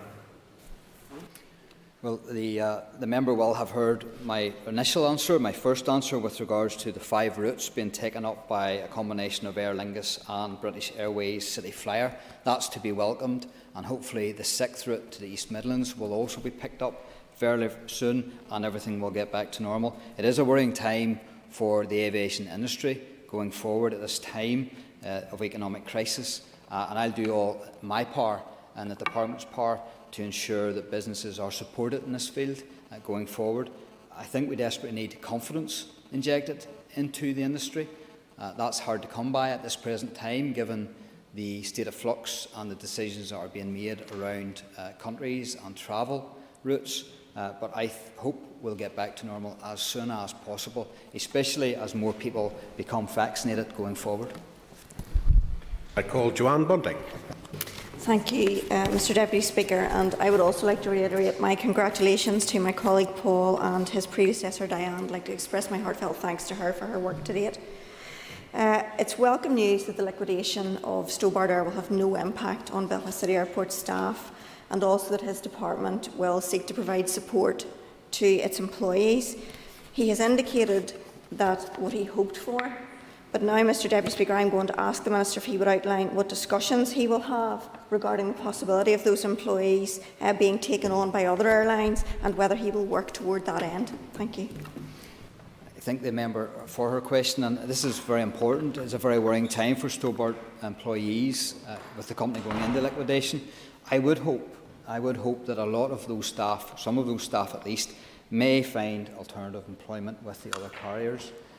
If that is not the case, my department's career service is available, and hopefully going forward the airline industry will pick up if it gets the confidence that it desperately needs going forward. Call Robin Newton. Mr Deputy Speaker. Mr Deputy Speaker, can I again congratulate Mr Paul Frew on taking up the post of the economy. A difficult and challenging time to be entering into that position, and like others to pay tribute to Diane Dodds for all the work that she has done as well since we came back from our prolonged recess. Mr Deputy Speaker, there's also a man who has been key to the success of the airport, Mr Brian Ambrose, and Mr Ambrose, I understand, is due to retire at the end of the end of this month. I wonder if the Minister might indeed pick up that matter and indeed follow up with Mr Ambrose, who has steered the airport successfully over the past number of years. But can I specifically ask, the Minister in his remarks has several times referred to the aviation kickstart scheme as part of the solution to this problem. I wonder, could he give the House a greater amount of detail on that particular scheme? Thank you, Mr Deputy Speaker, and I thank the member for his very important question. And first of all, let me also echo his sentiments and pay tribute to Brian Ambrose and the work that he has done over the years, many years, in leading the Belfast City Airport. And also, if I could put on record my thanks and appreciation to Brian for contacting me over the weekend and working with my officials to stave off a lot of the negative issues around this shocking news. And it is due to the work of the Belfast City Airport that we now have 5 of the 6 routes back up and running. So I highly commend the airport for the work they have conducted over the past few days. The member's right to pick up on my words with regards to Northern Ireland Domestic Aviation Kickstart Scheme. It is a mouthful, but it is a support scheme for airlines being developed by my department, which is aimed at maintaining and enhancing Northern Ireland's air connectivity with the rest of the United Kingdom following the COVID pandemic. The scheme aims is to support inbound tourism and business travel between Northern Ireland and Great Britain, and to encourage inward investment into the local economy. These are essential for recovery. We have engaged with our 3 local airports and the airlines in its development, and my department will be launching the scheme to deliver on our commitments to support Northern Ireland's domestic air connectivity with GB as soon as the required approvals are secured. I hope to launch the scheme within the next couple of weeks. See him, Sir Matthew Toole. I call Matthew Toole. Thank you, Deputy Speaker. First of all, welcome my former Finance Committee colleague to his new elevated role. I hope he won't forget the little people now that he has power. Can I say, first of all, my thoughts are clearly with the thoughts and solidarity with the Stobart Air staff, who are still, I'm sure, going through a very difficult time, and we want the best for them. And I urge the Minister to continue working on that. Minister, I agree with you that air connectivity with Britain is absolutely critical and a fundamental part of our economy, and indeed for many families it's connectivity to loved ones. That's why it's frustrating that we're spending £2.5 million a year on fictitious, and he'll know what I'm about to say, long-haul connectivity to North America. Would he think about engaging with the Finance Minister about ways we could redirect that £2.5 million a year on fantasy ghost flights to New York into work on our long-haul or short-haul connectivity to GB, which I'm sure he agrees with me is much more important? Member for his question, and yes, the Minister has raised this issue time and time again, both here in this chamber and in the Finance Committee, and certainly we have looked at this. I wouldn't give up on long-haul flights at this present time. I believe that they would be important and a significant positive thing if we could get it back. But he is right about the short-haul and internal flights. I believe that for Northern Ireland in particular, APD is an unfair tax, as it has an especially detrimental impact on Northern Ireland passengers, given our physical remoteness to GB and the lack of an alternative means of travel, such as road or rail options. So it is my view that APD should be addressed at a national level, as its continuing impact has only been exacerbated by the profound economic repercussions inflicted by COVID-19 on our air connectivity and the Northern Ireland economy in itself. Okay, members, that concludes questions on the urgent oral question. If we just take our ease while we move to the next item of business, please.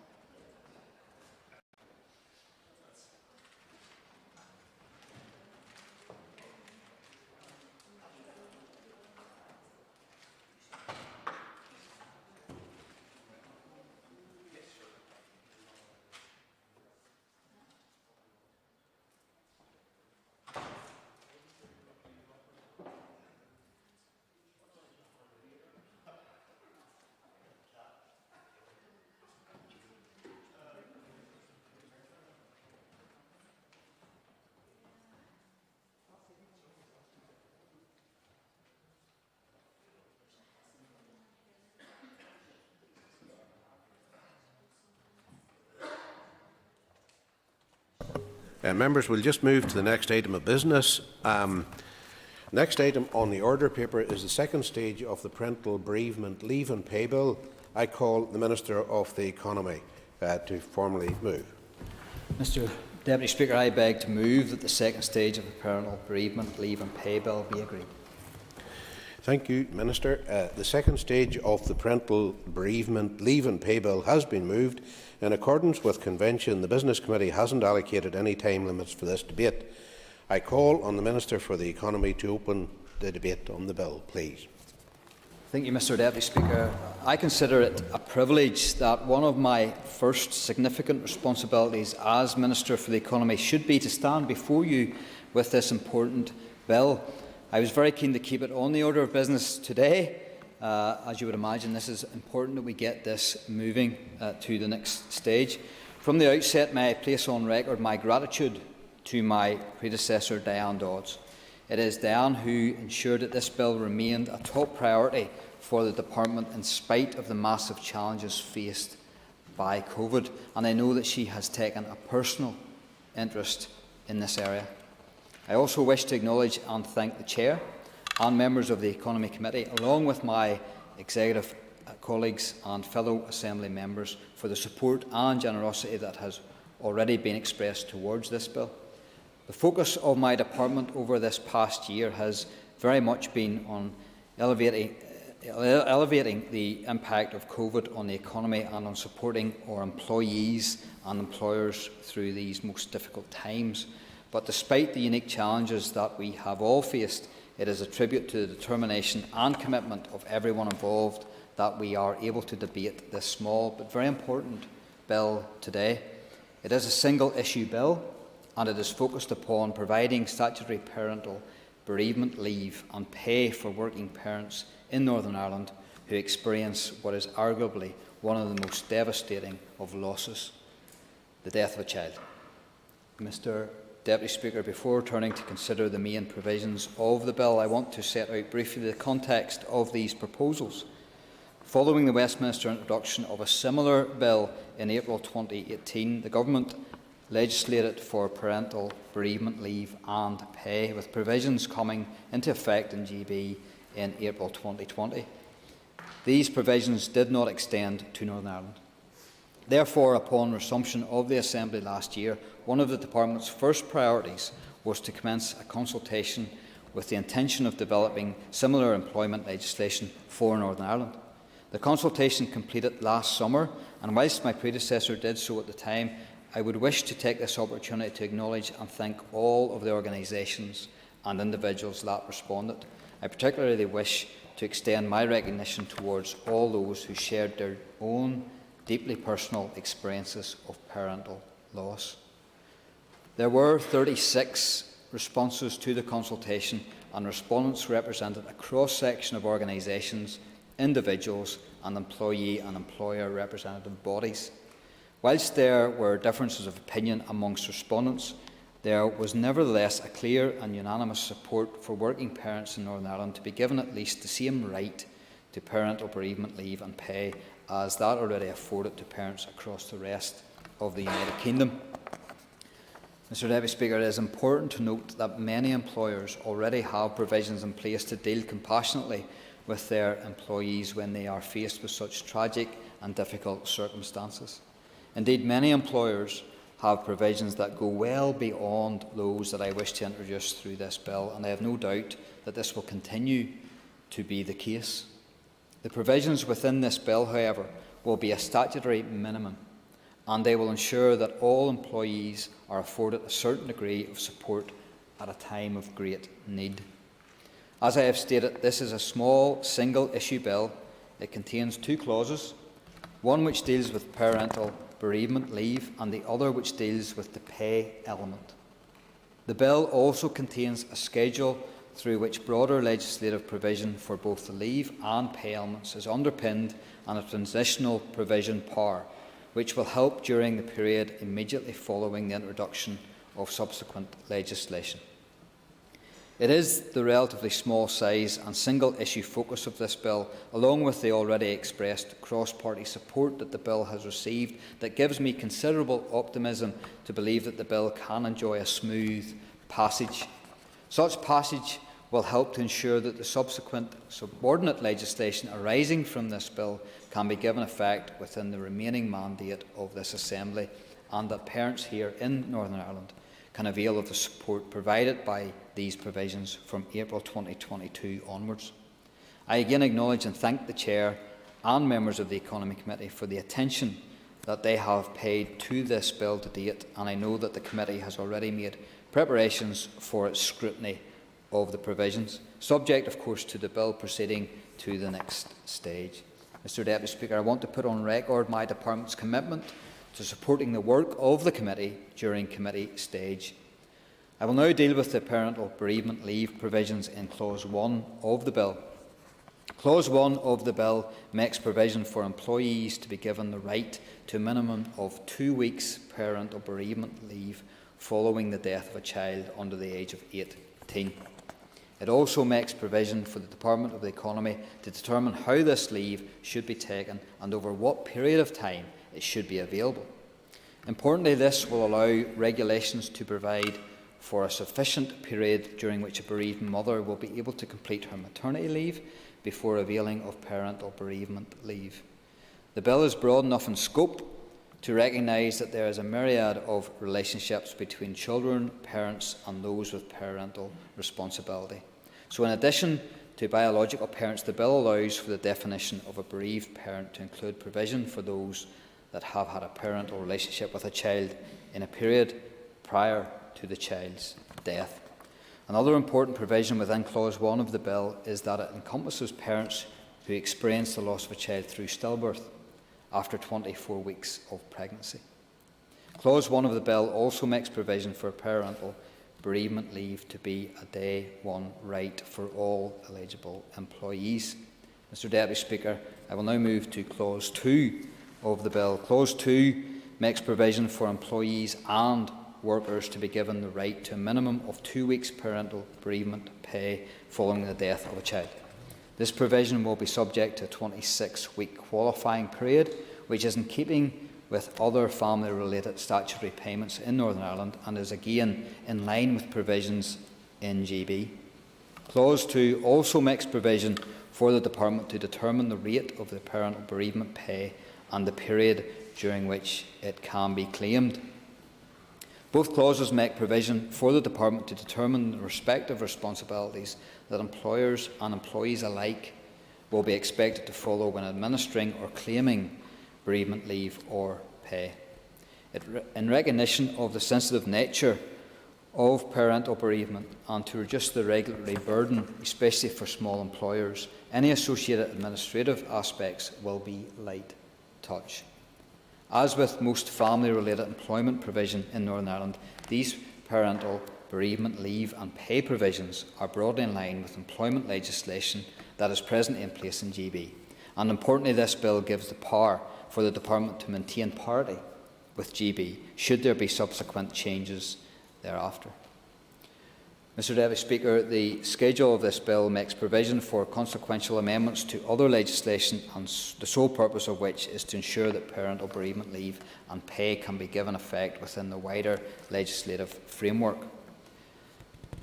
Finally, Mr Deputy Speaker, after much thought and careful deliberation, the decision was taken to include a transitional provision power within this bill.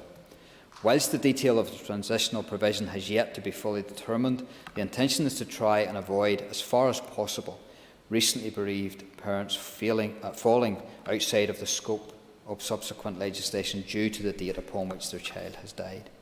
I referred earlier to my optimism that, with the continued support of this House, parental bereavement leave and pay legislation could be introduced by April 2022. With this date in mind, it is envisaged that a transitional provision will encompass those working parents who may tragically experience a child bereavement in the year preceding that anticipated April 2022 introduction date. I should point out that this bill contains a commencement power which will be conferred upon the Department for Communities and therefore touches upon an area for which my ministerial colleague has responsibility. This commencement power allows for the fact that there are provisions within the Welfare Reform Northern Ireland Order 2015 relating to family-related statutory payments which have yet to be commenced. Given this commencement power to the Department for Communities enables that department to commence outstanding conditions for the full range of family-related statutory payments simultaneously, including parental bereavement leave and pay. I wish to thank the Minister for the Communities and her officials for their assistance and for agreeing to accept this commencement power and associated responsibility. Before I can conclude, Mr Deputy Speaker, and as we hopefully take a further step towards bringing parental bereavement leave and pay to Northern Ireland, I also wish to take this opportunity to thank and acknowledge the work of Lucy Hurd. Following the tragic loss of her son Jack, Lucy campaigned tirelessly for recognition and support for working parents who suffered child bereavement. Her story and her selfless devotion to such a worthy cause has helped to lead us to this moment. Each year in Northern Ireland, approximately 250 children under the age of 18 either die or are still born. Comparatively speaking, this number is mercifully low, but each and every one of those deaths is an unspeakable tragedy for a parent. This bill will offer some degree of comfort and support for those parents, and it will ensure that working parents in Northern Ireland are afforded access to the same parental bereavement leave and pay that is presently offered to working parents across the rest of the United Kingdom. I look forward to listening to members' comments in the debate today, and I commend the bill to this Assembly. I now call the Chair of the Economy Committee, Kiva Archibald. And I welcome the opportunity to speak as Chair of the Economy Committee, outlining the Committee's consideration of the bill to date before speaking in my party capacity. And I too want to thank and recognise the efforts of the previous Minister in progressing this legislation. As the Minister has outlined, the bill will mirror British legislation and afford parents here the same entitlements following the loss of a child. The bill will provide statutory entitlements to parental bereavement leave and pay, providing 2 weeks parental bereavement leave following the death of a child for employees and a statutory paid element to the leave for employees and workers with 26 weeks service. The Committee considered the outcome of the Department's consultation on the bill in January 2021 and noted that whilst there may have been different views outlined on some of the details of the bill, there was widespread support for making these rights available to workers who find themselves in the most tragic of circumstances. The Committee received a pre-introductory briefing from Department for the Economy officials at its meeting on the 19th of May, where officials outlined the detailed policy proposals within the bill. I thank the Minister and her officials for their early engagement on the bill and for the briefing on its principles. This committee is aware that child deaths affect approximately 450 employed parents each year in the North. This legislation is long overdue, given that up until now there has been no statutory entitlement to parental bereavement leave and pay for people in what must be the most difficult time in their lives. Employees should be given adequate time to grieve for the loss of a child and should be supported by their employer. Most employers, as the Minister has recognised, it is hoped, would be compassionate and understanding of people in such circumstances. However, we have all heard examples of where inappropriate levels of support are given. There is therefore undoubtedly a need for these protections to be put in place to ensure that the decision to allow leave is not left to the discretion of individual employers. It is also very welcome that the bill recognises that the definition of a parent involves not only the biological parents but primary carers who are effectively parenting and looking after a child as though they were the parent at the sad time of that child's death. The Committee shares the desire of the Minister to see this legislation complete its passage through the Assembly before the end of the current mandate, which will require both primary and secondary legislation. The Committee understands that much of the detail will be specified in regulations and looks forward to the scrutiny of these provisions as they are brought forward. To conclude, the Committee welcomes the second stage of the bill and looks forward to engaging through its own consultation at all levels with those impacted by the legislation, including organisations who work with bereaved parents and with employers to ensure that it is fit for purpose and that workers are adequately supported when they most need it. Last Cancolia, I'll now just make some comments on behalf of Sinn Féin. On behalf of Sinn Féin, I welcome this legislation being moved. It is an important provision of support for workers at a time of grief and in the worst of circumstances, and I would imagine there is unanimous support in that regard for it being brought forward. This legislation would standardise what is required for workers in these circumstances, and as I already mentioned in my committee remarks, I'm sure that many employers are already supportive, but this would place it on a statutory footing. I am conscious of some of the things that were highlighted in the consultation responses that the proposed legislation does not make provision for, There are references by the Minister to it aligning with what is provided for in Britain. However, employment is devolved, and if we have the opportunity to be more progressive and to provide better terms for our workers, then we should do that. And let's be honest, employers who are supportive of their workers, who ensure that rights are upheld and who provide good terms and conditions are likely to have workers who are happier and who are more likely to want to stay in roles and to do their best for a business. That's what a good working relationship is about. So some of the things that I would like to see looked at and that I will be proposing that the committee looks at is provision of this to be a day one right, and the Minister referred to this in his comments, and I would maybe just ask that he clarified that, because it was my understanding that it was after 26 weeks of employment. Because I think there's no reason why it shouldn't be a day one right. I see no justification for this provision having to be in employment for 26 weeks. I don't think anyone could argue that someone who's in a job for a week is less entitled to compassion in the awful circumstances of losing a child than someone who's been in a job for a year. I think there should be parity for employees and workers, and again, these are extraordinary circumstances and rights should be protected regardless of whether you're directly employed or through an agency. And I would also like to highlight the non-inclusion of the provision for leave in the event of miscarriage. This legislation covers stillbirth only, and the provision of leave for those who suffer miscarriage has recently been put in place in New Zealand. Respondents to the consultation on this bill, which took place prior to the introduction of that leave in New Zealand, also called for it to be put in place here. Miscarriage is also a traumatic event. It is a deeply personal loss, and there should be leave in place for those who require it. Despite it impacting on many women and their families, it is something that there is still some taboo about and that it isn't talked about that much.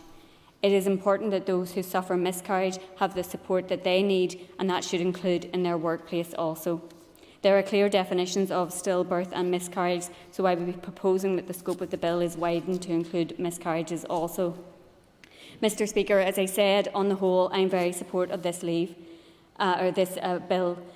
The loss of a child is one of the worst things that most of us can imagine, and our personal experiences shape many of the things we do or that we champion in this chamber, and that was the case, as I know, for the previous minister on this bill, and it's something I personally feel very strongly about.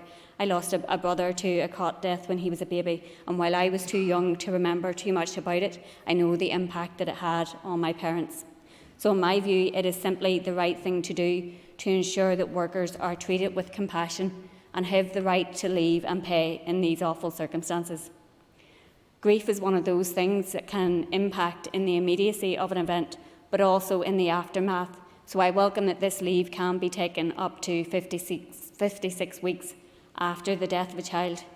So in conclusion, I support the bill, and I look forward to it coming to committee to have the opportunity to get the views of all of those impacted and to engage with the Minister also to deliver the best and most effective legislation that we can, and which will ensure workers and their families are supported and treated with compassion.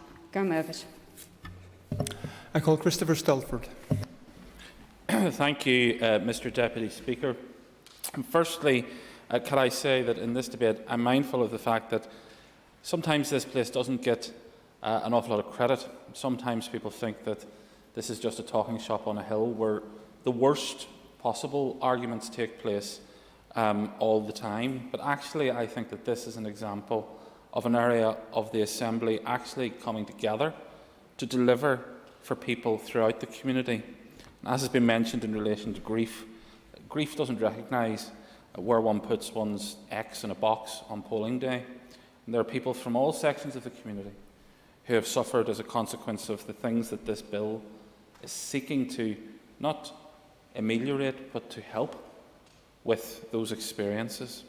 So I want to agree with what the Chair has said in relation to day one rights and in relation to the issue of miscarriage. I think that what we have here is a starting point, a statutory minimum, but I hope that over the course of conversations in committee and in consultation with the Minister and the Department, we will be able to see this legislation expand and encompass those areas that the Chair of the Committee has made reference to. It's already been referenced that 250 families, roughly 450 parents, have been affected by these issues every year, And it would be remiss of me, Mr Deputy Speaker, not to once again take the opportunity to place on record my appreciation of the work that Mr Frew's predecessor, Diane Dodds, the member for Upper Bann, did in this area. I think in time, of all of the things that she was able to achieve in the department, and I know that she had a very difficult time of it in terms of COVID and the economy being placed into lockdown and what have you, of all of the things, I think she'll be able to look back at this as one of the things that she should be proudest of. The bill makes provision in 3 principal areas. Parental bereavement leave. The department will be under a duty to provide, by regulation, a right for employed parents to be absent from work for a prescribed period with at least 2 weeks' leave to be set out as the minimum entitlement following the death of a child. All employed bereaved parents who meet the eligibility conditions, regardless of how long they've worked for their employer, should be entitled to this leave. And I think it's important that we get clarity on that point. In relation to parental bereavement pay, a right for those eligible parents who meet minimum requirements relating to continuity of employment to receive a fixed or earnings-related weekly rate of pay, which rate is to be prescribed by the regulations. In line with other entitlements to paid statutory leave, this bill allows provision to be made for employers to reclaim payments from the government. And then the third principal area that the legislation tackles is employment protections. Parents taking parental bereavement leave will have the same employment protections as those associated with other family-related leave, that is to say maternity, paternity, adoption, parental or shared parental leave. This includes protection from dismissal or detriment as a result of having to take said leave, although frankly it defies belief that any employer, when dealing with an employee facing these circumstances, should threaten them with dismissal. It's just immoral, and I'm glad therefore that we have these provisions coming through in order to ensure that no person should ever be put into such a wicked, frankly, position. A grieving parent should not face the threat of the loss of their job because of their grief, and so this is welcome legislation. I think it's a good starting point. I'm really looking forward to getting it into committee and hammering out the issues that has already been alluded to by the Chair and by the Minister, and therefore on behalf of my own party and the Ministers, I'm happy to support this legislation. Thank you. I call Sinead McLaughlin. Thank you, Mr Deputy Speaker. And the SDLP supports a generous solution to support employees who are parents suffering bereavement. Change is long overdue. Currently, some employers will allow employees to take compassionate leave. However, it is at their discretion, and this discretion is just something that is totally unacceptable for something that is so life-changing and is deeply unjust.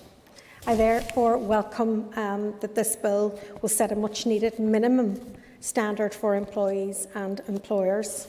I am pleased that parental bereavement will be made on a day one rights, so that a minimum of 2 weeks' leave will be offered to all employees, regardless of their length of service with their current employer. Moreover, the flexibility that this bill offers is to be commended. By allowing leave to be taken at any time in the first 56 weeks after the child's death, parents are afforded the opportunity to organise leave in a way that best suits their needs. Grief is a strange beast, and it affects all of us in very, very many different ways. Yes, it certainly will. I'm very grateful to the member for giving way. Would you also agree with me that what's absolutely crucial and very important is the definition of a parent? Because society has changed, and that which was a parent, 20 years ago is not the same as that which is a parent now, and it's important that the legislation should reflect that. Yeah, I totally agree with the member, and I'm pleased that the legislation does reflect that definition of what constitutes a parent. And as I said, grief affects everybody differently and in different ways and at different times. Some will want to take leave immediately after a death, but others may find certain dates or certain times like birthdays, etc., really, really hard to take, and may actually want to request bereavement at that time. And I think that that's important, that there's flexibility to allow that. I also welcome that there is scope for notice period to be disapplied or modified in specific circumstances. It is vital that consideration is given to those who lose their child in unexpected circumstances, so that parents will not be required to comply with prescriptive notice periods, and compassion in all aspects is key here. While I appreciate that the Department has outlined the complexities involved, I must still express my disappointment that this bill does not aim to make parental bereavement pay a day one right. With precarious working conditions prevalent all around, it is really disappointing that those perhaps on 0-hour contracts and those who have been employed for less than 26 weeks qualifying period can be and will be excluded in this bill. This brings us onto the level of remuneration. NIPSA calls for the payment of parental leave to be at earnings-related rates, and my party supports this. Space to grieve should not be a financial burden. The grieving process is already an incredibly difficult one, and we should not be adding any additional stress at all or forcing workers to assess whether they can afford financially for them to take time off when they most need it. I would urge the Minister to issue guidance to employers to indicate that good practice would be for an employer to pay a staff member suffering such a traumatic event at their full normal rate of pay, even where not all of the payment will be supported by statutory compensation. I note that the Department has said that it believes that it is important for disparities between employees in Northern Ireland and the rest of the UK to be kept to a minimum wherever and whenever possible. I fundamentally disagree with this. This approach limits actually our ambition. Employment law is devolved, and therefore we should take complete advantage of the legislative scope that we have, that this provides us with, and create a very much better working environment and better support for parents right across the north than anywhere else in the UK.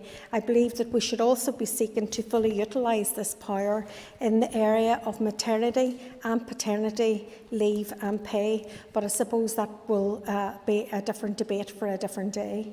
Mr Deputy Speaker, despite its limitations, this bill is still a really welcome step forward in employment law locally.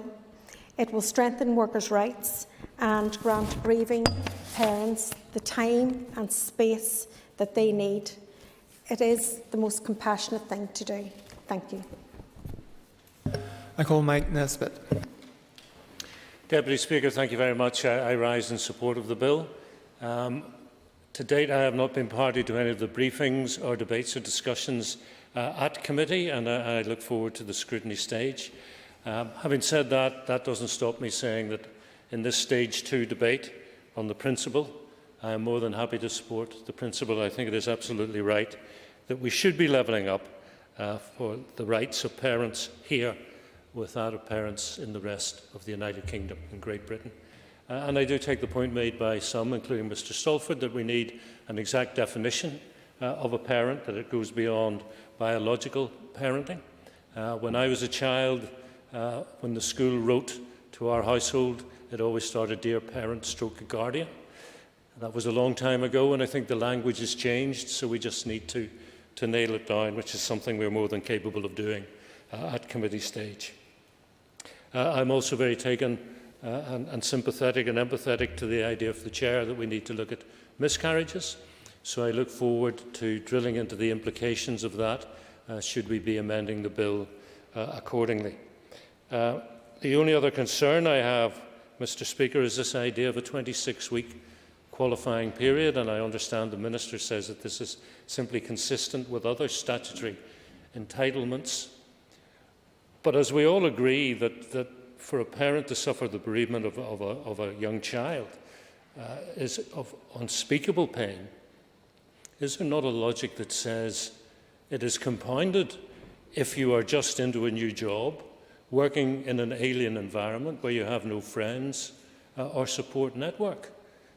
You are perhaps more exposed to the pain of bereavement in those circumstances than any other. So I know there's a question has been posed for the Minister in his response today. I look forward to that. And I think that's one of the important issues that the committee can look at as we enter the scrutiny stage of this bill's progress. But as for today, the Ulster Unionist Party is more than happy to support. I call Stuart Dixon. Thank you very much, Mr Deputy Speaker.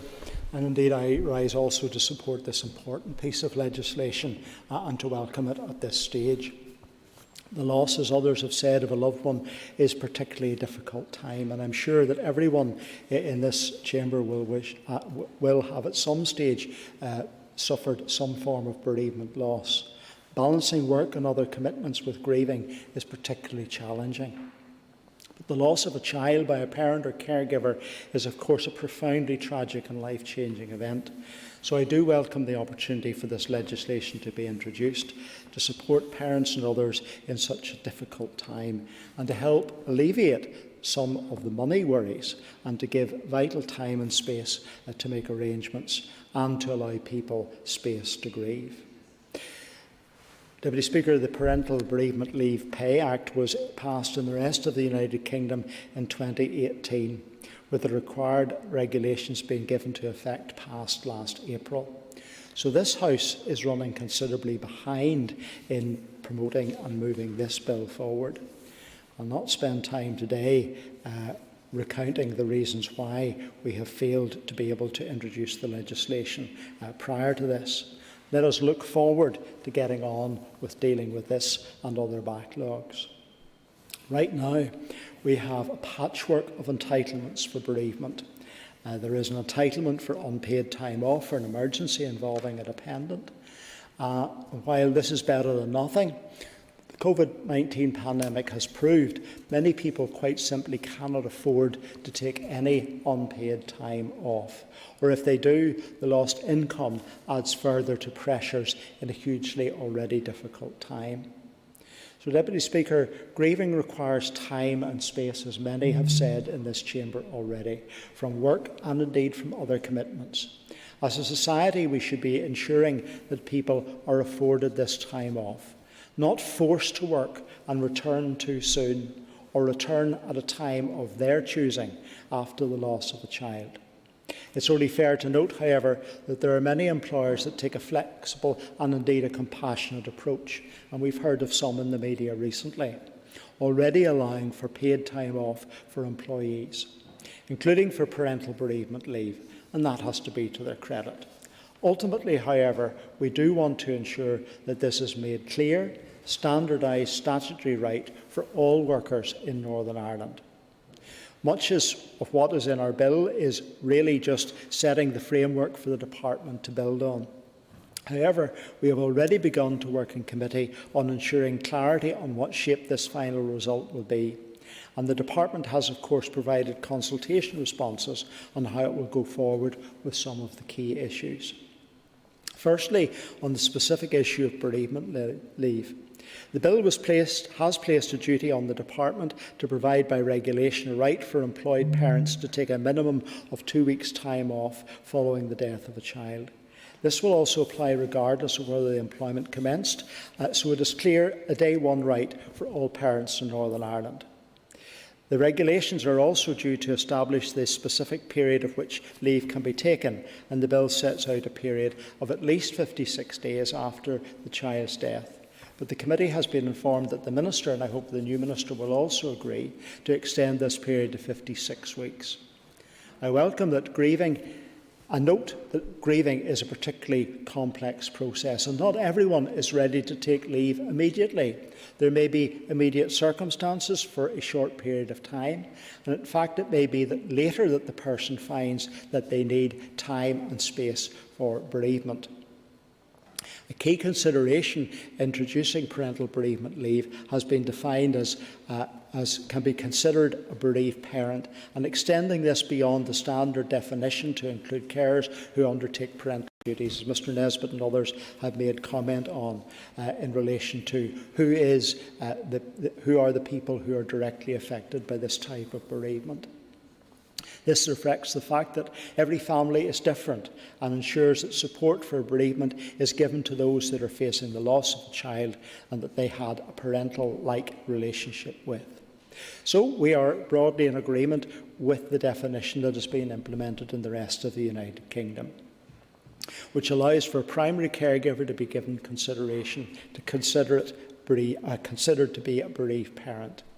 There has been a short amount of time for the operation of the legislation in GB, and that may indeed turn out to be a good place for us to be in, so that we will be able to monitor how this is working in the real world.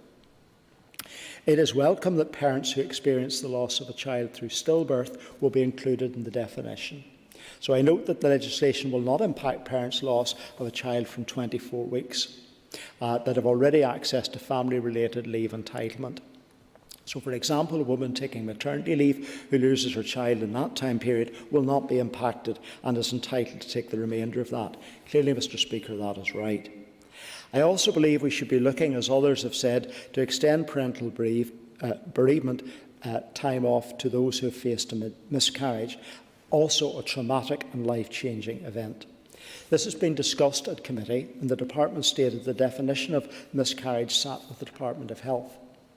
I'm not quite sure what bearing this has or what can be done, and perhaps that's an area which the Minister or indeed the committee in time will be able to seek clarification on. It's disappointing it doesn't seem to have been specifically acknowledged in the consultation's responses, but I know our party, for one, did raise this matter. So I do not see why there needs to be any change in definition, so I would not be seeking to change the definition for miscarriage. Ultimately, what we just want support to be provided to parents facing the loss of a child and also the loss due to a miscarriage. An incredibly traumatic experience for parents, giving them time and space to grieve, and that appears to me to be the right thing to do. Indeed, my Alliance colleague Kelly Armstrong will be seeking to work with me to progress some changes at consideration stage. With regards to the specific period of leave and how it's to be taken, the Alliance Party believes that there should be flexibility, allowing 2 weeks in total, but for those weeks to be taken discontinuously. This provides a balance and flexibility to those who may need time to take time away later. This is an approach which has been adopted in the rest of the United Kingdom, and I do welcome the indication of the Department that it is one which they intend to follow. Regulation will also deal with what notice and evidence must be given by an employee and other procedures. And I understand that this is quite a difficult balance to strike, as employers do need to be able to plan. However, at the same time, at the core of all of this is a person or people who have been bereaved, facing a life-changing and difficult event. So, of course, it will be helpful to give notice if that can be given, but standardising this will be difficult, and we believe that due consideration should be given to that. I welcome the Department's indication that it will legislate for flexibility, so that notice is to be given as soon as practicable for leave to be taken immediately following the death of a child, or hopefully in the future also a miscarriage, and a short 1 week notice for leave to be taken later on. With regards to the evidence requirements, I also welcome the Department's assertion that they will want to make sure that the leave is taken when needed and that they will wish to minimise any impediments. Unlike the entitlement to leave, any entitlement to pay will be linked with the length of employment, requiring at least 26 weeks. I understand that there is a balance to strike and that certain entitlements do generally arise from length of service. The Department states in the explanatory memorandum that it did look at making bereavement pay available from day one. However, HMRC advised that this was technical but could result in a significant one-off cost to the Northern Ireland budget. It could also delay the progress of the bill. But again, I would be grateful both for the Minister to spell out the reasons behind all of this, and also I believe this will be an area for scrutiny of the committee as well. I do believe that we should be looking at some means to cover those who have not reached that threshold. I do recall that the committee, an official did suggest that discretionary funding schemes through DFC could be looked at. So again, it would be welcome for both either the Minister or for the committee to continue to look down that particular route. As we all know, bereavement will be sudden, quite often in these circumstances, and will leave people without any financial support. That would be clearly unfair. This bill is long overdue. In closing, Deputy Speaker, I look forward to the committee stage. I look forward to engaging with stakeholders on how we can potentially improve this legislation as it moves forward. But it is particularly welcome, and indeed, as others have said, I hope it will be marked as a legacy of the Minister's predecessor. Thank you. I call Mervyn Story. Thank you, Mr Deputy Principal Speaker, and can I again welcome my colleague and friend Paul Frew to his ministerial role, and also pay tribute again to our colleague Diane Dodds. And I think it is a point well made in terms of this piece of legislation that the previous minister can take some degree of comfort from the fact that she saw this legislation introduced. Can I also pay tribute to the Speaker who went before me? It's not often that I am in agreement with a lot that the member says, because him and I can have many differences and many issues, but I think he did set out very clearly some of the issues in relation to this particular bill. And members, I come to this House and I do wish that many's a time what's reflected in this bill in terms of care, and it's been mentioned earlier on by a couple of speakers, the word compassion. A compassion being shown. But sadly, there is legislation that this House has enacted or has been enacted on our behalf that shows very little care and compassion.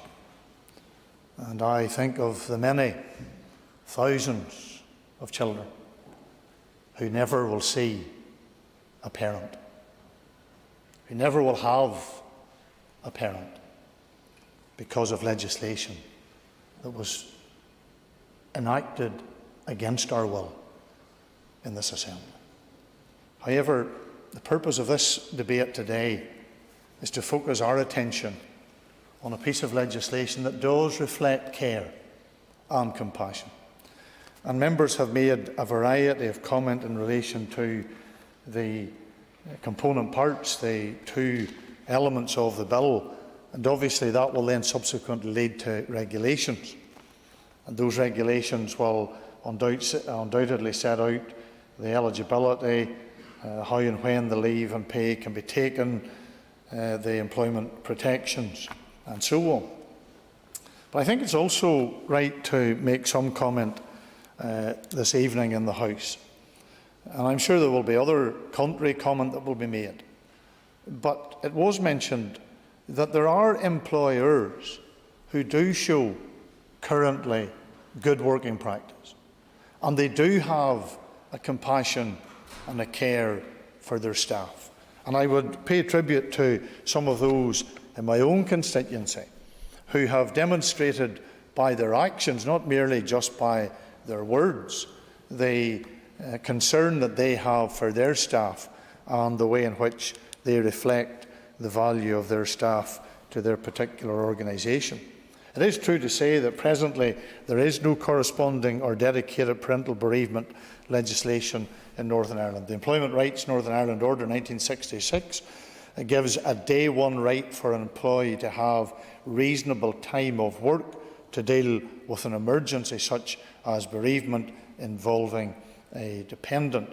An employer does not have to pay an employee for this time away from work, but as we've said, many employers offer paid, special or compassionate leave.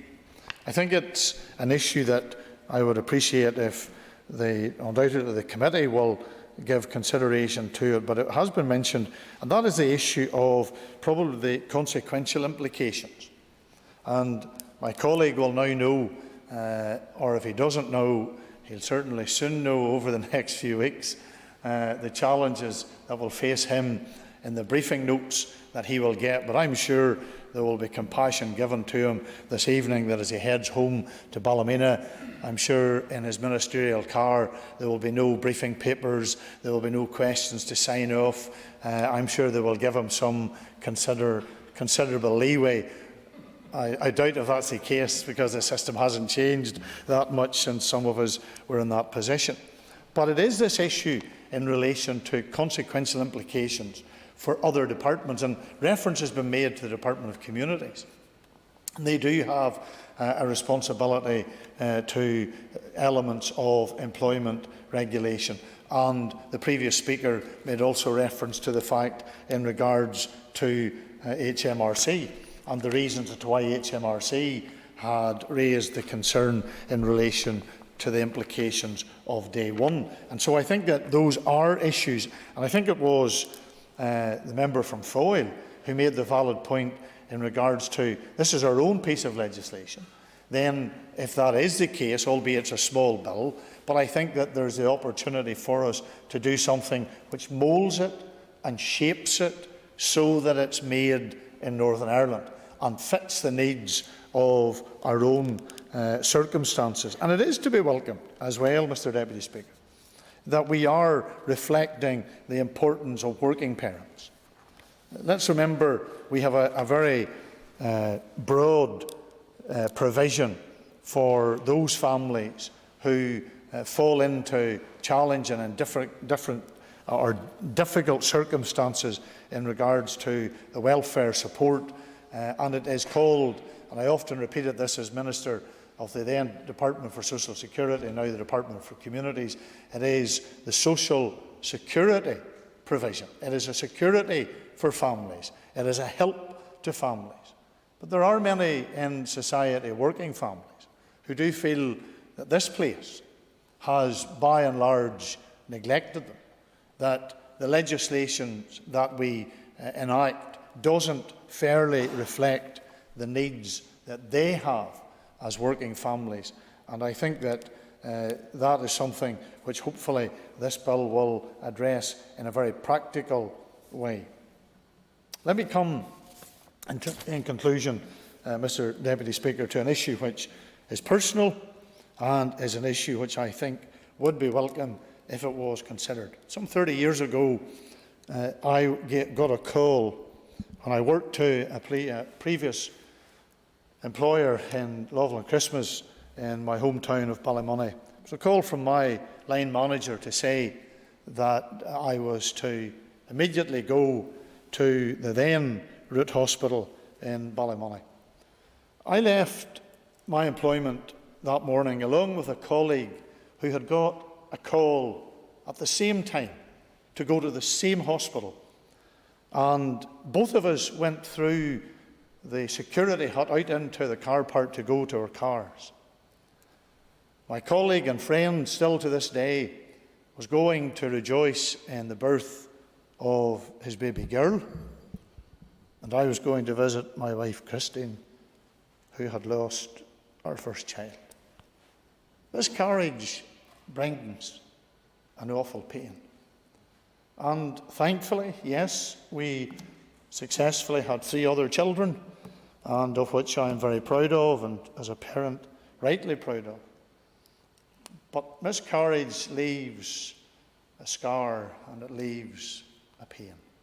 And I would ask the Minister to very much consider the requirements in relation to families who suffer miscarriage. It is, and the numbers are staggering in terms of the number of miscarriages in Northern Ireland.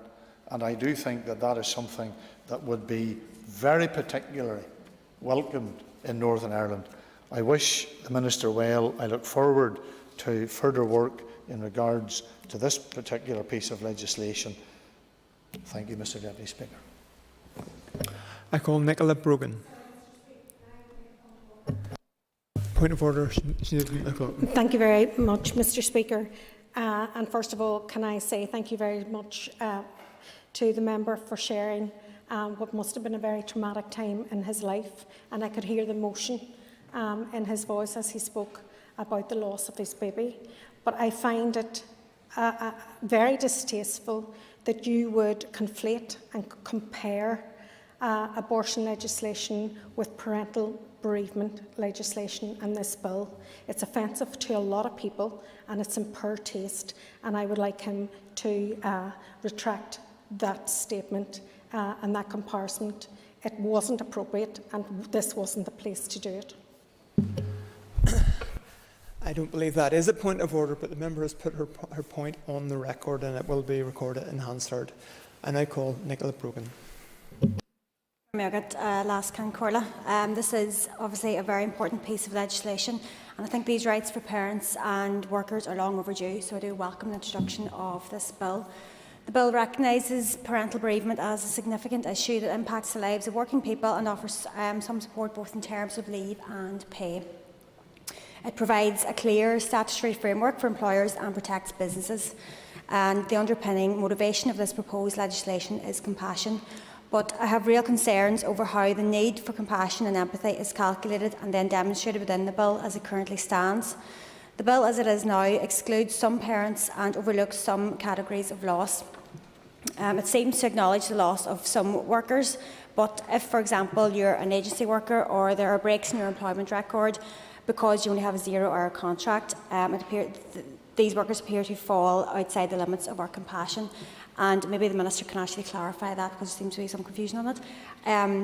But basically, a worker who has only been working the job for less than 6 months still deserves our understanding and financial support.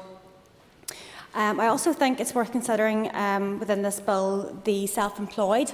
At a time of bereavement, those who are self-employed may be unable to continue in their work, and entitlement to statutory pay could assist them in taking the time that they need to grieve as well. I also have further concerns, as has been mentioned by most members here, that the bill is limited to support bereavement as a result of stillbirth, and as Mr Story very eloquently described, the devastation that comes to parents who suffer miscarriage. They don't seem to meet the criteria here within this legislation, but it definitely should extend to those parents, because it is such a devastating thing to happen to parents. So an entitlement to 2 weeks' leave and a minimum payment of £150 a week is not a great deal. So I feel like we could extend that there. Also, another point I want to raise was the restricting the taking of leave to 2 weekly blocks also seems unnecessary. We'd never legislate in a way that might result in a parent being unable to attend the funeral of the child. But the failure to facilitate sufficient flexibility in relation to when leave can be taken could lead to parents being unable to attend post-mortem at short notice, especially because I don't think there's anywhere in the north that actually performs this year. Most parents need to go to Liverpool for that there. So again, I think this aspect requires further consideration. And finally, I think the definition of a child in this instance should also be given further consideration. As I understand it, this legislation only applies for parents who lose a child who is under the age of 18. There's no doubt that a parent who loses a child, no matter what their age, if they're technically an adult, will suffer tremendous grief. So, and they deserve the same compassion and support. So again, I think it's something worth considering if this legislation does get to committee stage, which I hope it does. As it currently stands, this bill is a cut and paste job, has been described already, just taken from other jurisdictions. It doesn't consider best practice or take into account the lives as lived by people here and the experience of precarious work. We need a bespoke piece of legislation that supports our people here and in the best ways possible. So I do support the bill, and I support it proceeding to the committee stage, where I hope these issues will be given more consideration. I call Gemma Dolan. And I want to welcome my former committee colleague Paul Frew to his post today, and I wish him all the best. I, along with my party colleagues, welcome the introduction of the Parental Bereavement Leave Bill, and I welcome the opportunity to speak here today. This bill will provide paid leave to those workers who experience the loss of a child, which is the most difficult time in their lives. Facilitating paid leave for those workers can give them the time and space to grieve while not being subjected to loss of income, which is essential. No worker should feel compelled to return to work following the loss of a child, and workers should not face financial penalty for taking the necessary time off in what is an incredibly difficult situation. While the bill itself is welcome, Sinn Féin believes that it can go further in delivering on its objective, which is to provide a fair and compassionate form of leave for workers. In the course of our submission to the parental leave consultation, we propose that this leave must apply to all workers and not just employees. The reality is that the grief inflicted by the death of a child is not exclusive to employees, and that agency workers and those on precarious contracts are equally impacted and therefore should receive equal support. Across employment law, agency workers often have to work a 12-week qualification period before they can avail of the most basic entitlements relating to pay, pensions and annual leave. Those who are not defined as employees are left with less rights and entitlements regardless of whether they fulfil the same roles and responsibilities. This Assembly, through the Parental Bereavement Leave Bill, has the ability to tackle these inequalities. The Parental Bereavement Leave Bill has set out today only applies to employees who have been employed continuously for a period of 26 weeks, so I would welcome clarity from the Minister on this issue. We all know that the current labour market is precarious. Zero-hour contract workers, agency workers, part-time workers, furlough workers and so many others face breaks in employment and uncertainty over regular hours and pay. Working on a standard employment contract for many has become seen as a luxury rather than as an expectation. I would fear that this bill will still exclude many of those workers that I have mentioned above if the Department and Minister clings to these arbitrary qualification periods and maintains that workers must be working for 26 weeks continuously. The Assembly has power over employment law. We have the power to draft and shape legislation that serves the needs of workers and families. On this basis, the legislation being brought forward should not simply be an attempt to mirror legislation in Britain, which too often is the case. I suggest that we look beyond that, use the powers at our disposal and shape this legislation in a way that gives parental bereavement leave to all workers as a day one right. If the focus is on compassion and support for workers in the most difficult circumstances, then there can be no room for exclusions on the basis of employment status or qualification period. All workers need to be given the help and support that they deserve. I hope these points will be considered and implemented as this bill moves through each stage of the legislative process. For now, I want to welcome the introduction of this important piece of legislation and support it passing to committee stage, where evidence can be gathered and improvements can be made. Gura mai agad. I call John O'Dowd. Gura mai agad, last can cordia, and much of what I was hoping to speak on has been covered, and I'm glad to see there is general agreement in the Chamber this evening in relation to this bill. I want to acknowledge the role of the previous Minister in relation to this bill. It was something that she drove forward, and for understandable reasons, I think. But I also, and I think everybody will note, there's quite a sombre mood in the Chamber this afternoon, this evening, because I think everybody can, and we've heard some examples of loss of children and loss of siblings, and everybody can reflect on their own experiences and their loved ones' experiences in these circumstances. And if this Assembly can help bereaved parents in this way, then I think we should do everything within our power to help bereaved parents. And the bill in itself, as has been said, is an example of legislation that has been passed through other legislators, and it's okay. The broader principles of it are okay, but we can improve on it. We can learn from the experiences from other jurisdictions.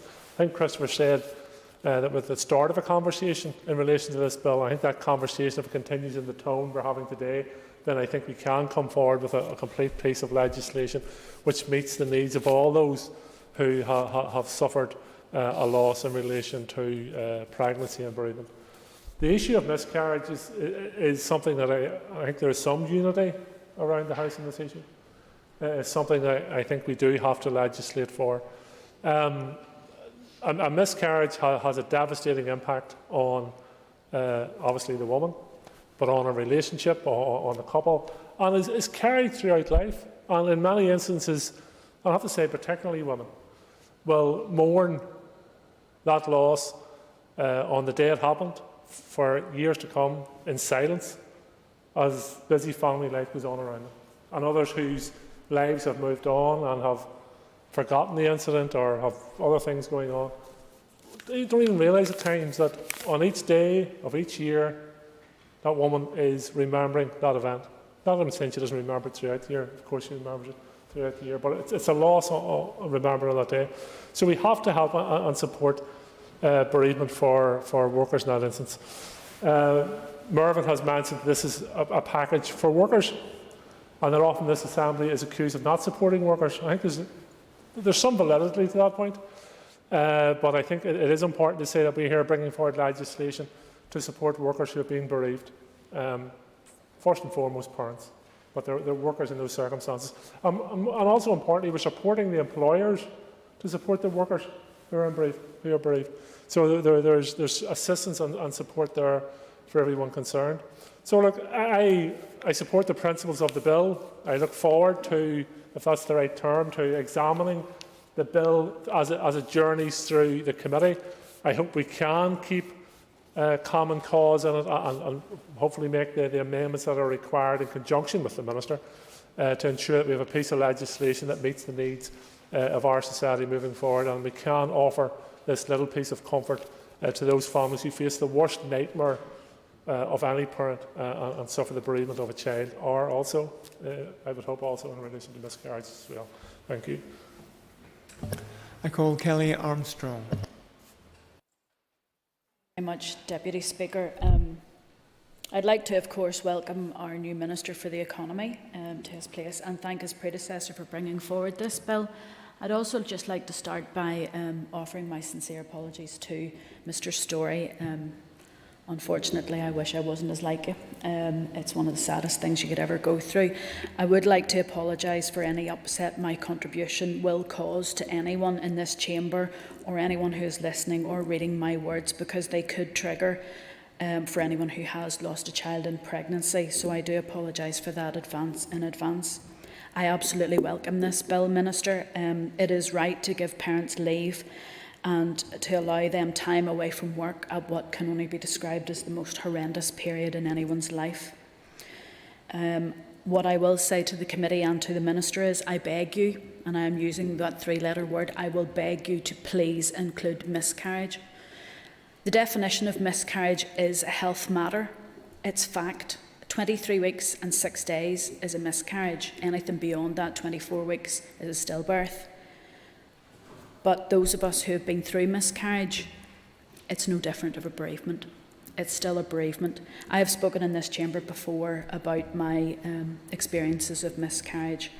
So it won't come as any surprise when I say of my 14 children, 13 of them were lost through miscarriage. It broke my heart. It breaks my heart.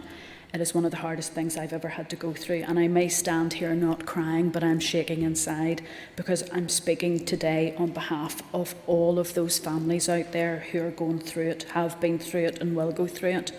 And that's why I ask, in this legislation, there are some unintended consequences. And when I read through the bill, while I welcome what it includes, it triggered me to no end, because in 112EE and 167ZZ18, those parts of the bill, it was very hard to read that the conditions is that a person is a bereaved parent. You have to meet that condition, absolutely. But you had to prescribe conditions as to the relationship someone would have with a child who had died, or the care that you took of a child before they died. And I have to say, when you talk about a family member who's going through miscarriage, that child, from the time that they find out that they're pregnant, they're going to have a baby, they think about the names, whether it's a girl or a boy, what school they're going to go to. All of those things are there. You care for that child from day one. If it's a wanted pregnancy, it's a part of your family from immediately. But when you lose that child, that hidden grief, that taboo that has been talked about, removes you from bereavement. So this bill is called the Parental Bereavement Leave and Pay Bill. To be honest, whenever I lost my first, I had, as Mr Stalford had described, a fear of a loss of job. I was actually taken to tribunal because I was making other employees uncomfortable because I had lost a baby. There were other people who were pregnant in the workplace at that stage. This type of legislation, if it includes miscarriage, can protect people like me, fathers, mothers, from that type of activity. I do believe that there are a lot of employers out there who want clarification in what they can do for their employees who have had a miscarriage, especially when you consider that many of those employees will not even have had the opportunity to tell their employer that they were pregnant. So instead, what does that employee do? In my case, I went off sick for 3 months, taking Valium, many do, and it was only after I came off that, because I just could not understand why this had happened. It was only when I came off the medication that the grief hit. So I welcome when people talked about the 56 days potentially being extended. I will indeed. The member from Strangford speaking very movingly and personally. At the start of this debate, I couldn't have conceded of the idea of an employer behaving in the way that you have just described. What you have described underpins and underscores the absolute necessity for legislation like this, because no one, but no one, in a half-civilised society should be treated the way in which you were. I thank you, and I have to say I'm not the only one. I was a bereavement counsellor for a number of years. When you've been through this, you can speak candidly with people who've been through bereavement. It's not my only story. There are plenty of people, men and women out there, who've gone through this. But I was just going to say that there are lots of parents out there who don't get to meet their children, but they are still parents. Not recognising miscarriage further harms the bereaved parents, and the language in this bill, by excluding miscarriage, I do have to say that this will cause further harm. So I just asked the committee, and I know that in your consideration stage you're going to be faced with the hard question. How do you prove it? Anybody who loses a baby up to 23 weeks and 6 days doesn't get a death certificate. You only get that from stillbirth. So how do you prove it? And that is part of the discussions I will ask the committee to take up with health and to take up with others, how that can happen. Because just because of a piece of red tape and a piece of paper, then we would be denying lots of people in Northern Ireland. Now, I have tried over the years to find out how many people there are like me who have been through this, who are employees, who are in Northern Ireland, who need help. For one, for help through health to support those people. And tip of the iceberg figures of people who go to hospital when they're having their loss is about 3,500 people per year. We don't know how many others have their losses at home. So it's really hard, even if we turn around and say, well, actually, if you have an admission in the hospital, we'll count that, and that'll be your proof. It is really hard to prove, but this is where we come back to the compassion. Do we really need to have a cold, hard piece of paper that tells someone?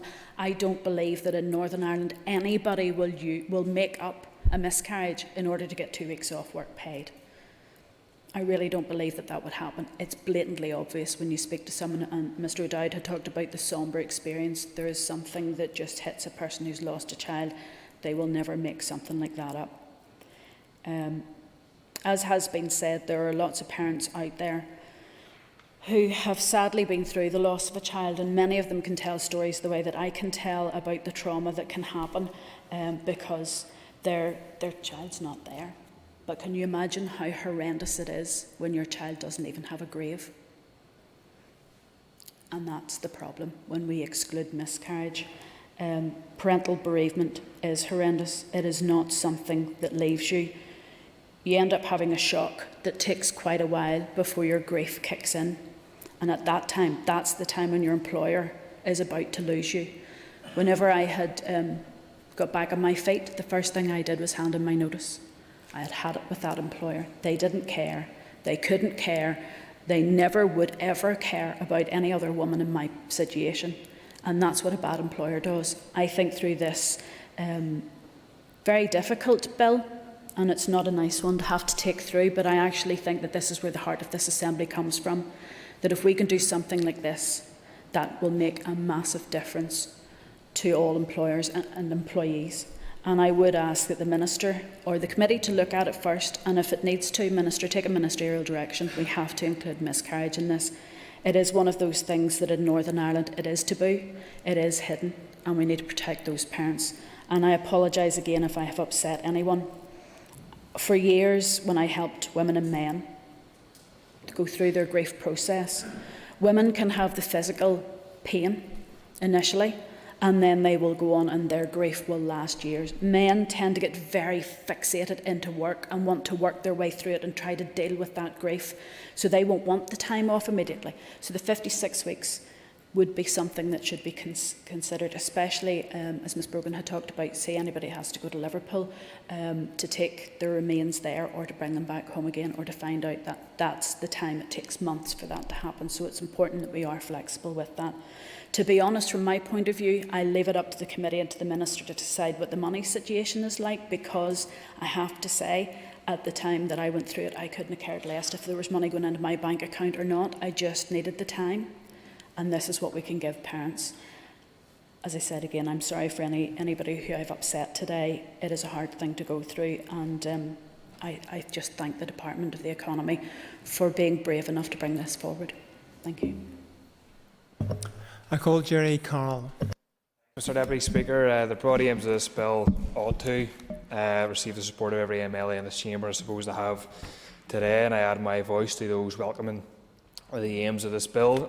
It is a long time coming, and dare I say it, quite a shocking indictment of our society in this place and the employment practices, that here we are in 2021 and only now debating concrete legislation. Legislative support to provide bereavement pay to parents who have had to face the greatest of all fears, losing a child. And my heart goes out to every single parent in the world who has had to cope with losing a child, people here, and especially Miss Armstrong for sharing her experience. This is obviously a very difficult subject, and one that must be approached with the utmost sensitivity and respect.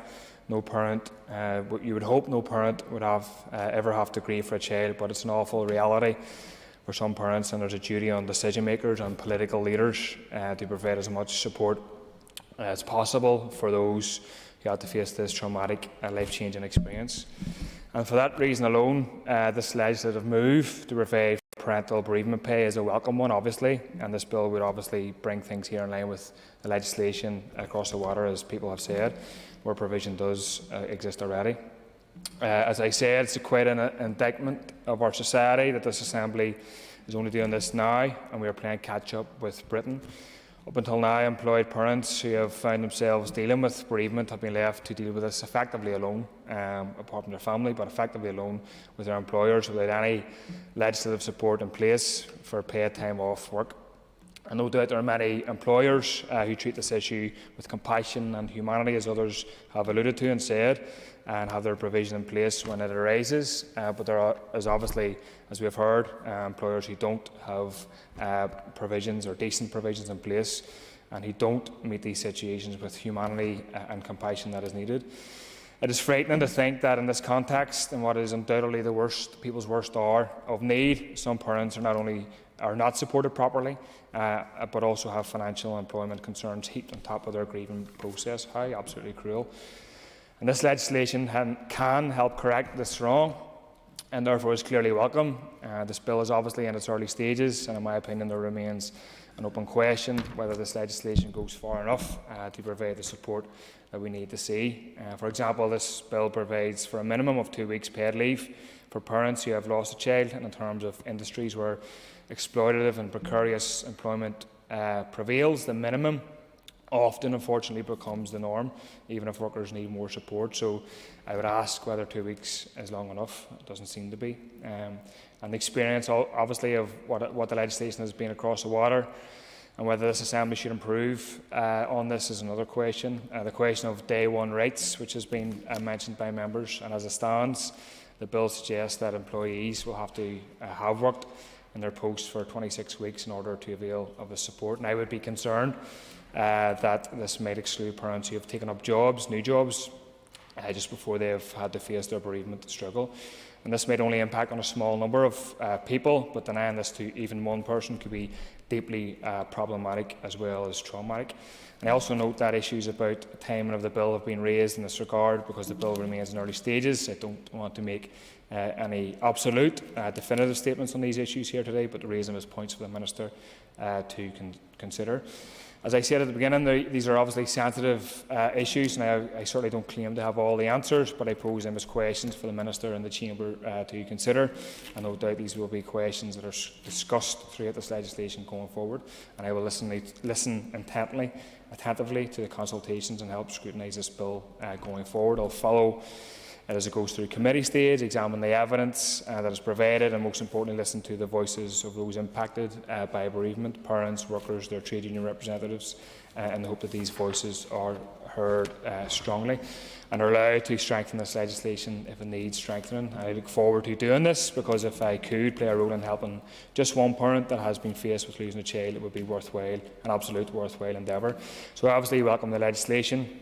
But it's important, but I'm concerned, Mr Deputy Speaker, that this is the only piece of legislation likely pertaining to workers' rights coming forward in this mandate, which is what the previous Minister for the Economy stated, and I assume the current Minister will follow suit as well. It's hugely disappointing, and I kind of agree with Mr O'Dowd's statement. This place hasn't always stood up for workers' rights, so I'm concerned there's no more legislation coming forward to protect workers' rights, either in NDNA or other places, and I would urge the Minister to proceed with those as well as this bill. Thank you. I now call on the Minister for the Economy, Paul Frew, to conclude and wind up the debate on this motion. Thank you, Mr Deputy Speaker. Can I first wish to thank all the members who have contributed to today's debate for the sentiments that they have expressed about the bill, and also in the manner of which we have debated this. It's a very harrowing situation for any parent.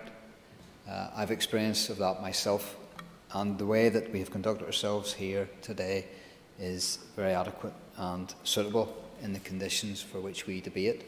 So I thank all members for the way that they have conducted themselves and debated this issue. It is emotional. We will all have passionate views on this, so I thank you all for your contributions. Mr Deputy Speaker, this bill will support working parents who experience the loss of a child following a death or stillbirth. It is this support for working parents during a time of great personal loss which lies at the heart of this bill. I acknowledge that there are many other employment law issues that members wish to have considered at this time. However, the single issue focus of this bill has very deliberately been to ensure that the right to parental bereavement leave and pay that is presently afforded in the rest of the UK can also be afforded here in Northern Ireland at the earliest opportunity and within the minimum of delay. Nevertheless, I do wish to thank the members of the committee in anticipation of their detailed scrutiny and consideration of the bill, trusting that the outcome of today's debate is that we will see it go through to committee stage. Yes, I will. I'm grateful to the Minister for giving way, and I hope, having sat through the debate, the Minister now recognises that there is broad agreement in terms of the general direction of travel that we're going in on this, in the context of the issues that have been raised by other members. Can I urge the Minister, because I can assure him he will have massive popular support out there in the country, to be as bold as he wants to be in advancing these issues?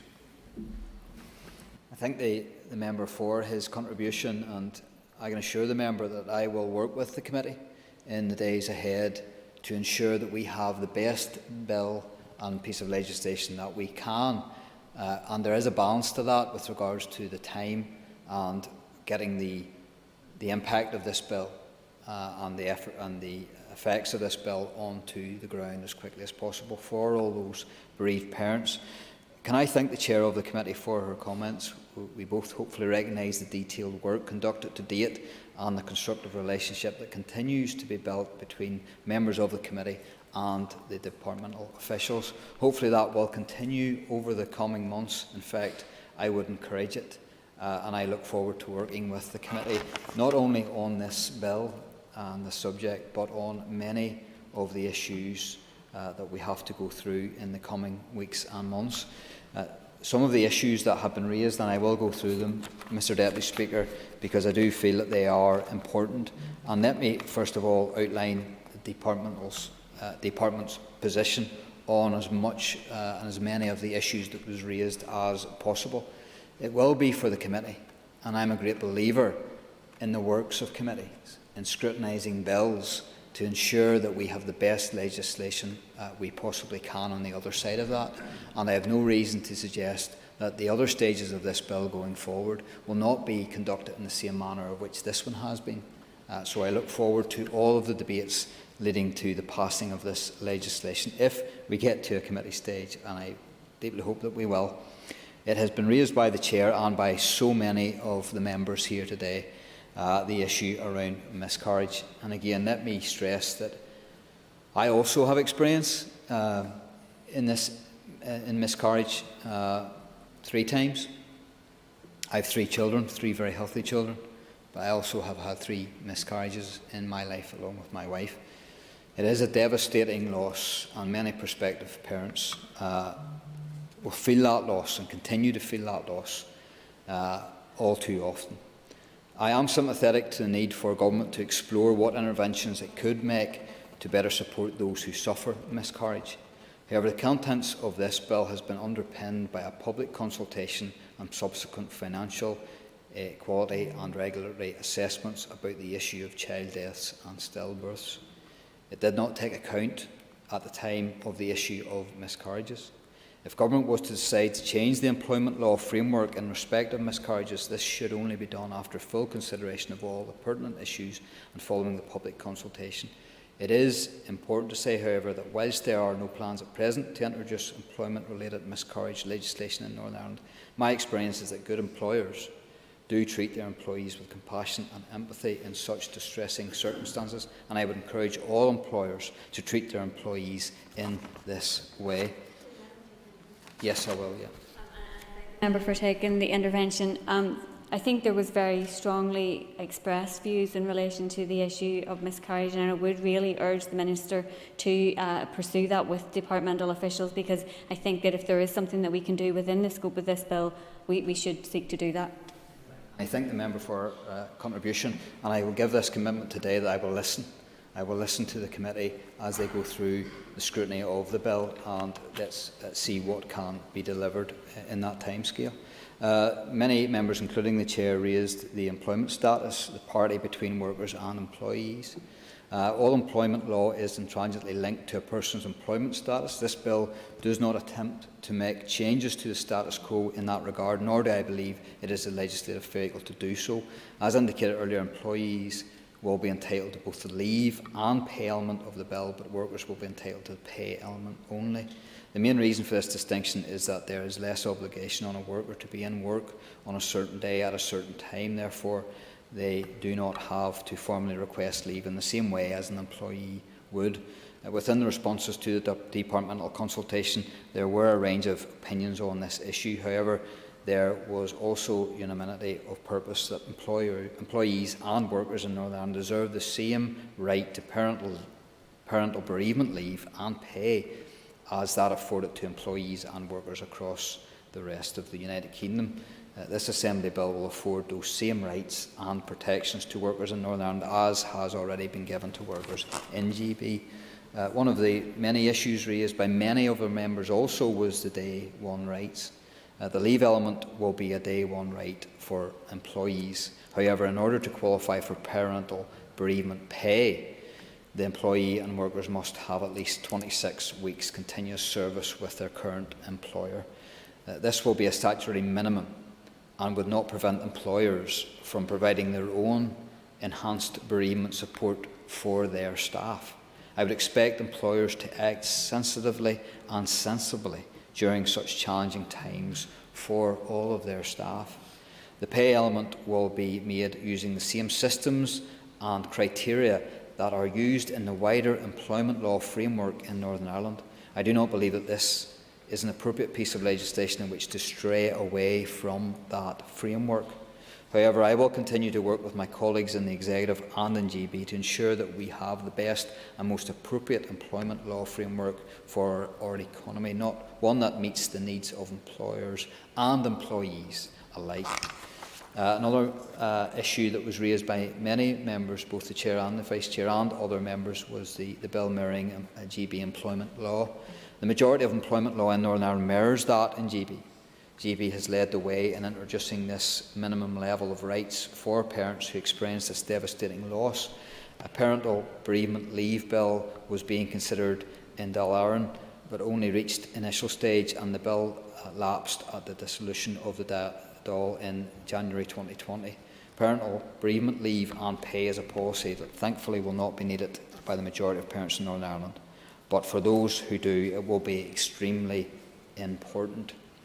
I think it is right that we work to ensure that employees and workers in Northern Ireland have access to the same entitlements to leave and pay as their counterparts in GB. The issue was raised also by Christopher Stalford, the Vice Chair, Mike Nesbitt and Stuart Dixon around the definition of a bereaved parent. The bill is focused on providing parental bereavement leave and pay for working parents of children under the age of 18. However, our proposed definition of a bereaved parent will be broad enough in scope to address a myriad of relationships between children, parents and those with parental responsibilities. This could therefore include circumstances whereby a working grandparent or other working relative who may have had parental responsibility for a deceased child may qualify for parental bereavement leave and pay. Sinead McLaughlin, as Vice Chair, raised the issue of the cost of this bill.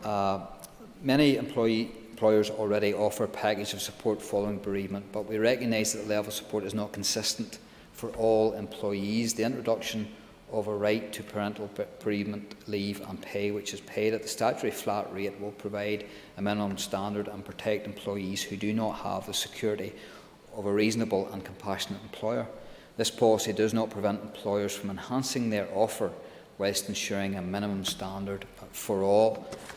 Other issues that were raised was the flexibility around the taking of the leave and pay. Bereaved parents will be able to take the leave and pay in week-long blocks. They will not be able to take the leave in single days. But there are other means of taking leave, sick leave, and that should also be part of the discussions. This reflects existing provisions for family-related statutory leave and pay and removes the complications for employers of introducing a brand new recording system whilst ensuring bereaved parents have some flexibility of when to take this leave. The bill references the length of time following the child's death when the leave must be taken. The bill provides a minimum period of time, only say at least 56 days, leaving the outer time limit for when leave can be taken for the Department to decide. It is the Department's intention to include the 56-week period following the death of a child during which parental bereavement leave and pay can be taken. This 56-week period is important because it will serve a number of purposes. It will allow mothers to complete their maternity leave before availing of parental bereavement leave and pay, and it will also encompass the anniversary of a child's death, which members will appreciate can be an especially difficult time for bereaved parents. Other issues that were raised was the notice period and evidence. I know that Sinead McLaughlin, Stuart Dixon and others raised this. Notice will be required to be given before the time an employee would normally start work on the first day of the leave, if the leave is taken in the period immediately following the bereavement. If leave is taken at a later period following the bereavement, then 1 week's notice will be required in order to enable the employer to make necessary arrangements to cover and accommodate the leave. Evidence will not be required when leave is requested. However, evidence of entitlement to statutory bereavement pay will be required to be given in writing by way of a self-declaration. Gemma Dolan raised the issue of employment status. I have no imminent plans regarding employment status legislation, but I am aware it is a complex area which interacts closely with tax law. It determines the rights of an individual gets and the taxes that they and the business they work for must pay. I understand that the current framework can sometimes fail to provide the clarity and certainty that individuals and businesses need. While employment law is devolved to Northern Ireland, taxation is a reserved matter. Any future plans for change in the employment status framework would therefore need to take appropriate account of the United Kingdom's tax system. This is likely to require cross-departmental involvement, particularly with the Executive Office and the Department of Finance.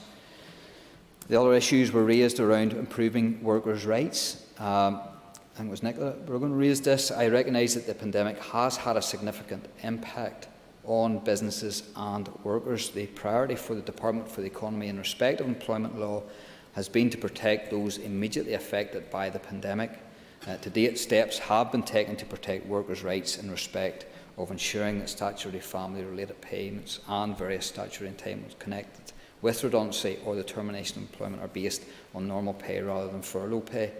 The introduction of this parental bereavement leave and pay bill in Northern Ireland will be an important new employment right for those parents in work who suffer the loss of a child. This will be the only piece of primary legislation, employment legislation, that we will have time to introduce during this mandate. Looking to the longer term, however, I want to ensure that our employment legislation takes account of the needs of workers whilst balancing the needs of businesses at this difficult time and beyond.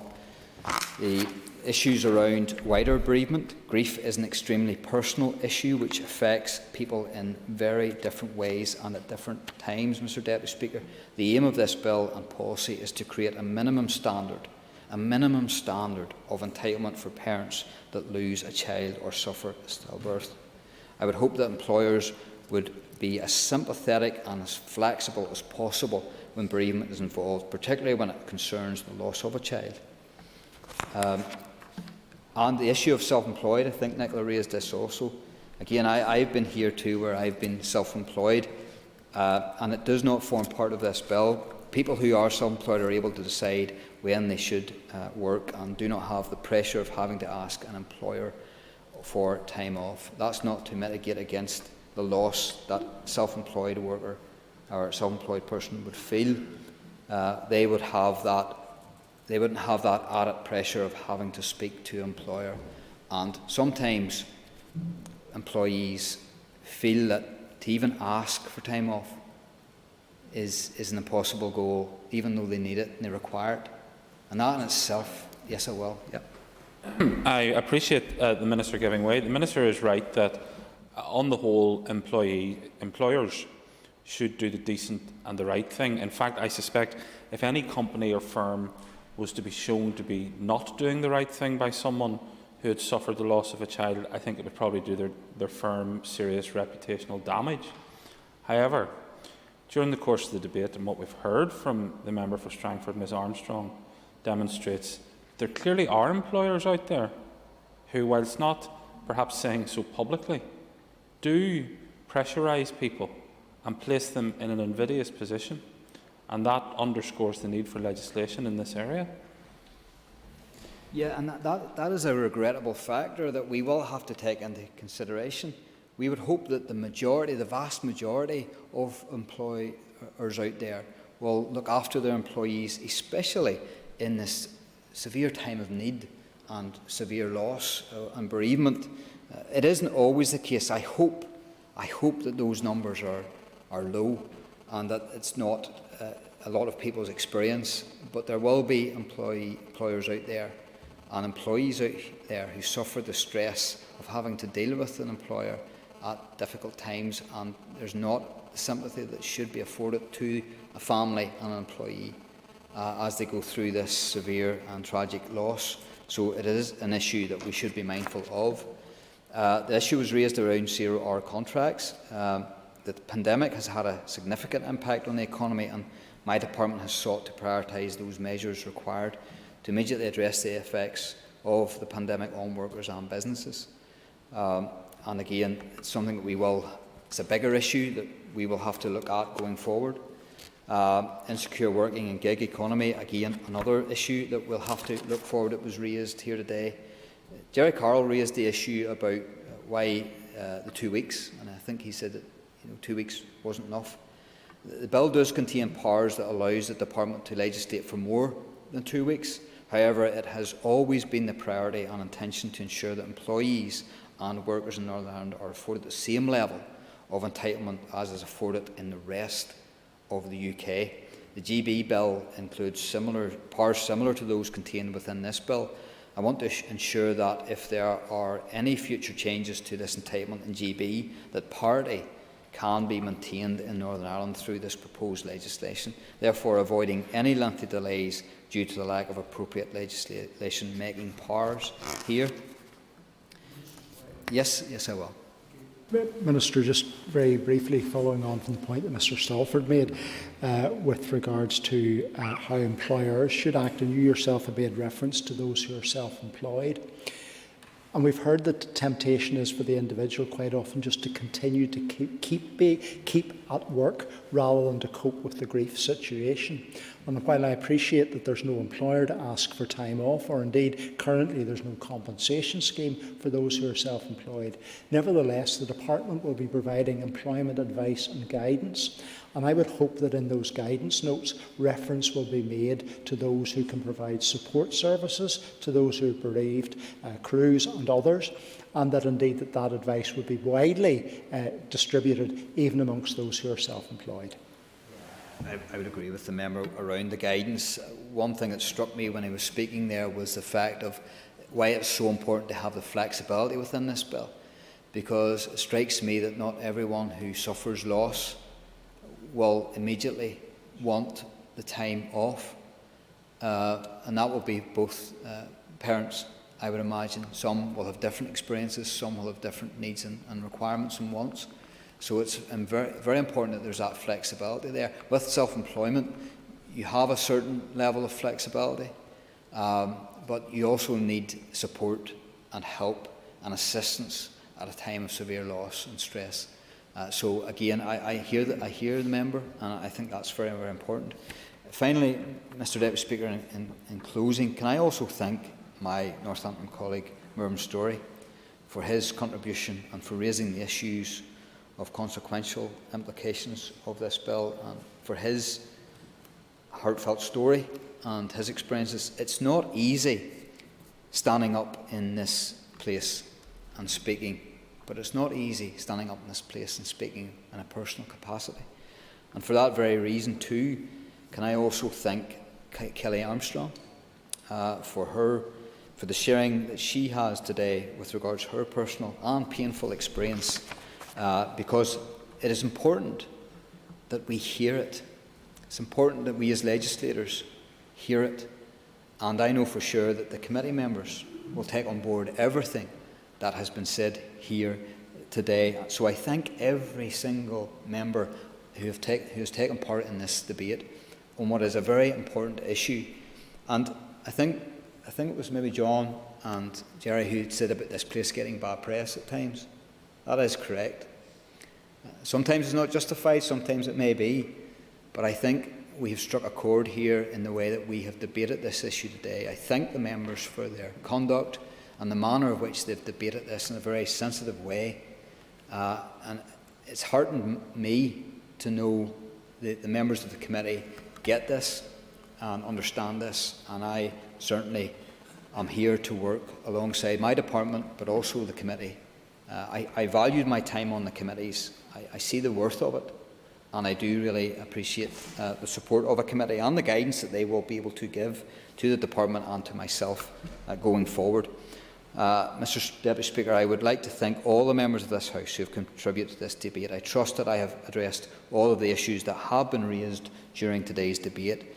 Should I have missed anything, I will of course ask my officials to follow this up in writing. I now commend this bill to the House.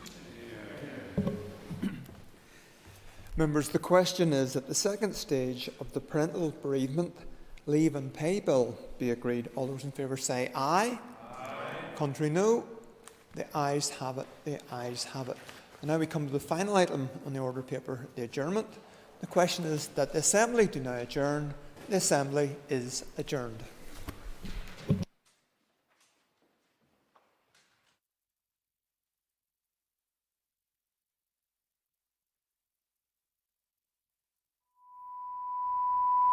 This is the Northern Ireland Assembly Plenary Programme Sound. This is the Northern Ireland Assembly Plenary Programme Sound. This is the Northern Ireland Assembly Plenary Programme Sound. This is the Northern Ireland Assembly Plenary Programme Sound.